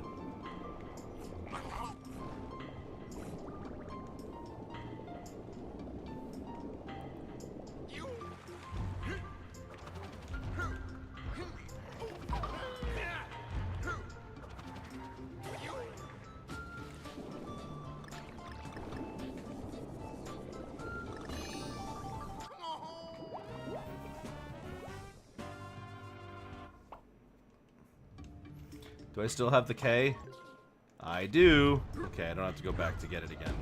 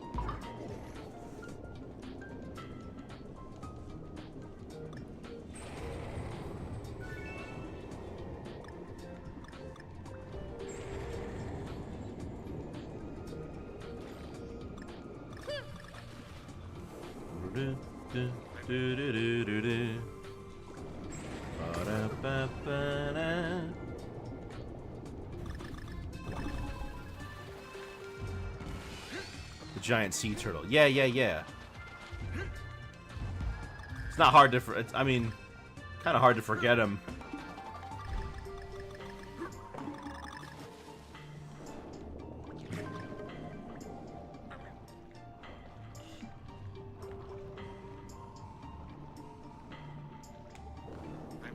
Oh, you can't disrupt these fish. Alright.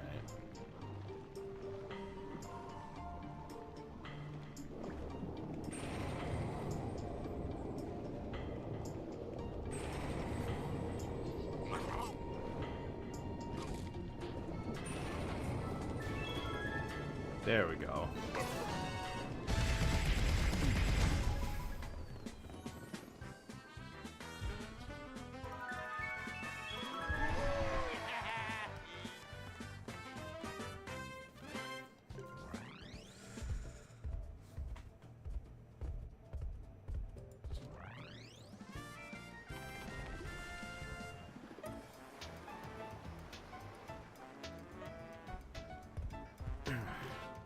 I rate 8.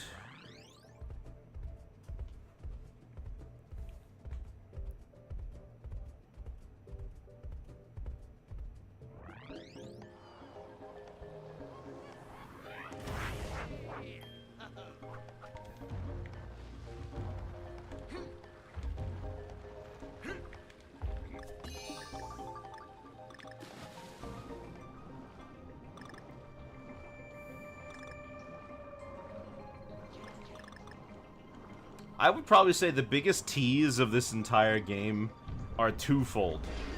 There's the Bramble level. This game has a remix of Sticker Bush Symphony. Doesn't use it. The remix of Sticker Bush Symphony is instead used for a rocket barrel in the section before you actually get on the barrel.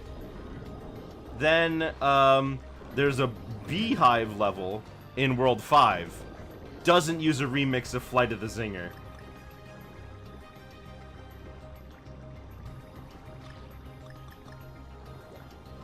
Which would have been amazing.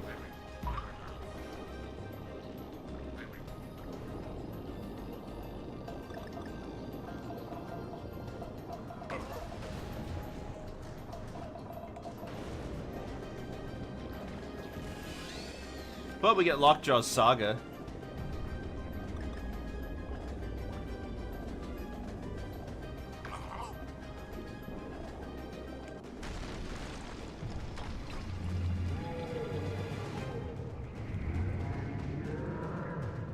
This... I don't know if this is Squidicus. It might be him.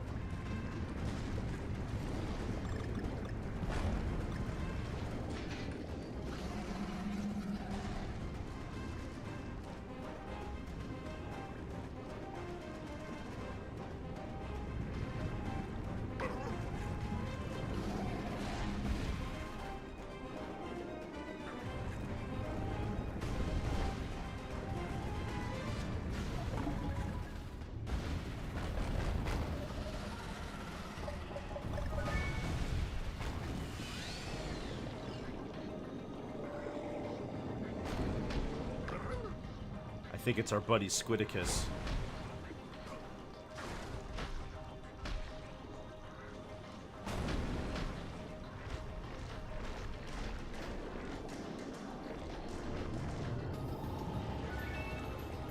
He's got it out for me. That's his problem. It's because I'm too funky. Don't get too funky, guys. You're gonna make enemies that way.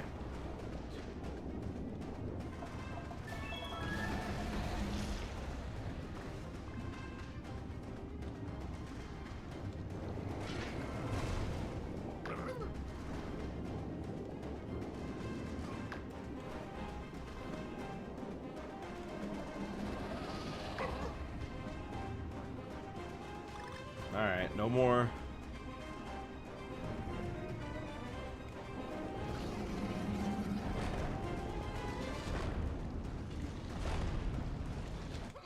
Gosh dang it.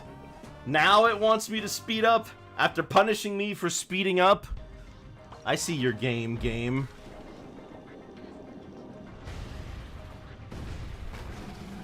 Alright.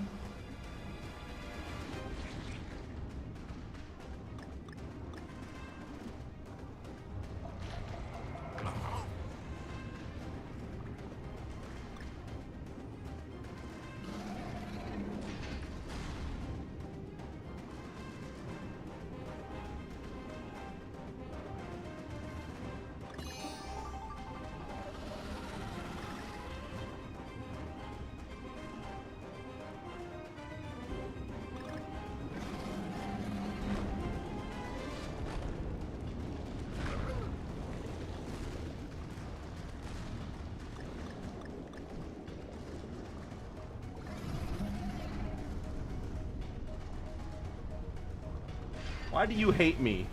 What did I do?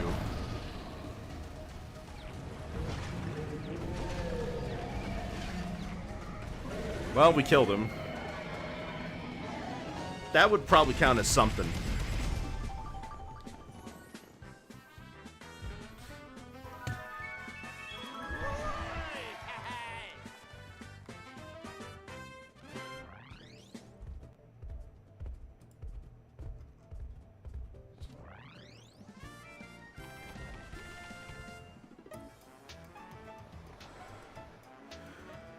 Okay, and I think, yep, last one before we got the temple level.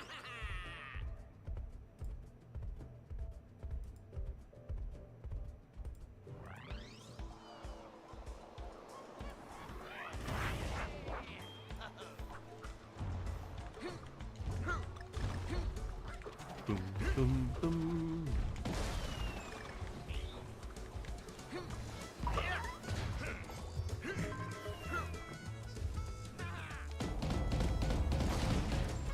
There we go.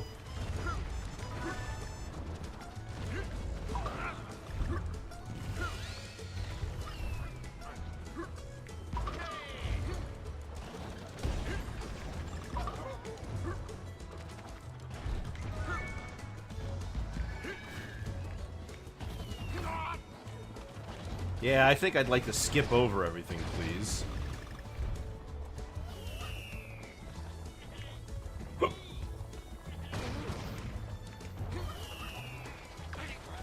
Okay.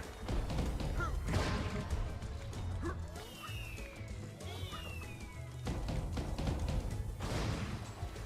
we go.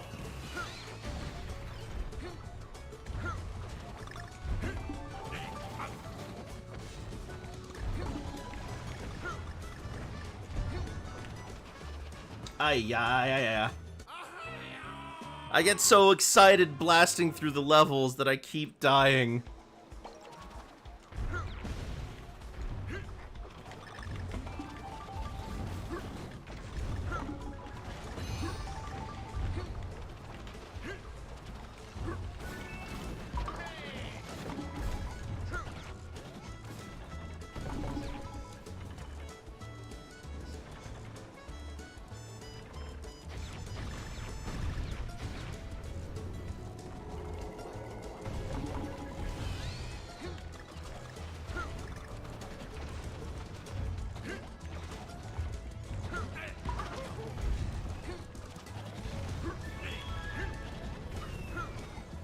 Okay.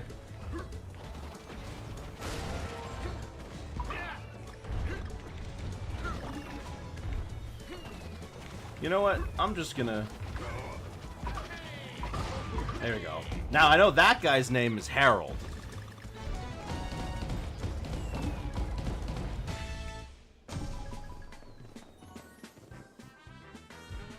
Well, would you look at that? We're almost making exact time here.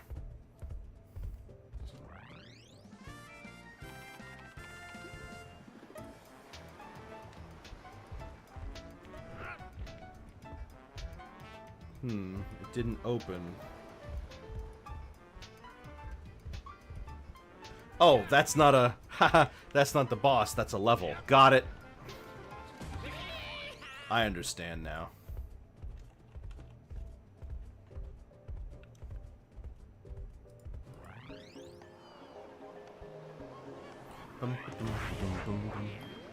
Alright.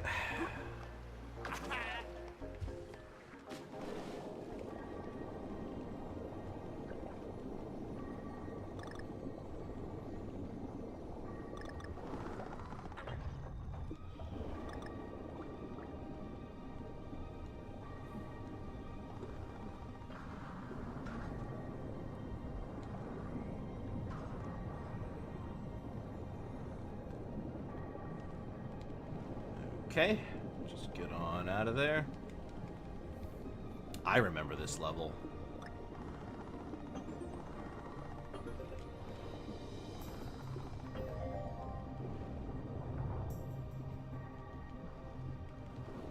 I remember having trouble with it. But I imagine it'll be a lot easier when I'm funky.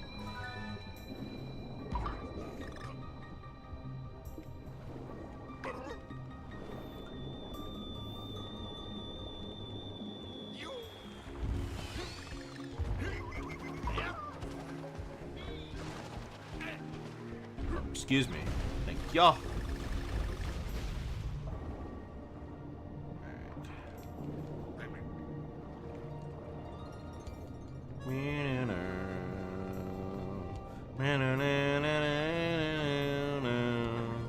I just gotta remember, where is... There it is. Okay.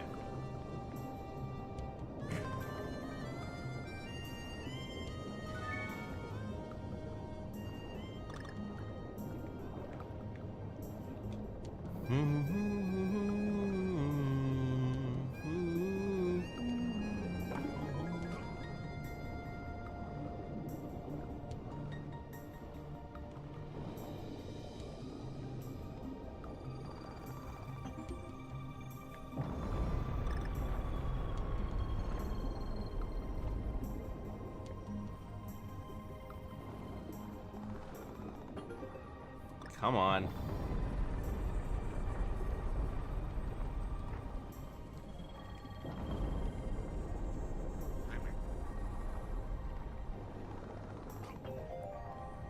There we go.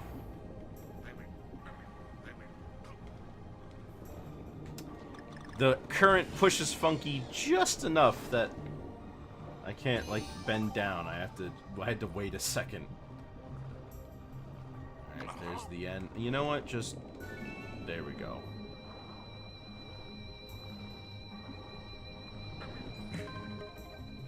And I got a heart back anyways.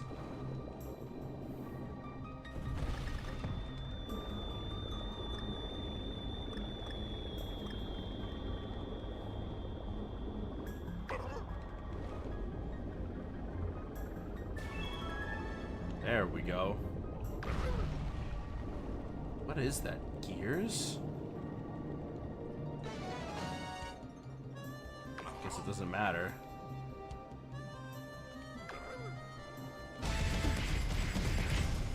There we go.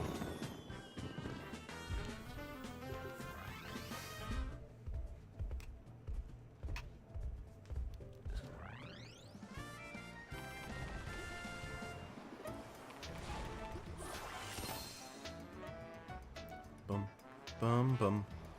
Bum ba boom boom boom bum bum bum.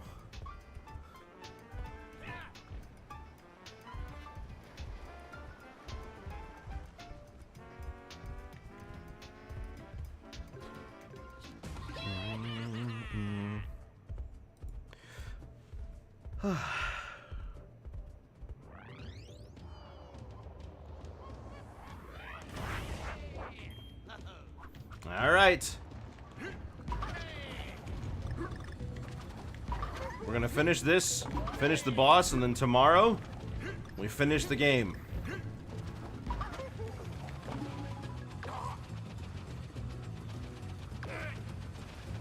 Alright, well, clearly that wasn't it. That wasn't right. Oh, but I'm so excited. I'm mere days away from Bonanza being in my hands. And you better believe that when it comes out, I will be streaming it. For those of you, if there any of you have been following my Bonanza series since the beginning, I hope you will enjoy the finale when we actually get to Bonanza. This has been 3 weeks in the making, this series. We played nearly every Donkey Kong game. We talked about all of them, even if we didn't play a couple.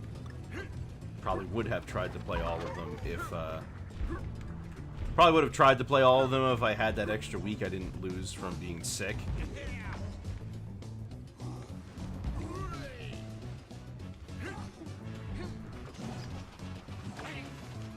Alright, fine. Wow, that was... I don't know why I did that. Here's bees from a level we haven't been to yet. I don't know what these things are called.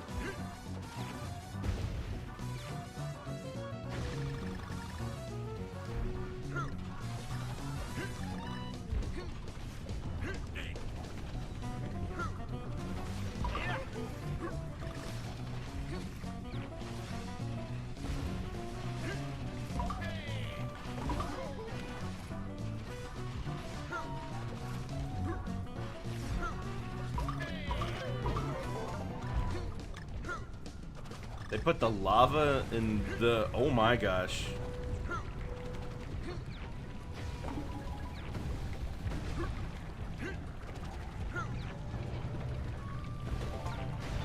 Wait, I'm feeling deja vu. Like we just did this. Alright!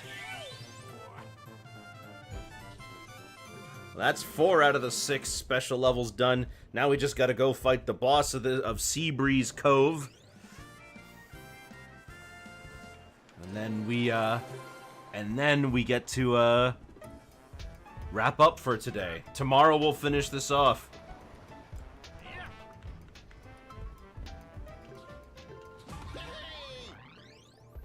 Fugu face-off. My least favorite boss in the game. It's called, like, Fugu the Ferocious. Oh, no, he's just called Fugu the Frightening. Okay, there we go. That's his name.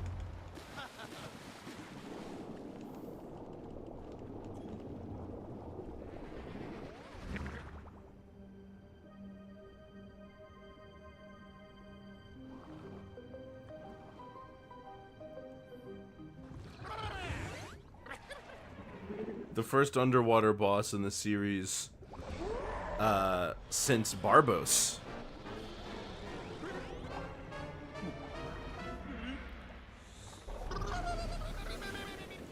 Because there was Puff Toss, but Puff Toss was above water.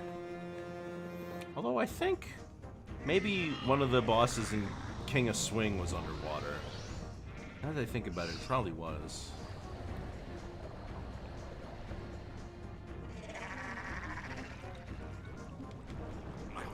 Wow, really? Alright. There we go.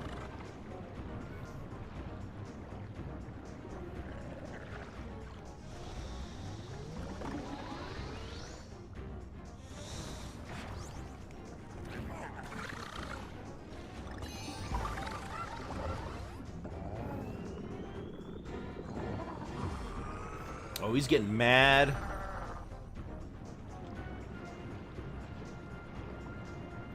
We probably could have avoided this guy.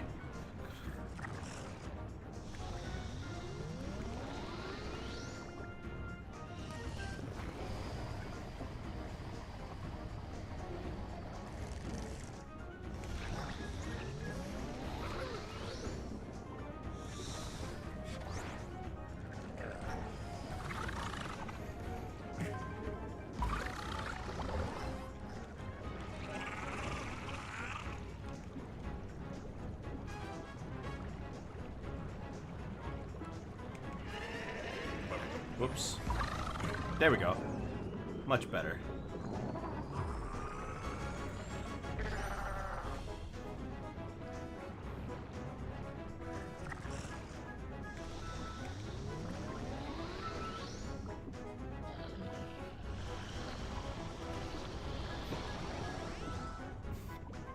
And, ooh, this phase.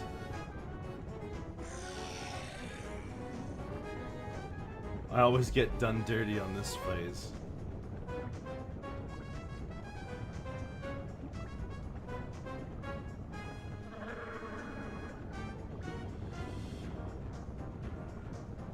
Mean fella.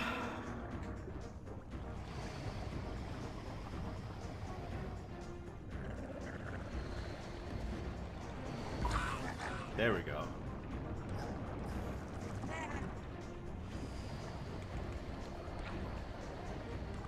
Dang. Alright. One more hit.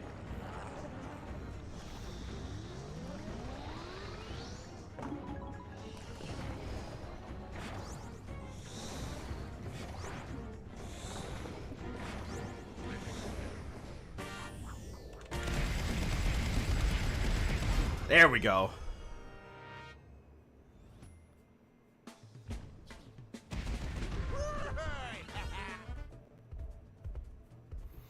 Not quite as impactful as running up and hitting him myself, but sure, we'll end with that. Alright.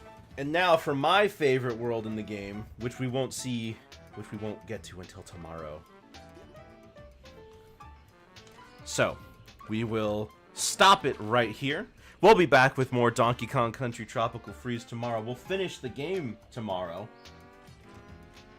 So hopefully you guys are interested in seeing the finale of our countdown to Bonanza. We'll have an extra day, Wednesday, free. So take some rest, get ready, get yourself a pack of bananas or banana flavored whatevers, and be ready for Bonanza on Thursday. Ugh. I'll see you guys then. Have yourselves a very good afternoon.